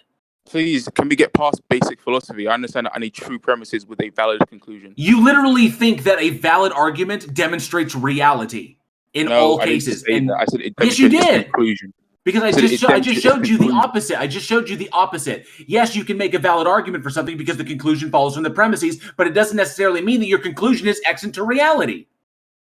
The conclusion follows from true premises in a valid Great. form. Demonstrate the truth of your premises, which is what Xerxes was trying to do when he said, how do you figure out all the different other versions that could possibly be of this state of the universe? Which you can't do because the probability functions don't exist to determine that. Yeah, but the thing is, I don't need to actually demonstrate all of the different ways that a thing could Bullshit. be. Bullshit. Let me at least finish. What you need to do is demonstrate that it could have been any other way at all, which you can't do. And it's literally changed states by changing in the first place. It could have stayed at state A. This is obviously going nowhere. Because you're not listening.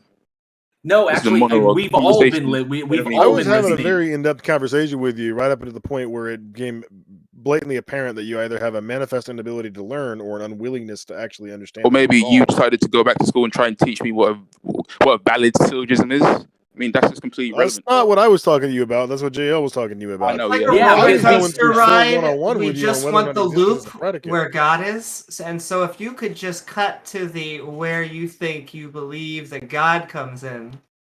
Yeah, I've been trying this whole time to finish the argument. Amy, you didn't hear him earlier. God exists by definition. Oh, well, there you go. Yeah, it's literally boiled down to you've defined God as existing, so therefore I God haven't exists, got and to that's crap. God is nowhere in any of the premises I've stated. Premise 1, the universe changes. Premise 2, change is a property of contingent things. Where's God in that?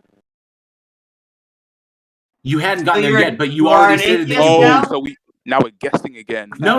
But you've already stated that you believe in God, and this is an argument for God, for the God that you believe in. So we know where it's going, so we can make an assessment. We still need to find out whether it flows addedly with true premises. Okay, and that's what Xerxes did. Is he was examining the premise, and your premise is flawed, which means your conclusion is also flawed.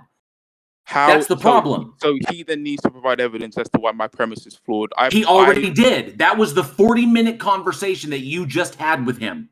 Yeah, and all of us on this stage, every single one of us on this stage understood that. Yes, but he wasn't successful in his criticism. Yes, he was, because Randolph and Amy and Taco and myself and Peter and everyone in my live chat, and probably Randolph's as well, all followed what Xerxes was talking about. Yes.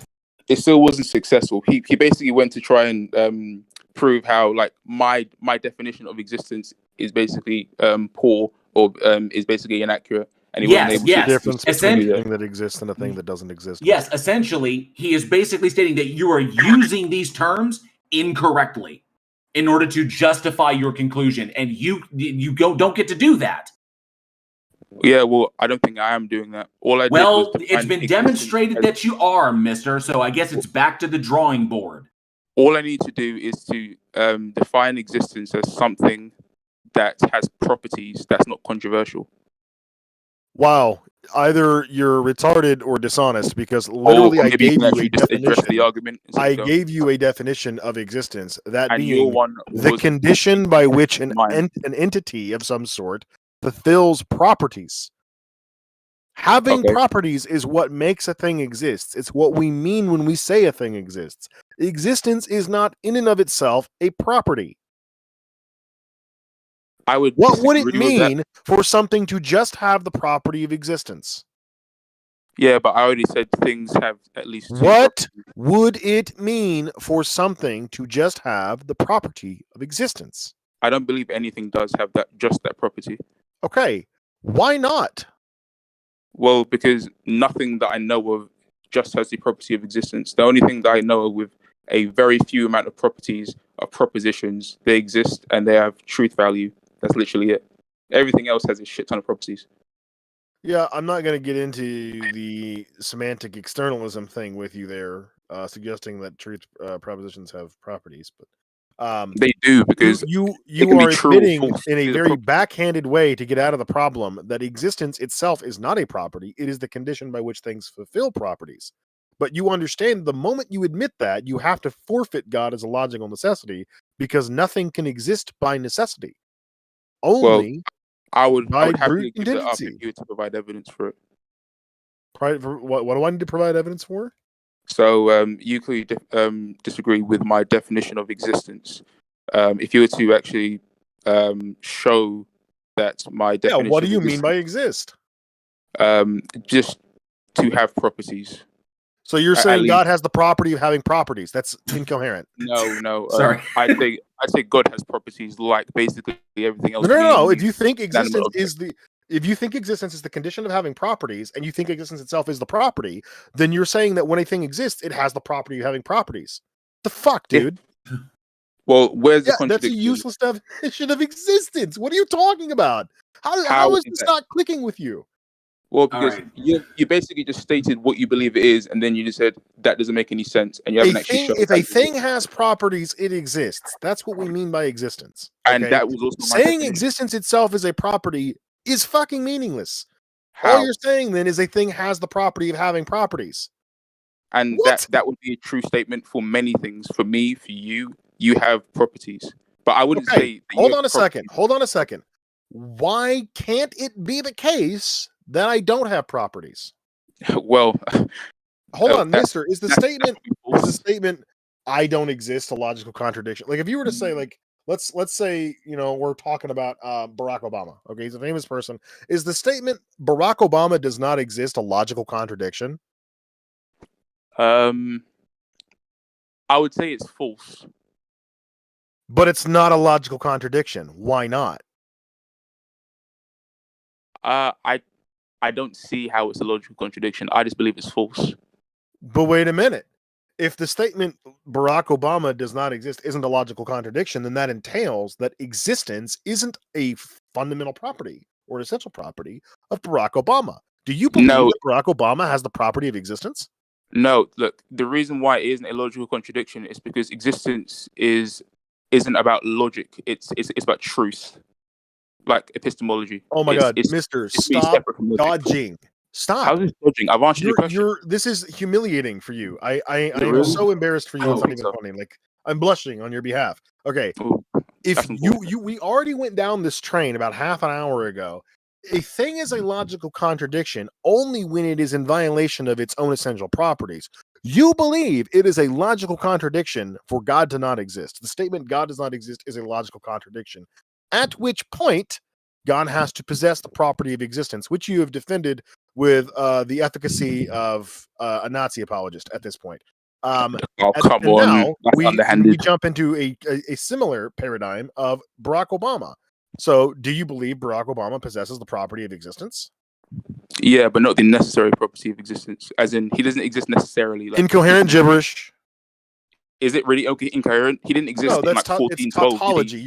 It's a circular argument. Saying that God has the property of necessary existence is meaningless. What makes it the case that God necessarily exists? Okay, well, the reason why God necessarily exists is because it's a logical contradiction that he doesn't exist. Okay, no, why is it a logical contradiction that he doesn't exist? Because he has the property of necessary existence. Shut the fuck up. You're not getting anywhere with that. Well, maybe you tell me to shut the fuck up and not actually listening to what I'm saying.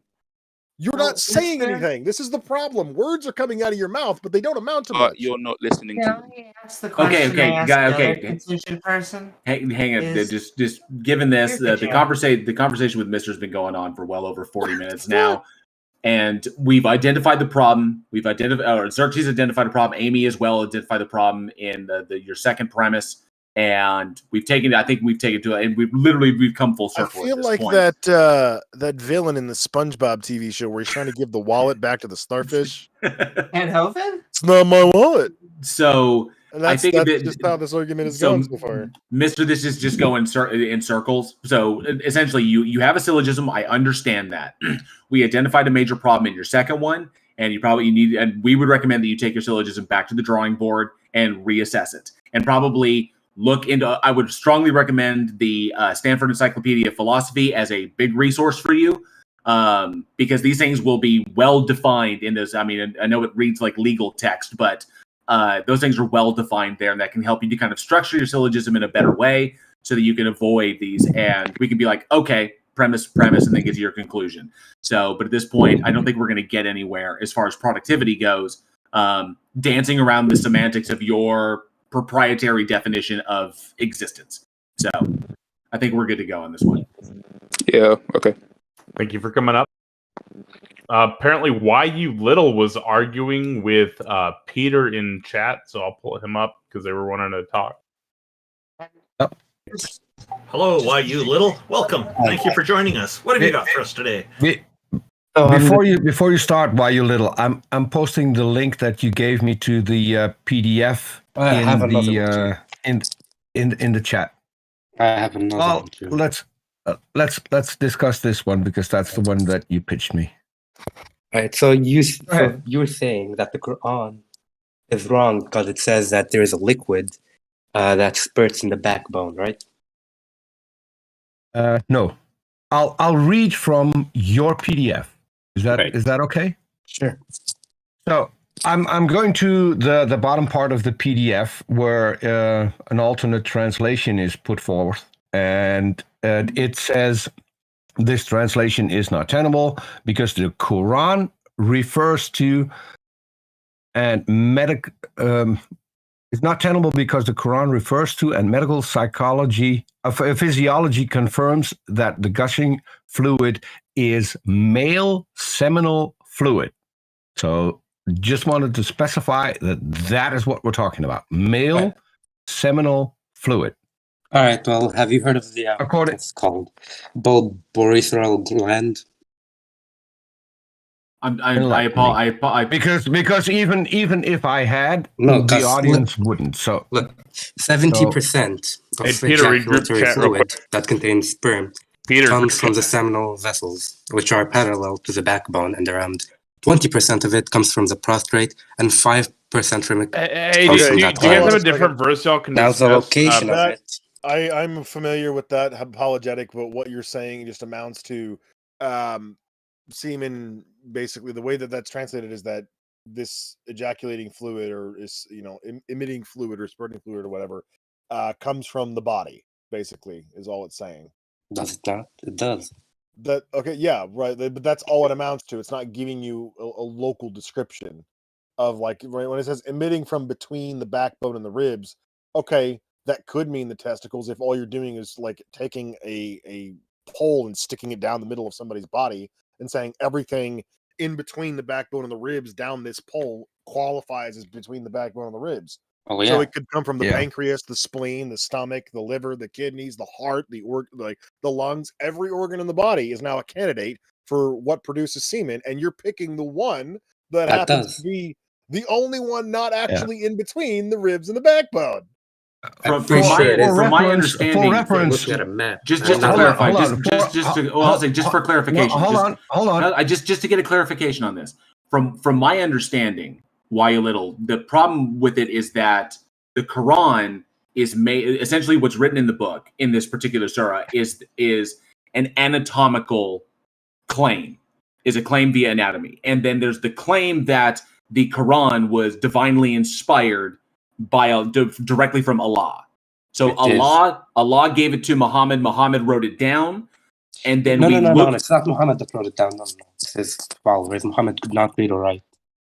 Okay, so but it divinely came from Allah. So we can just cut out the middleman. So it divinely came from Allah. Allah knows everything, and so it divinely inspired the Quran.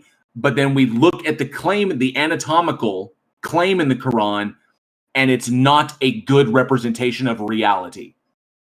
If I'm just to clarify, Peter, because Peter, you're a little bit more versed on this. That's inherently the problem with this surah, right? There's two opinions. One opinion is talking that says something about the sperm. Why you little? Hold on. For reference, if I'm going to stand in Germany, that doesn't mean that London is between Amsterdam and Paris, because it isn't. Right. Perspective doesn't change a location, if that makes any sense. It does, but thing is, it doesn't. Okay, so then the question would be, why wouldn't Allah be more specific in the description, right? Why would in the surah? Why wouldn't it be in actual is that semen is generated in the testicles that hang exterior to the man, and then it comes out that way. Jail. It's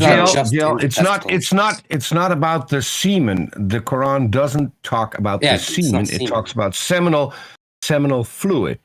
All of the seminal fluid comes from below the ribs, therefore not between the ribs and the backbone. Well, it's true. It's also true because technically the backbone, the spine ends at a particular point, and so technically where all of the fluids come in that develop that go into seminal fluid is developed within the pelvis. But the backbone, it ends like right there. It ends where it ends. In between it, there is a gland. I don't get how people think that even if this was accepted as true, I don't get how people could think that this means that a God exists. Hold on. Like people knew how many bones were in the body. Yeah, no, but hold on. Even if you're going to give you all the leeway you want and draw a line from the lowest rib to the lowest part of the backbone, it would still be, everything would still form below that line. So no, your interpretation doesn't even work that way. All right. So the second opinion, it says, might not be talking about, it could be talking like, what's his name? Al-Maki, he says it's talking about the emergence of a human from the womb of his mother. But the womb of the mother isn't where seminal fluid is formed, which is what the Quran is talking about. Yeah, just to pivot to another subject. It's formed in the male body, and it is formed below whatever line you want to draw between the lowest rib and the lowest backbone. It's still, everything is still formed below that line. So, therefore, the Quran got that wrong. Therefore, Allah got it wrong, because obviously he's the one who told Muhammad to have people instruct to write it down that way, because Muhammad didn't write it down. He had scribes to write it down. But speaking of things that he got wrong, Solomon, first of all, didn't exist, and a prophet never talked to ants. So the Quran also got that. Yeah, but Amy, we're talking about this specific point. He put up a PDF, and I told him that even the PDF disproves what the Quran says. Well, we're just talking about things that didn't happen in the Quran. Well, yeah, it's also a matter of, I think the big question here, why you little, and Taco, you said if you can handle Soda City. The big question here, why you little, is that the same problems exist with the Bible as exists with the Tanakh and other things like this. Is that apparently the God, whatever God is there, is imparting knowledge to human beings. Okay, and then or imparting claims or whatever about particular things. Then when we go back and we examine those claims from this that came from the supposedly this divine, omnipotent, omniscient entity, then we realize that there's a problem here, because the claim in and of itself is not really what is there. You could say, now you have two possible conclusions. One, that God, for some reason, is incapable of communicating effectively with its creation, which is weird, especially for an omnipotent entity, or human beings were making extraordinarily rudimentary observations about the world, and in this case, human anatomy, and drawing conclusions from those with the idea that this entity exists. So then we look at where the evidence lies, and the evidence supports the conclusion that human beings were making extremely rudimentary observations about humanity, about essentially, and ostensibly in this case, about anatomy, and then drawing conclusions from there without a really good understanding of what they were observing. But now our observations are better. We have better technology. We can get in there. We understand what we're looking at. We've tested things, and now we've shown, whoa, wait. If Allah was all-knowing, or God was omniscient and knows all true propositions, why wouldn't God just communicate this effectively in a way that these primitive individuals, or these kind of ancient individuals in the Iron Age, could effectively understand and communicate? Because that would really go towards serving that God's purpose of demonstrating the truth of its existence by giving us information that we couldn't readily get in that primitive state.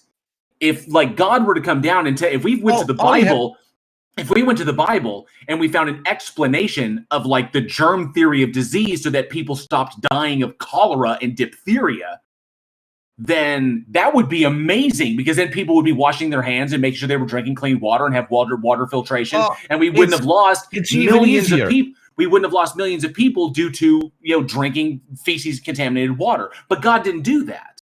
God made no mention in this of case germs. Specifically. Hold on. In this case specifically, Allah could have said, all that makes up seminal fluid is formed below the line between the backbone and the ribs, and then he would have been correct, no matter where below the it waist. would have He could have said originated. And all of it is formed below the waist. It's a diagonal. No, it's a diagonal line. If you pick a line from the lowest rib to the lowest but he could part have of the accomplished that by backbone. simply saying everything is below the ribs. That all of it is formed below the ribs. That would technically be correct, because it's all because the ribs became the lungs and everything below that. So yeah. No, but if he would wanted to be more specific, he could have taken that line that Muslims are currently using, which is the lowest rib to the lowest part of the backbone. If Allah would have been correct, he would have said it's below that line. That would have been an amazing feat, because that would have been something that the people at the time wouldn't have known. And we would have figured that out later when we had our advanced medicine and we had better examination methods of the human body. Then he would have been correct. Instead, he made the opposite claim, that it was above that line, which is demonstrably incorrect, no matter how you want to interpret that verse. And the only way you could interpret it is if you look from the top down between the backbone and the ribs, but then the location doesn't change. As I just said, if you're going to stand in Germany, London doesn't pop up somewhere in Belgium just because that is where you see it.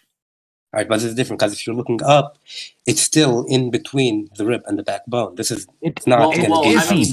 It isn't. The location doesn't change, because we're not talking about a two-dimensional shape. We're talking about a three-dimensional shape. So we have three different axes on which to determine the location. And you putting it into a two-dimensional thing and then placing it in there, obviously you can make paintings that have depth, but it's still a flat surface. So whatever you paint on that flat surface is still on that flat surface. That is not how the human body works. The human body is three-dimensional. It's not a flat surface. But the human body can also be in a straight line. If you look down that straight line, still in between it. It's still a three-dimensional object, and everything you want to point at is below the line described in the Quran. The ultimate point however is generous you want to make that line.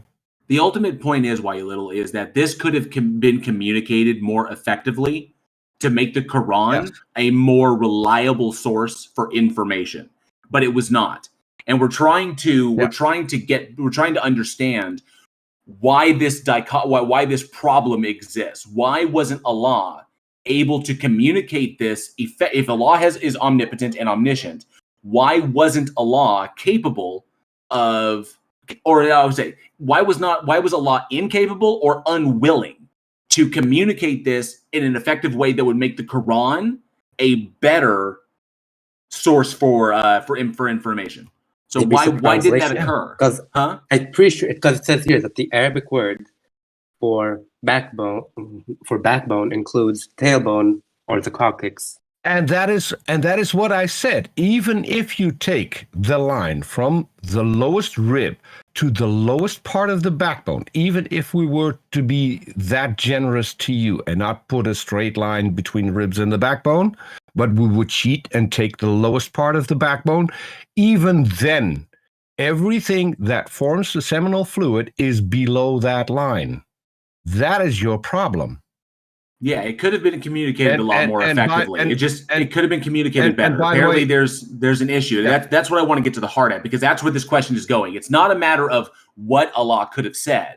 It's a matter of why didn't Allah communicate this in a way that would have made the Quran a better source for information about things, because it's supposed to be the holy book. So why you little? I'd like to know from you, how do you reconcile this problem?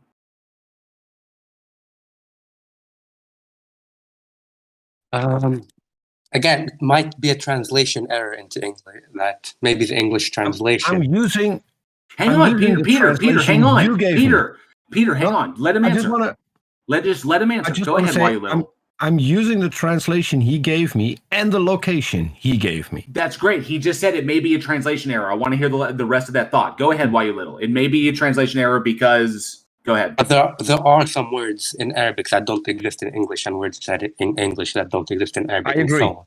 Yeah, so I agree. My best friend is from Syria, and he speaks Arabic, so I know full well that there are a lot of things that are hard to translate from Arabic into English.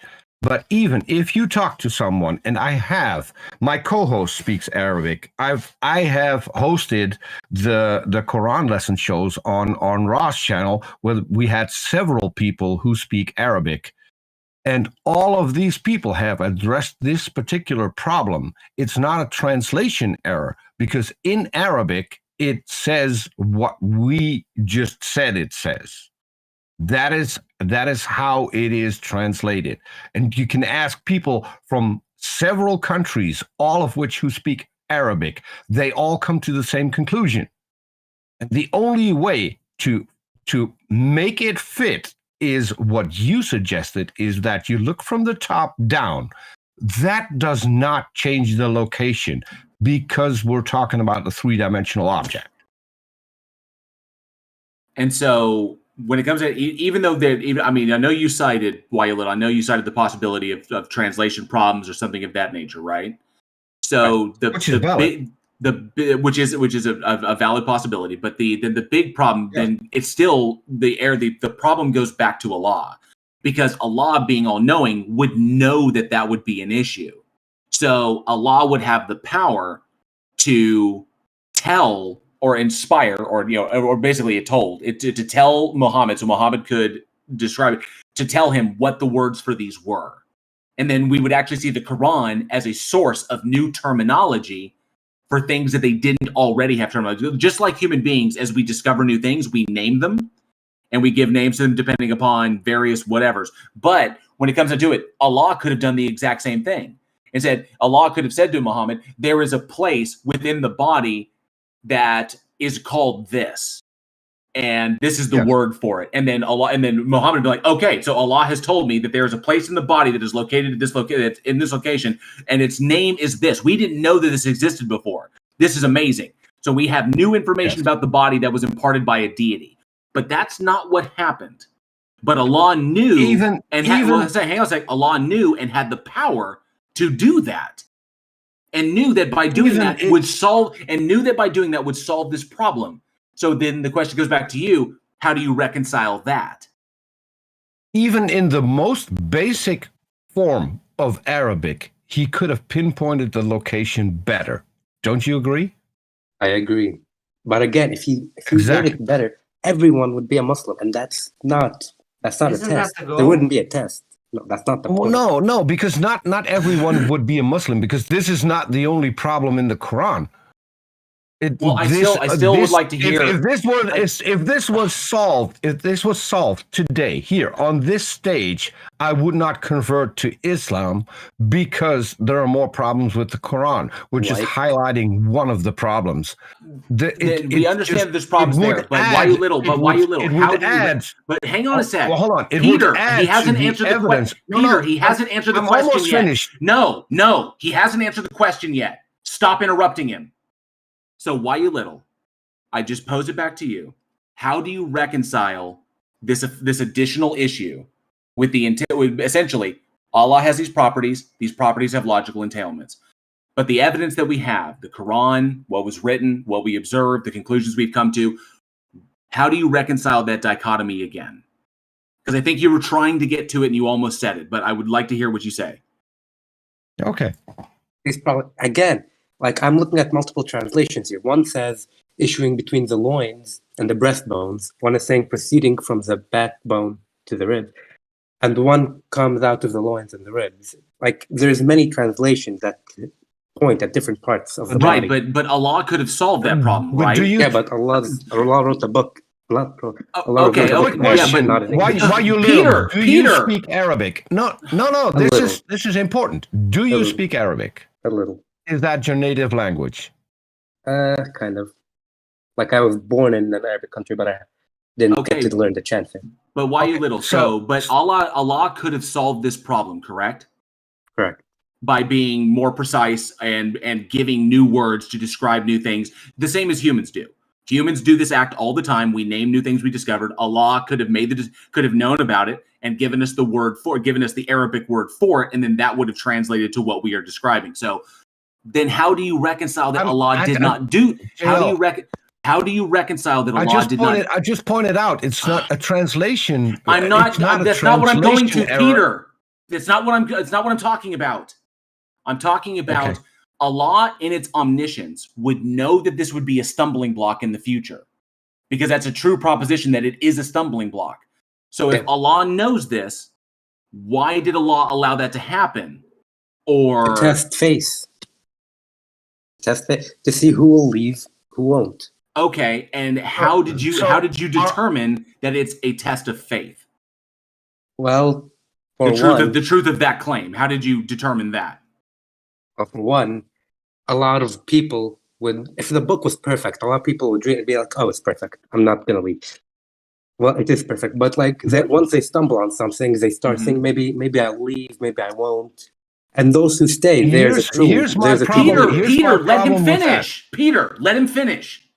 And those who stay, those who do start thinking and start doing research, and maybe it meant that, and they stay. Those are the true believers, and those who leave, they aren't. Okay, so just to sum it up, so Allah made errors on purpose in the Quran.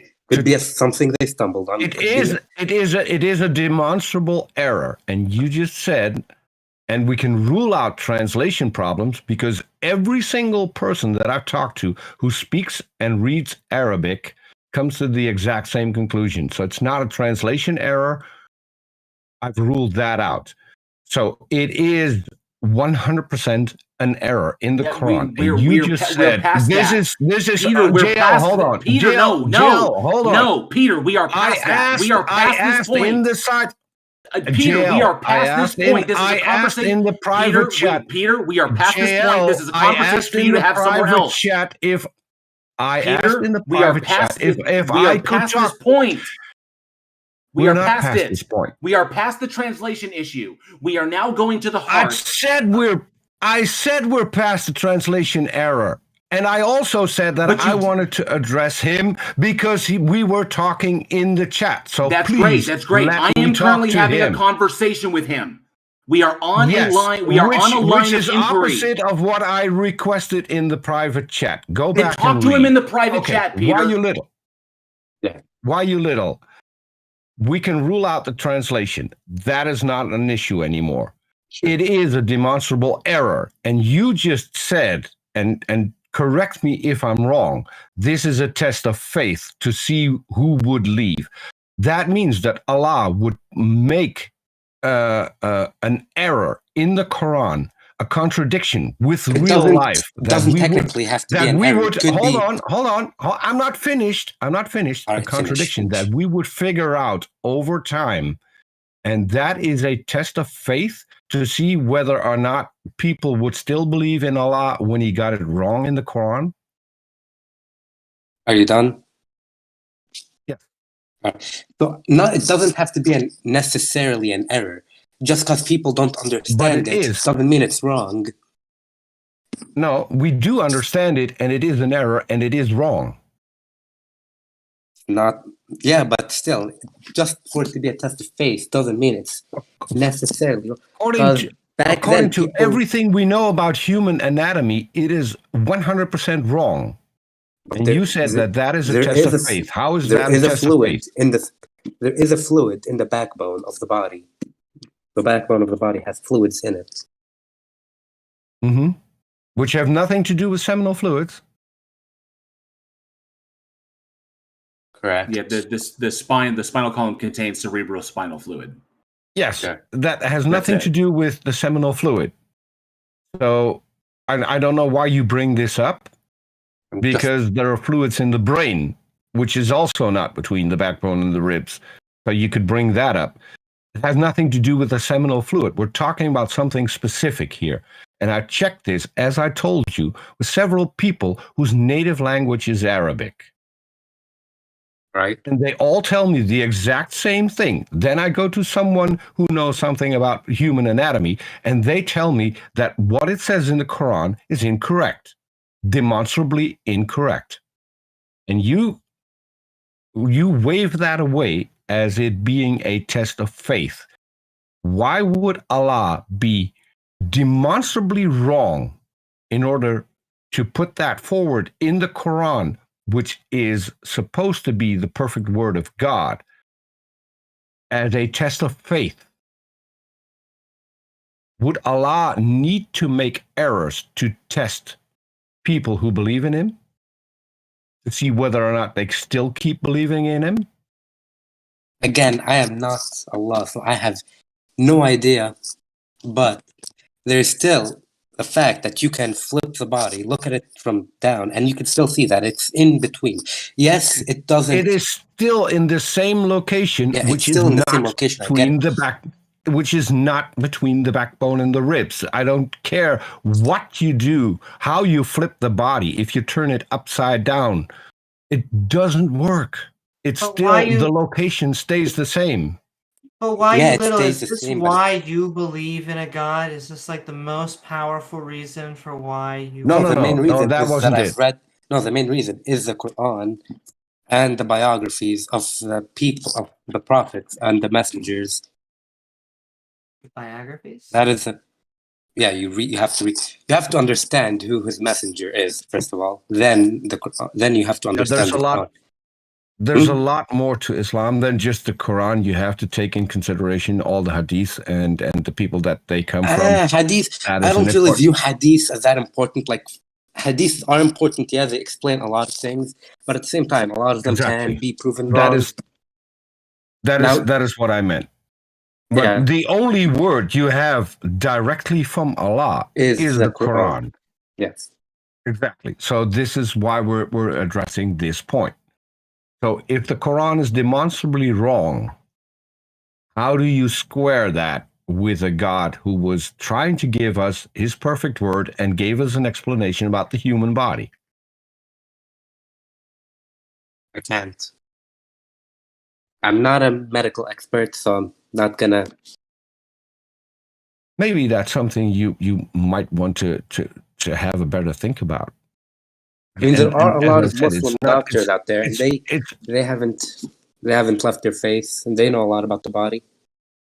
I agree. There are a lot of people who will stick to their faith even when there are demonstrable errors in the holy books.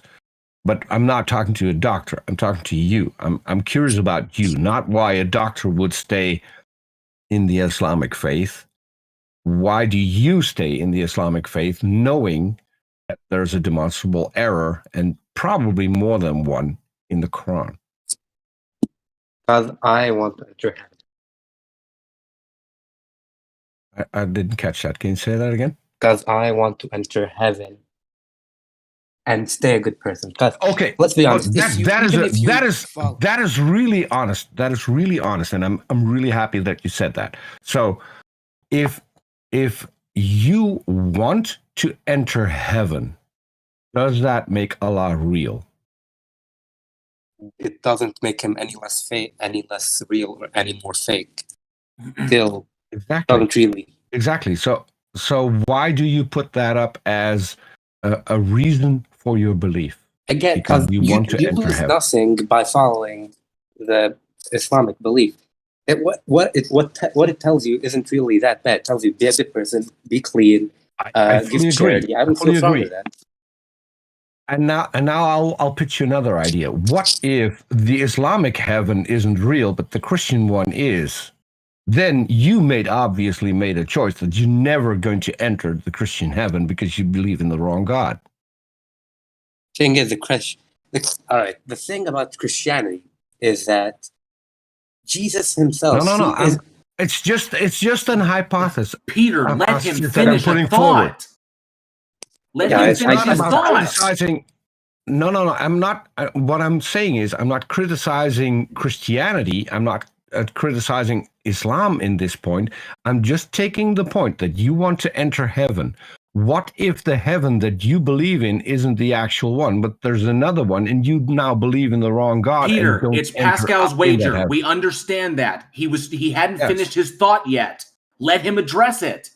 The thing is, I know that the Christian heaven isn't real. That's the thing. Because the Christian God, he isn't all merciful, because he will only let the Christians in and put the others in hell. Allah, on the other hand, he won't do that. He'll put the Muslims, the Sabians, and the Jews and the Christians in heaven, and maybe the others as well, if they were good people. That is why he's all merciful. Well, actually, that entails. Hang on a sec. That entails a problem there, why you little, because if your God, if Allah is prone to deception as a testing of faith, how are you able to determine with any degree of certainty that Allah is not being deceptive about who will get into heaven? Or that heaven God's even word exists. does not change. Wait, say it again, dude. Because God's word does not change. But you've already conceded that Allah is willing to use deception in order to validate people's faiths. So are they willing to look past it? That's in the Quran, by the way. Are they willing to look past a thing in order to maintain their faith? So if deception is a tool in Allah's handbag, then how could you possibly determine with any degree of certainty anything that Allah says is true? Because we already know, we've already conceded that lying is something that it does. That if lying is a possibility for it, this is why the Christian God is essentially all truth revealing, and that it's truth, that God doesn't lie. So, but if Allah lies, then how do we determine what it's lying about specifically, unless we're just doing that from an arbitrary standpoint? And then how would we know we were right? I forgot the surah that says this, but there is a surah in the Quran that says that Allah is using deception for insincere believers in order to keep them away from Islam. How did you figure out that you're not one of these people who are now being deceived? Essentially what I asked. Thank you. I guess I just hope that I'm not one of the people who is being deceived, and I just continue to live by the book. But how would you? But you said that you know. Yes. So This is the problem. This is the issue with the faith. When you went back to faith, that it's a faith issue, right? So faith being what it is, that it's emotion based, it could be manipulated by other people without you knowing it, that you can misplace it into things, that it's a terrible tool for determining what is true about reality. But in essence, you're saying that this God that you believe in is requiring people to justify belief based on feelings and not evidence, because the God can deliberately use the evidence to lie to us. Yeah, so the God is capable of deception, and it wants us to measure the truth values of things on our feelings. You see how this puts its followers in a completely irrational position that forces them into a particular line of behavior. That this is a system of control, because you have a God that could be lying, and the only measure of determining truth values is how you feel about a certain thing, because there's no methodology to determine exactly what it's lying about and what it's telling the truth about. Anything could be a deception, because that's in the tool bag. So what does it do to the believers? Look at the psychological state it leaves the believers in.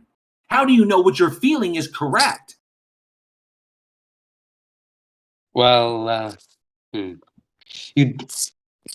you don't, because there are some radicals and there are some moderates who all believe in different ideas, but in the end, we will die and we will return to him, and we will be judged based on our actions. But what makes more sense? But why you little? What makes more sense? That an omniscient, omnipotent God, as you've described him, would utilize deception to trick individuals and demand emotion-based subjective methodology in order to determine what was true? Or what makes more sense, that situation, or human beings created this with an idea in mind as a means to elicit control over other people's behaviors, thoughts, and emotions? Well, it's definitely not the second option. But which one makes more sense? Which one is more logically plausible? The first one, because it's impossible with all of the things that happened in history. It's impossible to be the second option.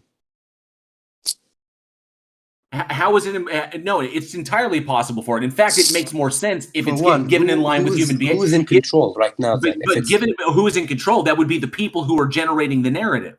They're the ones in control. Who? The initial ones that came. How do you think cults get started? Because that's what Christianity, and that's what essentially Christianity is. Christianity is a cult offshoot from Judaism, and Islam is also a cult offshoot from the monotheistic Abrahamic faith. So when you look at it, it's worse than that, JL, because we don't assume anything. If we're not making any presuppositions about reality, we have to look at what makes more sense, what cuts more cleanly. And what cuts more cleanly is that a system of deception that is literally demanding that people make an emotional choice for which they have no methodology to determine what is true or what is not, just listen to what it says. That is a system of control. Who is more apt to put in it to elicit a system of control, human beings, or a God that has all power and all knowledge? A God who has all power and all knowledge doesn't need a system of control. It is the control. It doesn't need to put a system of control in it because it already knows and it already has all the power. But human beings who do not have the knowledge and do not have the power will elicit systems of control over their fellow man to increase their knowledge and their power. So when you cut this one way, this cuts more cleanly. The evidence leads to this is a human construct. Well, sure, but Muhammad, he did not gain any power from this in reality. I mean, yeah, he did start an empire and all, but if you saw where he lived, he gained power. No, hold on. You just contradicted yourself. He said he did gain an empire, so he did gain power. Yes. Yeah, but he didn't really get to do much. He didn't get any treasures. He gave all his money away. No, hang on a sec. You can't really say that, Why You Little, because one, obviously, Muhammad is not here to talk to, and the intricate day-to-day actions of his life were dictated by him.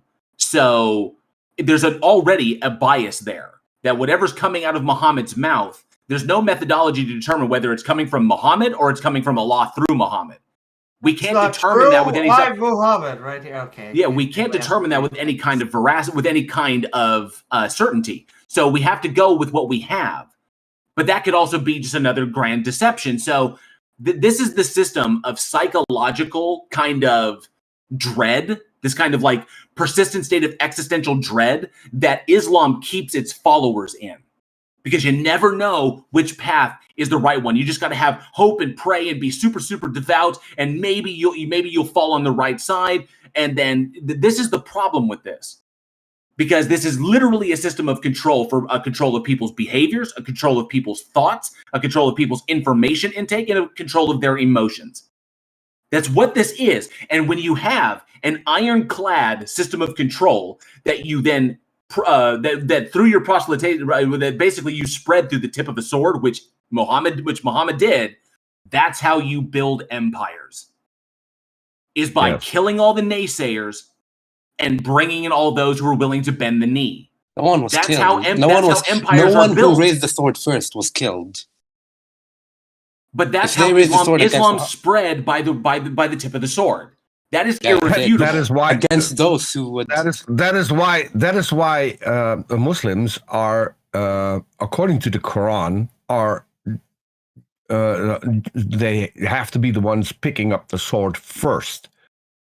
That's if your enemy comes to attack you. Yes. So why? There are several surahs in the Quran that state that you have to kill the disbeliever. So why would this be the case? Why would this be the case, Why You Little, that Islam would need to spread by the sword, kill those who don't believe, and bring all those in and expand the empire of all those that just bend the knee? Okay, why would that need to be the case when this could have been simply solved with a demonstration of its existence? Why the unnecessary death and destruction, and the multiple wars that have been fought, and the countless destruction of human lives and civilizations in the name of something that literally could have solved the entire problem by just demonstrating its existence unequivocally, or maybe even delivering a book that absolutely made that actually made legitimate claims about reality that we because this isn't paradise. It does, but that doesn't answer the question, because whether or not this is paradise is still within the realm of Allah's control, right? Right, but okay, so that doesn't matter because it could be paradise, but Allah chooses not to make it that way. Yeah, because this isn't the real world. Right, because remember, Allah is the control. It doesn't need to establish a system of control because it itself is the control. This isn't the real world. Okay, so when it comes down to it, you've got a bad system of epistemology. You've got essentially a dictatorial system of belief that keeps you in a philosophical or essentially a state of persistent existential dread to control every action of your lives and keep you dancing to ensure that you're on the right path and to slaughter anybody. Now, obviously, this doesn't happen to the extent it happened in the past, but to essentially kill anybody who leaves the faith, apostates, or those who literally object to it, the disbelievers. Hence leading to things like the Crusades. But it doesn't say kill those who. We can go to what is currently happening in Iran. All right, Iran, they're Shias and they're radicalists, and they do not represent anything. But the whole big point is the system doesn't. Hold on. The system doesn't have to. If you say, hold on. If you say that, but they are Shias, they're not Muslims. No, I never said that. Hold on. I'm saying it's not just Sunni and Shia. There are more offshoots. Oh yeah, there's Abadi, Sufi. Exactly. So yeah, the problem. How could that be? How could that be if your God provided a book that was clear and that everyone they don't debate on the book. Actually, I'm sure. Well, the Shias and Sunnis agree on and Abadis, they all agree on the Quran. The thing is, the main divide is political and with the Hadith. That's it, not the Quran. But hermeneutics is a problem that exists for of like all the Abrahamic religions. Yes. Is the determinations between which version is the correct one. It's the same reason that why one denomination of Christianity cannot justify itself over another one based upon deferring interpretations of a very vague text. So that's the reason these things exist. There may be political machinations behind it, there may be whatever, but these all come down to interpretations of the text because they're theological systems, because their political systems are theologically based. So this all comes down to interpreting the text. This could have been avoided. And in all fairness, you can't discard. This could have been avoided. There would be no multiple factions. There would be no multiple factions of Islam if the book was literally communicated in a way that was not vague enough for multiple interpretations. Actions aren't about the book, though. It's about politics. But it is about the book because everything stems from the Quran. No, it's the Shias believe that someone else should have been caliph, and the Sunnis believe someone else should have been caliph. That's where the divide is. So how do you reconcile this? Because these problems wouldn't exist. All these problems exist because of what Allah has done. Right. Because Allah did this and knew that Allah would do this. He knew that he would do this. He had infallible foreknowledge that this would be the outcome. Why does this outcome work, and why does Allah require it? Why would an omniscient and omnipotent entity require faith in anything, especially when it gives its creations the ability for rational thought and critical thinking? We literally have these abilities that are supposedly given by Allah. The ability to determine methodologies that are sound, to determine the difference between what is real and what is imaginary, and then it flips the script and says, nope, you don't get to use all of that. You go solely by what you feel is true, and then you can get in, maybe. That makes no sense. It's worse because even the hadiths shouldn't be necessary, and they are. They are necessary in every single form of Islam because they explain the Quran. These are mere men explaining God's word. Why would God need mere men to explain what he wrote if what he wrote was clear enough for the believer to understand? I don't have an answer to that. There's a lot of inherent problems here once we start breaking them down. And then it really comes down to it. How does it, essentially, you start at the source, which is Allah. Allah has particular attributes that have particular logical entailments.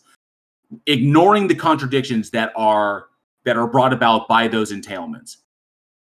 The problem is that the state, and I pose this to Christians equally, the state of things that the way they are now, if this entity were to exist, does not make sense because it could be a better way and could be a normal way or a different way, a more positive way.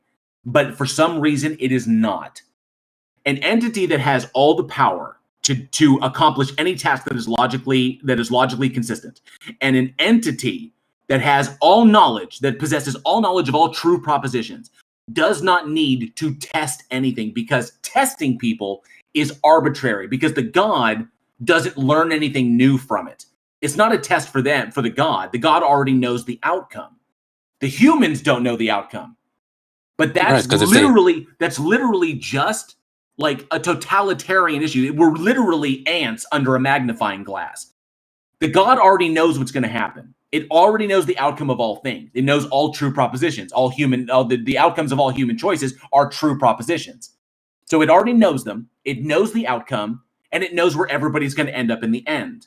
But yet it still instills this system of like testing faith, which it requires for some weird reason, while giving us all the tools that tell us faith is a bad thing, which is also weird. And if you want to say it was the adversary or the like Satan that did this, then it created Satan to set the system up. We are literally in a catch-22.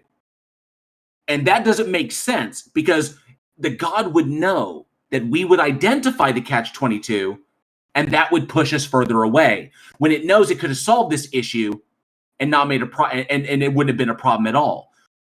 The question then becomes, why would your God choose to put this system in place when a heaven exists and there is no logical contradiction of just making human beings in heaven happy, free from death, sin, and pain, worshiping it, and la la la all day long? The test is arbitrary and pointless. Well, if he just put people in hell without a test, that wouldn't be fair. But then just create them all in heaven. But then I have a question. Hang on, Peter. Hang on. This is important. So go ahead. So why not just create them all in heaven with free will, no pain, no death, no suffering, no sin? Pretty sure there's a story of Adam that No. We're not going to the book. Why would God not do that? Why would Allah not instantiate that system? If that system is possible, which is the one in the end, why wouldn't Allah just make us like that? Because then you didn't have to work for it. You're just there. Okay. I have a better question. But working for it If is Allah- hang on a sec, Peter. But working for it is also arbitrary, because what we're working for is to have a specific understanding, so that we can understand the relationship between us, Allah, and our position in heaven. Why wouldn't Allah just create us in heaven with the understanding written in, so that we could all be safe and free of pain, sin, suffering, and death? Why would we worry? With none of this is necessary. We can have free will. We can be devoid of pain, suffering, and death. And we understand implicitly why we're there. Why not? Why not just create us there? If that is possible, if heaven exists, and it is a possible state, why the need to earn our way there when we could just be made there and accomplish the same goal in half the time? And there's always a reason. I may not know it right now, but there's always a reason for it. I have a better question that explains what JL is trying to point out to you. Okay. Hey, Peter. And I'll ask you a quick hold on, Randall, hold on. I'll ask you a quick question. Do you think that Allah is capable of knowing our thoughts and our intentions? Yes. Okay. If that is the case, then Allah does not have to test anyone, because he already knows the answer. You don't have to work, because Allah would already know. Allah would already know that given the chance, you would work. So it is a test that does nothing for Allah. Allah already knows, which is what JL pointed out. If that's the case, and he already knows, then he can put people in heaven straight away. There's no need for the test that is this life. There's no need for you to work in order to get there. People in hell. There's nothing. There's nothing. The people in hell are the people who he created on purpose, which is also lined out in the Quran. He creates people on purpose to be unbelievers. Right. The threat of hell is not something necessary to teach any particular lesson. Any particular lesson can be taught, especially if the teacher is an omniscient, omnipotent entity. It doesn't need hell for anything. The threat is arbitrary. Okay, it's literally like, this is just the system I happen to create this time. That doesn't make any sense, because any omnipotent, omniscient entity would be able to communicate and teach any lesson it wanted without putting a metaphysical gun to anybody's head.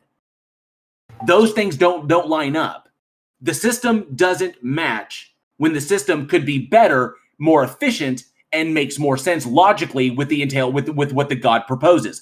So that's why it's problematic, and that's why when we slice down this thing, it makes more sense that this is all a system of control devised by human beings to control other human beings, to elicit power and influence and money. In that respect, power comes from money. So that's it.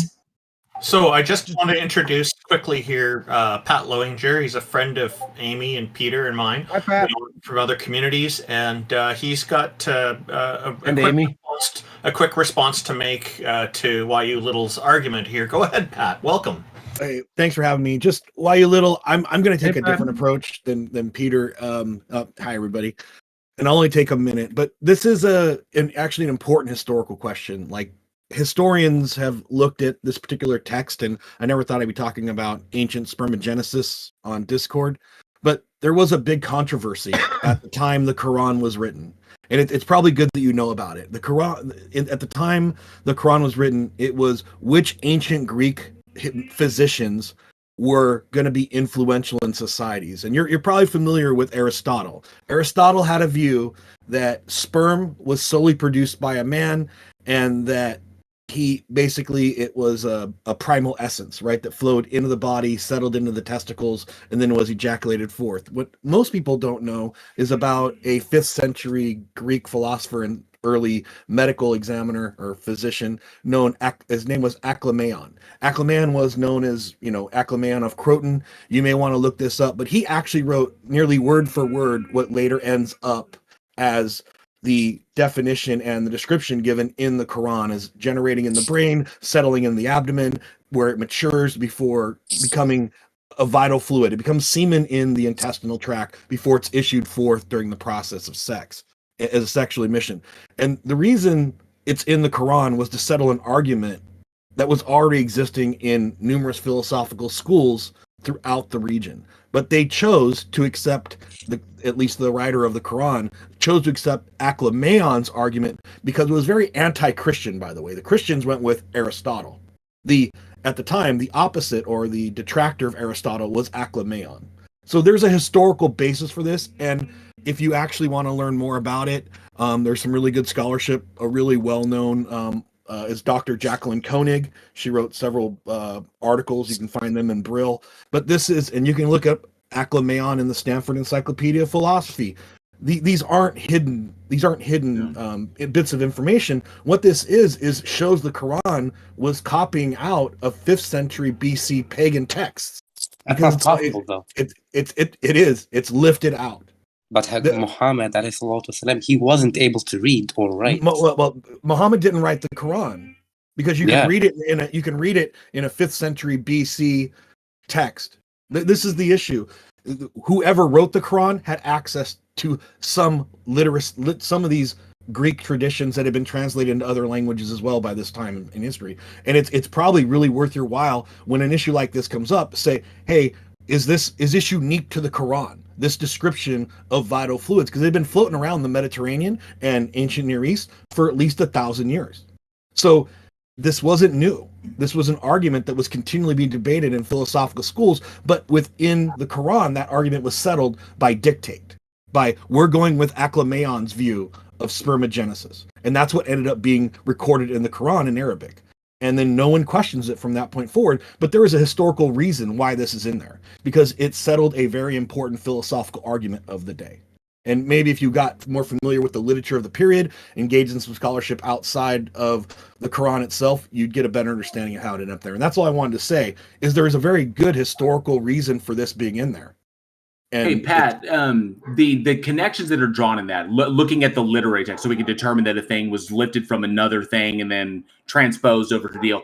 The science that goes behind it, that's literally the same science that we utilize to determine that the Noah epic, or that the Noah story, the biblical flood story in the Bible, was derived from two myths that already pre-existed in Mesopotamian culture, right? It's a very similar process. It's a little different when you go to Greeks and then the original Greek, and then translate it into Aramaic and then maybe Arabic, because we don't know the route of translation. But the specialists that have looked at this, again, Jacqueline Koenig and others, this is their field. Their ancient medical, their specialty is medical history, right? And philosophical traditions, and like understanding how ancient people saw medical terminology. That's, again, a lot of scholars have written extensively on this, and no one that's familiar with both texts, both Aclamaion's original 5th century treatise, and then looks at the Quran, can't make the comparison when they're skilled in both languages, the ancient Greek and the Arabic, right? It's like, oh, they're talking about the exact same thing. Maybe some verbiage has changed slightly because of cultural difference, but it's largely where it was lifted on. And when you understand the cultural context that Christians were heavily relying on Aristotle, in Arabia, it was kind of countercultural. We're not going to listen to Aristotle. He doesn't know what the fuck he's talking about. Let's listen to this other really smart Greek guy named Aclamaion, who had been more popular in the region already anyway. So the records, the information was already in the region and was already very popular. And then the Quran just put a final seal of approval on a philosophical principle, and they considered it medical, but it was more of a philosophical concept of where stuff came from. I mean, although Aclamaion actually did, I don't want to get too deep into this, but he was one of the first people credited with medical autopsy. He did dissections of people, and he thought that he had discovered a glandular, well, he interpreted it as a system where seminal essence starts in the brain, flows down the spine, settles into the intestine, matures into sperm, and then is deposited into the testes prior to ejaculation. Now, if you've read the in Quran, it's almost exactly the same description. I mean, he's describing the same parts of the body where he believes this maturation process occurs in the lower intestine ultimately, which is right in the general region where like Peter was talking about. So it's understandable where this came from, but it was nothing new while you're little. This wasn't like divine inspiration. This was already been floating around, was commonly believed in among many of the most learned people in the ancient world. Although they were ultimately wrong, they argued this incessantly because you were either in the Aclamaion school or you were in the Aristotelian school for where sperm came from. And the Quran settled an argument for Islam. That's all it did. And it was a philosophical argument. I just want to put out there, I am in Team Pat. That's where my camp is. I would say it's intriguing because given what we know now and given what they did not know then, the only thing that links those systems within the body is the human nervous system. And the human nervous system is visible when you start cutting into bodies and everything. So if that could have literally stemmed from a misinterpretation of what the nervous system does, because literally the only thing that interconnects those things throughout the entire body would be the nervous system, or maybe the circulatory system. So misinterpreting what a system does could easily lead to a false conclusion about the anatomical structure. That makes sense. And that's largely the consensus of scholars today, is that both the Aristotelian school and the Aclamaion school were both wrong. Right. But the argument was which ancient, because it wasn't just medical knowledge, it was also philosophy. So there was this, and again, these ancient Greek philosophers and others, there were Romans and there were Persian philosophers who, when they were engaging in this, there was always a supernatural causation for all this, like a divine spark. So that's why Aclamaion's talking about this essence that comes in from the body, right? And again, they didn't really understand female reproduction at all either. That's part of the reason they had to explain why men were completely in control of the fertile essence, right? Why the seed is basically, the embryo is in sperm and it's injected into the woman, who merely acted as a vessel. Now, Aclamaion actually challenged that, saying there might be a part of the essence that's in a woman. And again, these are the kind of things that were big philosophical debates. But when you actually know what the ancient people were talking about, then you look at the Quran, you're like, yeah, no new argument there, no new information. And again, a lot of people really, just go look at spermagenesis in the ancient world, look at the Aristotelian scholarship also on, Aclamaion, look at people like, and the only person I can think off the top of my head is Jacqueline Koenig, because I read a paper by her recently about something else. But she talks about, medical practice in the ancient world and the philosophical beliefs that led to them. So when it ends up in the Quran that, it starts in the lower part of the brain, the glandular system was what they thought, and then it flowed into the upper abdominal first, then the lower abdominal second, which is exactly the area of anatomy that Peter and you are talking about. And then it matured into sperm. And it stays there until you need it, when it drops into your testicles and then is ejaculated, is exactly with what's described in the Quran, because that was already been around the world for 1,000 years. Something intriguing that someone in my live chat. This is why something intriguing that someone in my live chat just brought up. Someone in my live chat just brought up. Thumper's mom says, and something observational. So why you little something observational about this that kind of lends it to us, that it was observational that heart problems and head trauma and spinal injuries did have a correlation with fertility and sperm production problems. So there are other observations that kind of lead to this. It's like someone could have these problems and they're just, because they're assuming that there's obviously this system of connection through the body. And so we can see all the, just like it lends itself to the observations they were making at the time that were entirely rudimentary because they didn't understand fully the systems that they were looking at. It's essentially what it is. So it is an interesting addendum to that. And what I wanted to add to this is, and this is why you need to subscribe to Pat Lowinger's YouTube channel to get more information like this about the ancient world. because he's a great source of all of that information.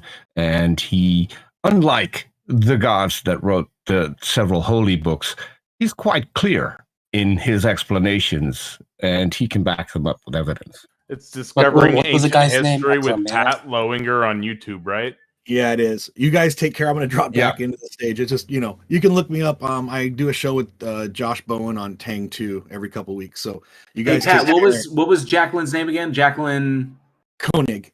Jacqueline Koenig. So why a little Jacqueline Koenig? So you should probably look into as well. Yeah, her last name is Koenig. It's umlaut. She is a German scholar, and she wrote. I have one last question for Pat. Sure.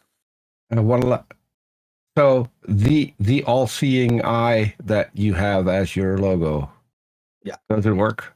The Mati, because I have one. So I had one given to me. It doesn't work, but it is to ward off the evil spirits of Discord and YouTube. Pat, thank you very much for joining us. That's why you need to wear it. Take care, everybody. Yeah, sending love, Pat. Thanks, Pat. And for anybody who's interested, I've just shared Pat's YouTube channel in the YouTube and Discord audiences. So thank you very much for Pat for coming on. Why you little? I guess you probably want to respond to what Pat was saying. We'll gladly give you a few minutes. Nah, I'm good. I have some homework to do anyways. Thanks for having me on. If any, thank you. Why you little? If anything, because I asked you up here. If anything, so what we're trying to do is not to have you deconvert. What we're trying to do is to make you take a step back and check out whether or not what you believe is actually true. If we gain that, if we get you to a point where you're at least willing to try that, then it was good having you on. And it started off a little hostile in the chat. I'm really happy you came on because I thought it's a good conversation. So thank you for coming on. All right, have a good day. Come back anytime. You too. All right, we have one person left in queue, and then we're going to call it today. This was a really long show. Thank you, everybody, for sticking. Yeah, we've had longer. Luigi, yeah, we have. My. Luigi Drip.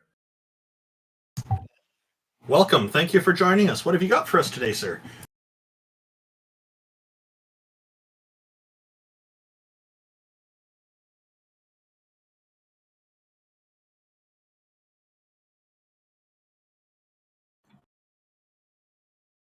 Okay, so I'll just let you know that on my YouTube channel, I have a playlist of all the episodes of this show.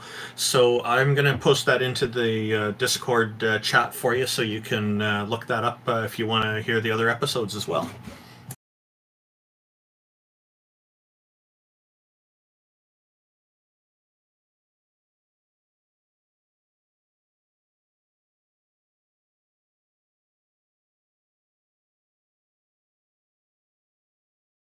Right. Let's go. Go ahead. Thank you.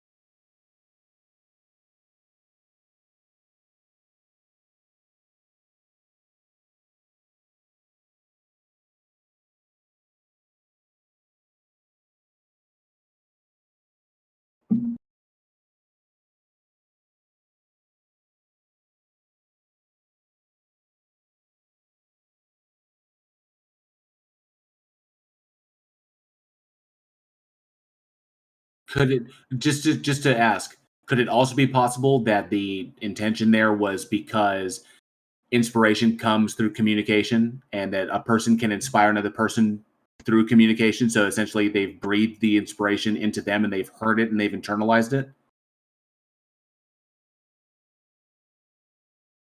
Okay.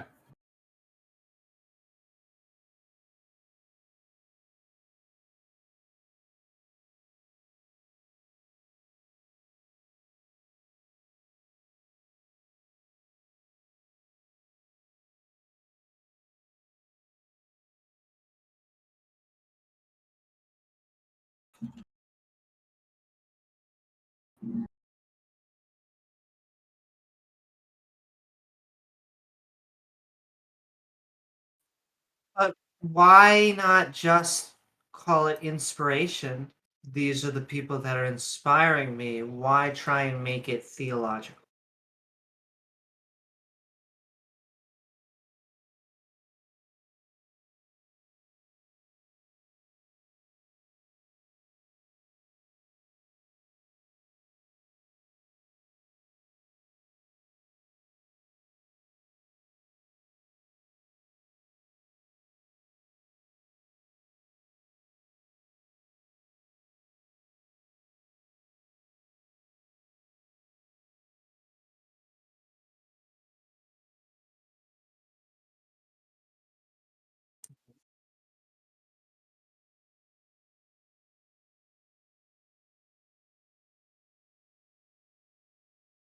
Why? Why would we need to make one up? Because let me explain. I grew up in an atheist community in a predominantly atheist country.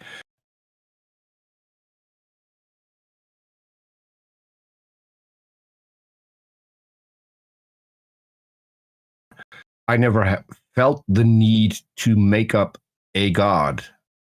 So why would we need a god? Why would we need to make up a god? What would it add to our lives? Oh, okay. So it's similar. I wanted to take apart this one of the very early on in the story when you spoke with Mister in regards to a unicorn being real, right? I want to take that as an example, and I think it has to do with innocence along with understanding a conclusion of maturity. It's almost like understanding each other and understanding yourself in a world, in a chaotic world. So I have looked upon like other stories of unicorns beforehand because I was interested in like just mythological beings at one point. And I thought the idea of a unicorn sounds interesting because I think everybody kind of needs one. What a unicorn represents is, in some stories, is hope, right? So what I think almost in an innocent way, we need to latch on to something. Whether whether we call it God or not is dependent entirely on the person. But we oftentimes need this connection to be able to survive certain situations. Even if it's like, why wouldn't we latch on to something that is demonstrably real and give us hope? Because sometimes reality sucks. So couldn't we just derive it from ourselves? Right, that is true too. But what would a made up thing? I'm still getting back to my question. Sure. What would a made up thing do to help? If it's made up, if we all know that it's made up, how could it provide help in any way, shape, or form? To be honest with you, because the answer to that is again a coming of understanding. Well, let me actually think about that question for a second. Actually, give me a moment to think of a response. Actually, To help you with that, Luigi, there is a there is a psychological component to having what are called like foci. So it's an essential part of meditation is having a singular thing that you can focus on, where you put your energy, and meditation is part of that. Prayer is very similar to this. Like praying, and then the object of focus is the God. You singularly focus on that one particular thing. It calms you down. Your thoughts become clear. Your blood pressure lowers. Stress is reduced. So on and so forth. So there is a physiological and a psychological utility to holding on to these things. The important distinction to make is that just because a concept like a meditational foci, just because a concept has a physiological or a psychological utility, does that entail that concept exists in reality? And the obvious answer to that being, I think that's the answer to that would be no at that point. So so what you're saying, so what I think the conclusion we can come to is sort of like a Jungian perspective, Carl Jungian perspective, is that a lot of these religious figures that exist in our lives and a lot of these religious entities that could exist or might exist in another plane, at the end of the day, are just, well, figments of our imagination, but are still have a use in our lives. So I'm right. For right. example, in my office, I'm ever since I was a little kid, I've collected dragons from around the world. So I have little dragon statuettes and other things that are different mediums. I find happiness in them. I like them. They look cool, and it's something that I do. I collect dragons. And it brings me joy when I look at them, when I'm cleaning my cases, and I have the memories of when I got them. It brings me joy, it brings me happiness, but that doesn't entail that dragons actually exist, is the whole point. So yeah, that's sort of my point too. That is actually the conclusion I want to get to, and I think convincing you that dragons are real or not real is going to be very difficult. But I can convince you of the use of dragons in your office or in your other space. That's apparent there. So that's obvious, and it's well understood in human psychology and behavioral psychology. The point is that what I think Peter was driving at was the habit of getting into that when life becomes too difficult, right, or things become too stressful in this respect. Having these things, essentially, if I rely upon those things to fill something or to inspire like this, then essentially, or if I believe that these things are real because the idea of them being real brings me hope or inspiration or whatever, that is, in a sense, a sort of self-delusion. Now, that self-delusion may have an effect on me. It may have a positive physiological effect or a positive psychological effect. Right, but it could blind you from certain realities as well that you may need to confront. I am aware of that. Which is why we'd be afraid to get into the habit of doing that, because if we can justify it in one place, then it can be justified in another place. I also think that and it could essentially become a harmful thing. It can be, yes. Right. Oh, sorry, my bad. Oh no, I just think that you're noticing this this transition away from fundamentalism to metaphoricalism to, I think, eventually a secularism, and there is still a use. I would say you want to call it Jungian, you want to call it a hero's journey, a mythic structure. I think that you're going to find that more useful in the secular community now than ever, because just like J.L. Warren was saying, when we give up maybe thinking that there are giants and dragons, what we often do is use giants and dragons in our storytelling to gain truths while we know that they're fiction.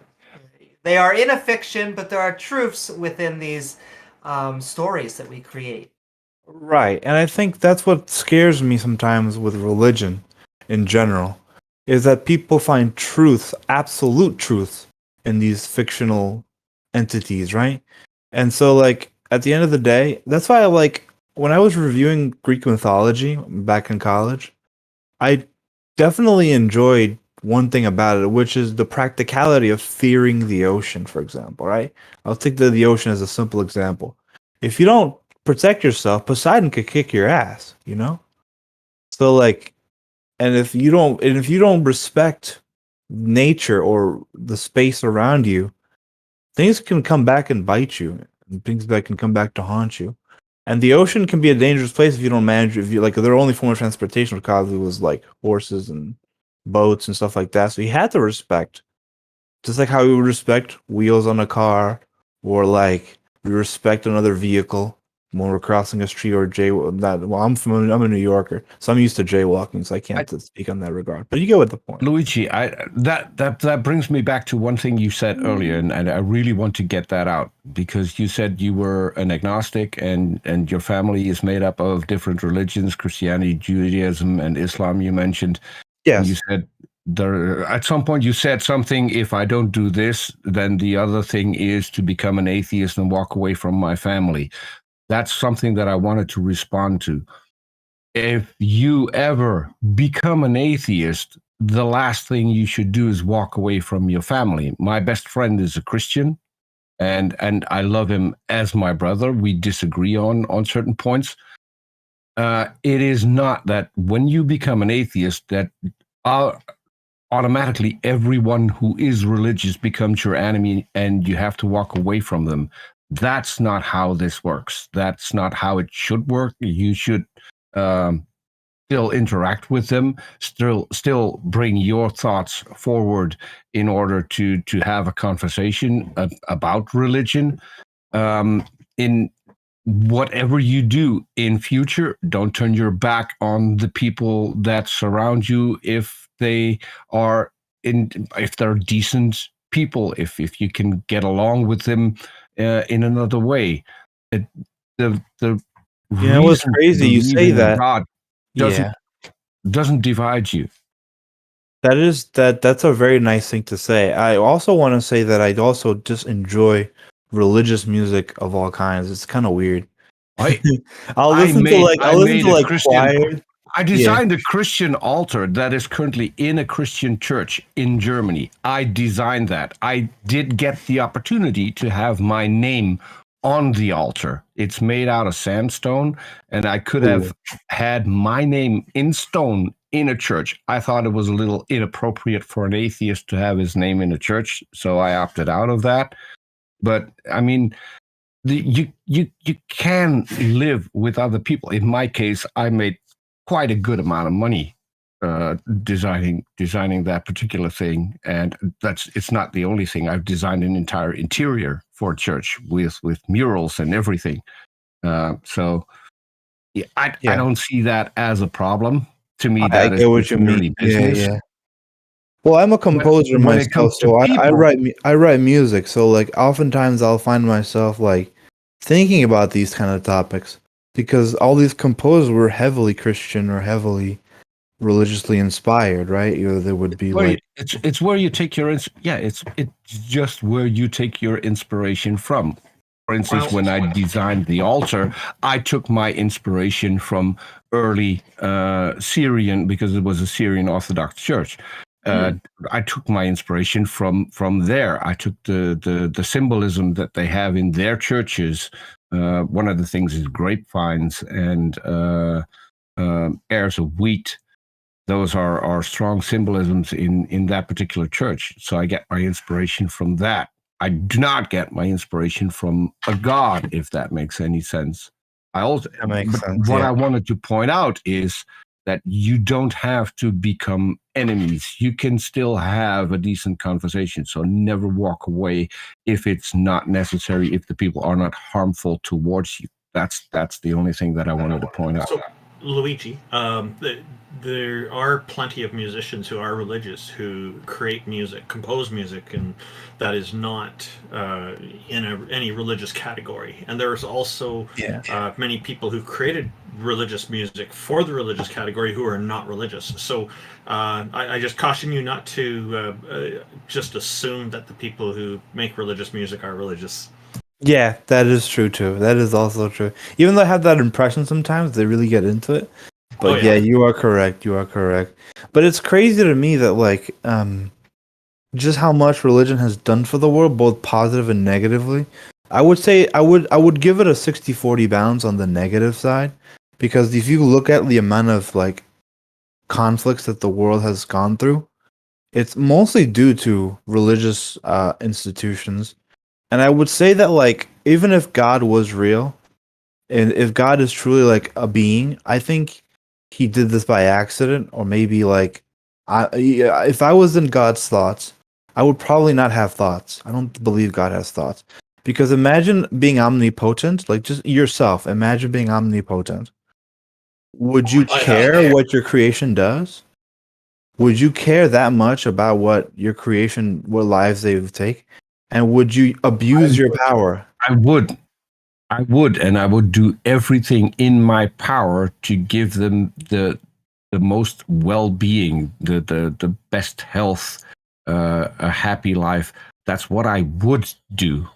Right, but if you had that much power between your fingertips, do you think you would be the same person, though? These are the real questions. And sometimes that's why I like Greek mythology as a religious standpoint better. That is what I can explain that. That is, I would still be the same person. I volunteer for work for children who do not have a great environment to grow up in.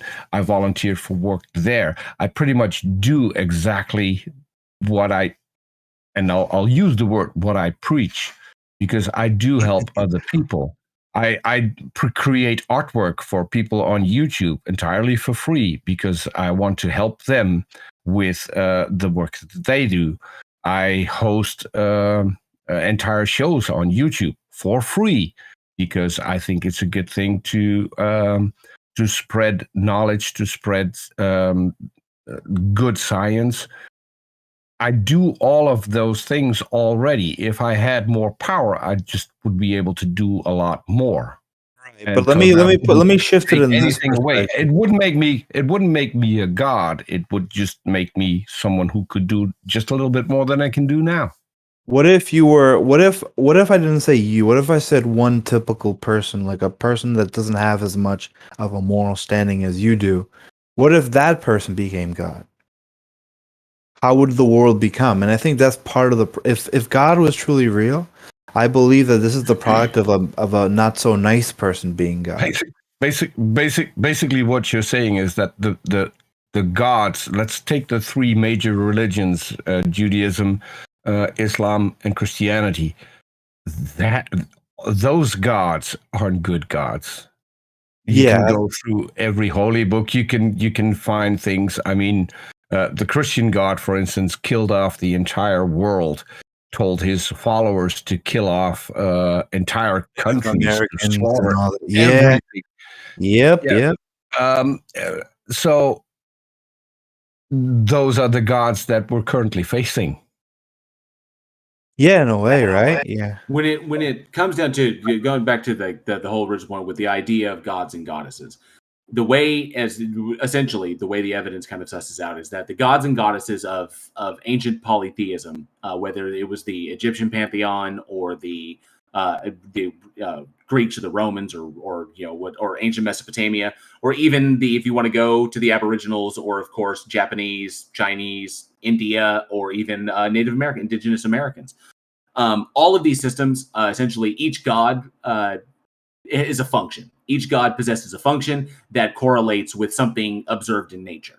So, like some phenomena exists, and then there's some driving force behind that, and that was because humans have a really bad habit of kind of anthropomorphizing things to make them more understandable.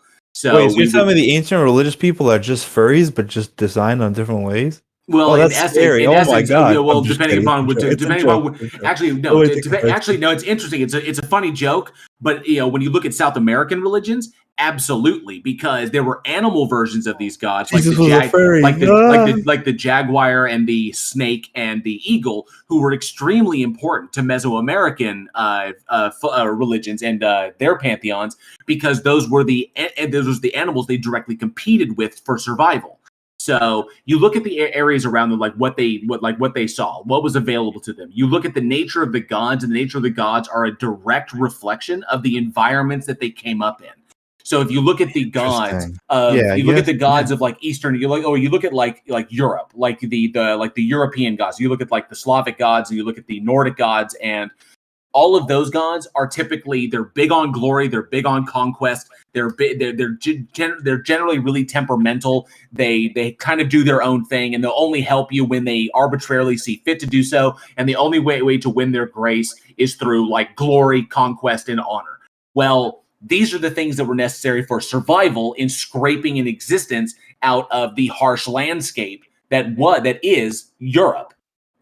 So the gods kind of reflect that. But if you go across the pond to the Indigenous Americans, their gods reflect a kind of like easy kind of going, resources are plenty, animals are everywhere, we have everything we need, and we don't even need to develop hardcore technology because it's all available to us at our fingertips, and we don't have to go any further than we need to. And everything is great. That's why you have things like the Great Spirit, who guides and flourishes everything, and then the cyclical natures of life and stuff like that.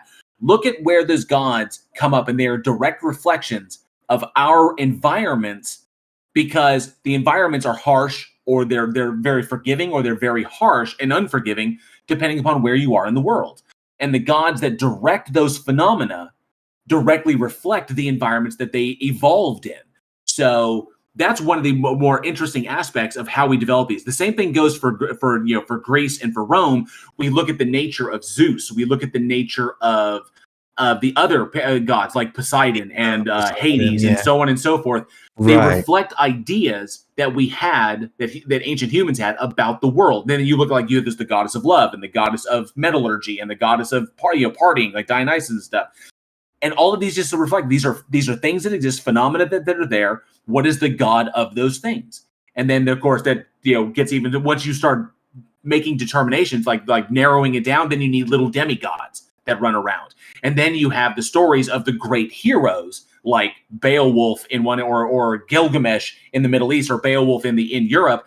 And then you say, well, why were they so great? Because they are connected to the gods. They're born from the gods. And you see how these things begin to develop over time as explanations for particular things they're observing. But I do want to just say, it actually sounds like we are agreeing on a lot. So if you wouldn't mind, Luigi, we're going to give you like a whole minute. Actually, looks like Randolph Stevens sooner. Hand over to you, Randolph. I've been trying to get a word in here. I don't want to interrupt people, but you did mention, Luigi, asking about if we've put any thought into what it would be like to be omnipotent.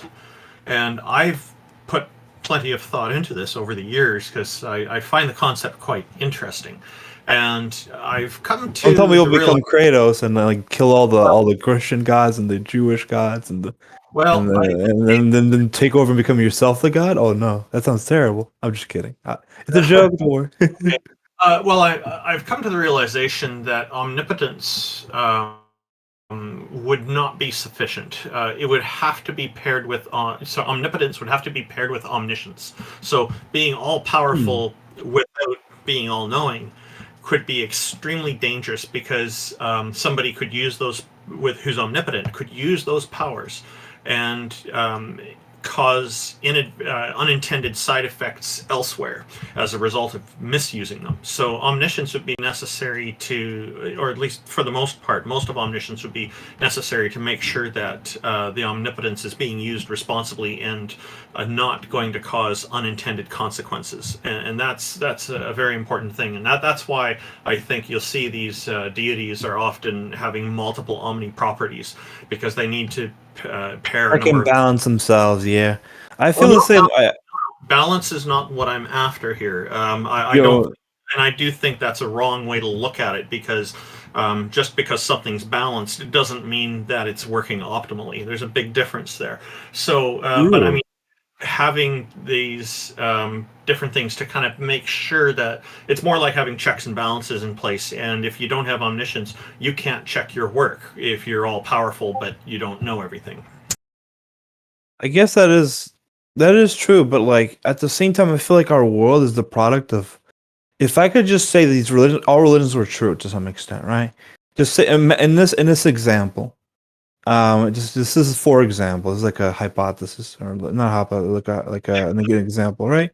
If these religions were all true, and this is truly what has been reflected on the plan of all these monotheistic religions, I think whoever took the holding of being Christian God or Allah or was it the God of Jews, which is just God, or like the representative Abraham, if these are all like truly the existence, right?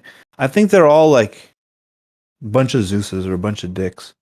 Like they're just a bunch of like bad people that got in power and made it too far into their power and made the world like this because they felt like it for their own entertainment or for their own conniving reasons. Because it seems like the world we live in isn't a very pleasant one, and that we have to work extra hard to be able to find peace amongst the suffering. And because of that reason, I think that's the reason why it's hard for us to admit that as religious and people it's about 50-50, good and bad. Living with other people does take effort, and there are people who do have goals of attaining power. And in order to maintain their position of power, they need people to conform to various standards that they put in place, or they lose their power. And that's the problem with being in power, is if you've taken that position, then you have to do that, because your followers have certain expectations of you. You're not really 100% the leader.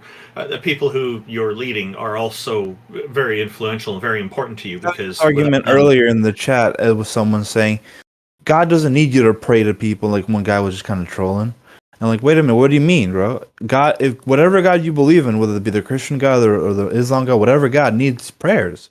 I believe that prayers are actually like what makes a God God. Like if you don't pray to that God, no one's gonna care about that God. Like you know what I mean? In an imaginatively real setting, like if these gods were real, you know what I mean? But that would if they need something, then that obviates their omnipotence. Right, and I think that's where the contradiction. That's the biggest contradiction I found with most religion, is that they need. Why do they need prayers so badly? Why do they need followers so badly? That is a question. Why would an omnipotent, omniscient entity require faith? That makes no sense.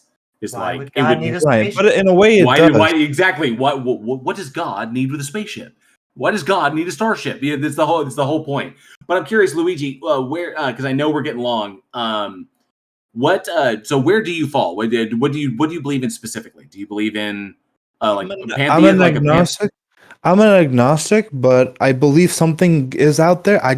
Nobody knows what it is. Not even I do. That's what I believe. I believe there is a God. There is a religious force. It's just not. It's just we're calling it God because we're referring to it in the English language.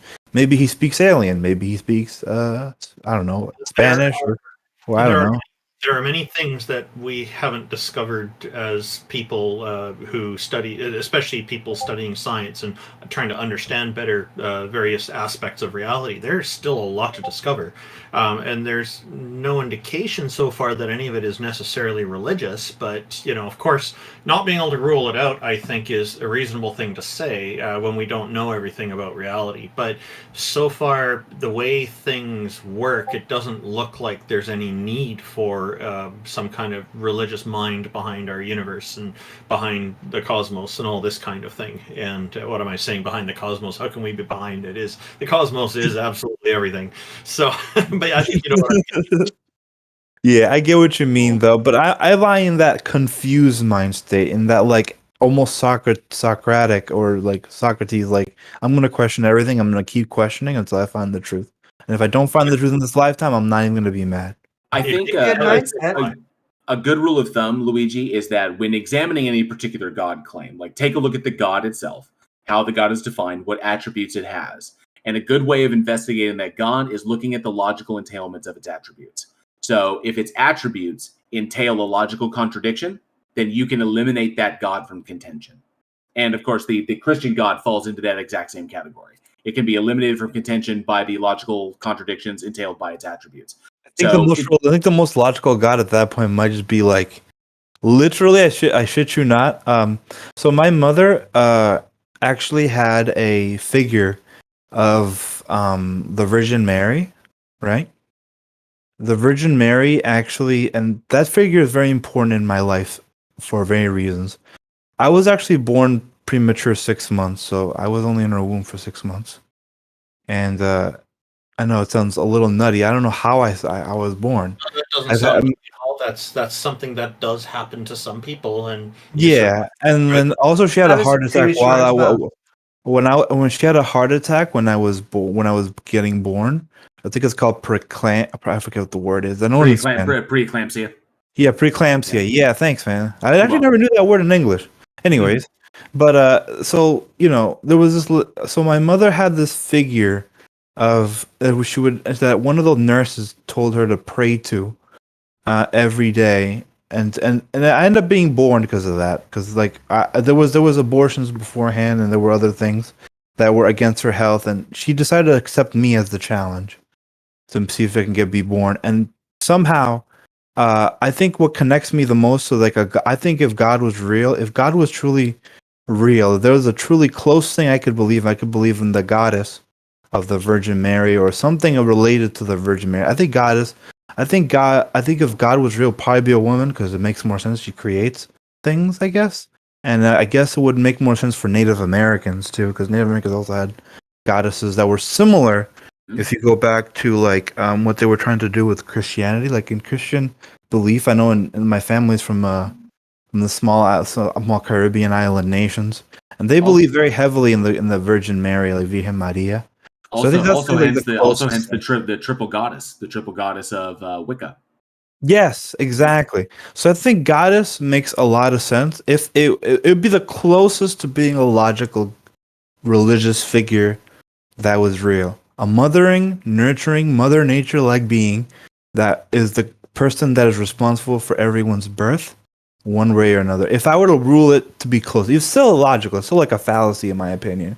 But if I could just perceive God as one thing, I don't think I would perceive God as like a male standoffish figure with a big beard. That is like I can't. Someone in my live chat wanted to recommend that you may want to look into what pantheism is and what pantheism entails, or panentheism. That may answer some questions for you. Something to look into. So yeah, just keep looking, or keep researching, and keep asking questions. All right. Well, thank you so much for having me on. This has been an actual pleasure. Yes, for us too. Thank you. Yeah, you've been a delight to speak with, and I'm glad to hear that you're taking doubt as your ally. It's been one of my best allies throughout my life. All right, well, I'm gonna hang up for now. I'm also excited for this. If you guys better host this Yu-Gi-Oh tournament soon, because I'm a huge Yu-Gi-Oh nerd. So okay, well, we can put some memes up in the chat. Oh heck yeah! Thanks for coming on, Luigi. And there is another religion that you didn't point to, which is Mormonism. I'm about to do a show on Ross channel. We're reading the Book of Mormon. So if you want to, it's really interesting. Sure, I'll subscribe to all your channels and stuff. This is actually really cool. If you like that, Luigi, I believed in God until I got a blue eyes white dragon. Oh my goodness! Very paradise plus one or paradise plus two. Oh, and one more thing about the goddesses thing. There's one real goddess, and I know this because that's the goddess Hathor. She was part of the SG1 TV series. She exists. I made artwork for her, and I had some pretty good interaction with her. So if you want to take a goddess, consider her. Sure thing. I may not be. I may like talk about goddesses that are real, but I'm no simp. But I am actually. I might be a simp. Actually, I'm a super intelligent master duel player. I'm just saying. I have confirmation she's real because she emailed me. She interacts with me on Twitter. That's crazy. So. You got emails from a god. That's crazy. Yeah, I mean, a goddess. All right, jokes aside, I'll stop with the Yu-Gi-Oh puns. I'll show myself out. I'll destroy myself and summon myself in another chat. But no, don't destroy yourself. So cool. It was good talking to you. Thanks, Luigi. We have all right. in the audience who'd like to speak. Do we have a few minutes for them?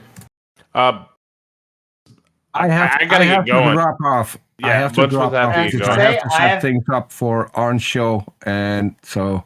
Okay, so I'll just say, Raptorattack, I'm very sorry. We've gone almost 2 hours over time. We can bring you up just to say hello, and then we can bring you. You will have to close. Is that okay? Yeah, I'll drop out before he comes on because I need to go. I need to set things up for the show. Otherwise, I'm going to be late. So thanks all of you for having me on. Thanks again, Taco, for doing this. Thanks to JL and Randall for streaming it live. And Amy, thanks for just being here and being an amazing person. Woohoo! Thanks, Sending bud. love back, Peter. Thank you. Thank you, Peter. Catch you guys later. Bye-bye. Raptorattack, we'll give you 1 minute. I'm sorry. We can bring you back on another episode in 2 weeks. Oh, that's fine. I just kind of wanted to add on to a little bit of what the previous speaker was talking about. I have 2 points really quickly. I wanted to discuss it. The first point is the idea of what a potential god could actually do to influence everyday people.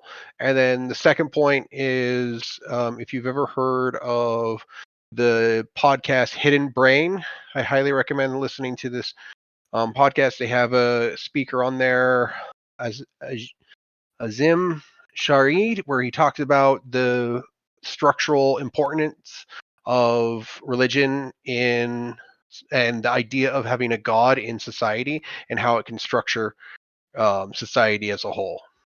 Okay, should we put you in our list as an atheist or a theist or something else? I don't know. Do you believe in any deities? I grew up in a religious environment, and then I kind of fell away, but I don't not believe and I don't believe. It's kind of both. Would you say agnostic? Kind of. I think so. Okay. All right. Well, Raptorattack, thank you very much for coming on. I'm sorry it's so short, but feel free next time. And if you want to pop a link to the podcast into the Discord chat, we'll be happy to reshare it on YouTube for you. So thank you very much for coming on for just a minute. Yeah, no problem. Awesome. Is it Heathen Hangout? Yes, sir. Okay. I also just want to send a shout out to your Lord and Savior, Raptor Jesus. I think I've seen him. Okay, so we need to wrap this up. JL, did you have anything you wanted to talk about what happened with the show today that stood out to you? Thank you, Rob. We had a surprising amount of really solid conversations that I think we had. This was a particularly productive one, in my opinion. Had a couple that kind of went nowhere, but I think overall this was a really, really good stage. And I hope that they continue going in this direction. I think everybody had some really solid input and ideas got across. And we had and just from the feedback of the people that came up, that they were presented new ideas and new information, and they're going to look into those things and continue lines of inquiry. That's just fantastic. That just kind of makes my day. So really, really good stage today. I thought so. I thought so too. We were off to a fantastic start, and it carried on throughout. We had a few rough moments, but this is one of our really good shows, I think. Amy, what were your thoughts today? Final thoughts. I agree. We had a Kalam cosmological argument. We had two, or at least adjacent. We had two contingency arguments and a bunch of, I would say, spiritual but not religious. I was into it all. I thought it was a great stream. I want to send our brother from another T-Jump is out vacationing in Hawaii. I'm completely just making that up, but let's pretend it's true. And so you should be sending love over there to T-Jump, sending love to everyone at J.L. Warren's chat, as well as Randolph Richardson's chat, as well as sending love to Taco, who, with Randolph makes all of this possible, as well as Peter. I feel like I'm missing someone. Sending love to the entire panel. Jefferson. To everyone. To Jefferson. That's our DS brothers and sisters as well. To Jack. But I run shows with my co-host, James W., at youtube.com/Amy Newman, where you'll find kind of this sort of thing, but with a comedic edge. But I really want you all, if you are on Randolph or JL Warren's stream, you should be liking and subscribing right here, because I can't thank them enough. Awesome. Taco, what are your final thoughts? This was a good show. There were some good arguments. Felt like it was another show where people tried to present valid arguments that could never be proven sound, totally unfalsifiable valid arguments as a way to prove their position, which is already an unfalsifiable position, which we talked about before this. That's where I'm at. Thank you very much. I've posted the links in the Discord chat for our YouTube channels. The rest of the links for the YouTube channels, including ours, are also in YouTube videos description for everyone in our YouTube audience. Thank you, everyone, for tuning in. I did mention a few times today about taking doubt as an ally, and I'm talking a little bit metaphorically there. What I'm saying is that, and the reason I'm saying this is that encouraging people to doubt is because there has been so much pressure and emphasis put on, particularly by religious institutions, but not only them, for people to not doubt. They look at doubt as something that's bad for us, but it's actually a very good thing. If we're approaching what looks like the edge of a cliff, and doubt helps us to realize that, hey, I'm not certain that I'm going to be able to live as I am now if I walk right up to the edge of this thing. Maybe I should think about this first before walking up to the edge. There could be a gust of wind comes along and knocks us over. So doubt is actually a very important survival tool for all of us. And it is particularly useful also in the intellectual realm, where we have ideas that are presented to us, people make arguments, and it's always okay to doubt things, because when you doubt things, then that is kind of a reminder that we need to find more information before we make our decision on something. So yeah, doubt is useful in philosophy. It's extremely important in science and scientific methodology. It's important in medicine. You'll see doctors will say, okay, we think this symptom is caused by this, but because of doubt, we're going to consider other possible causes and try to rule things out. So one of the most important things you can do is to embrace doubt as an ally and use it as one of the most important tools to make sure that you're not getting things wrong. So I encourage everyone to take doubt as an ally. Thank you very much, everyone. Oh, man. And special thanks to the Politics Discord for hosting this stage, making this available to us. We really appreciate everyone in the audience who participates and even just observes. That goes for the YouTube audience in JL Warren's channel, and T Jumps when he streams it, also in mine, and then also the Discord audience. We appreciate everybody for sharing your time with us, and we look forward to seeing you in the next fortnight. Thank you, everyone. Click all their links. They're all pinned in the Heathen Hangout chat. And if anybody who didn't get to come up on stage is interested or wants to, the live stream is continuing on my channel. So feel free if you want to pop over to mine. We're currently live, and if you have any questions or anything you'd like to pose, I'm more than happy to field them. So feel free to pop over. Viewers, make sure you all join Politics Discord, discord.gg/politics. Have a good one, everyone. Thank you, everyone. Take care.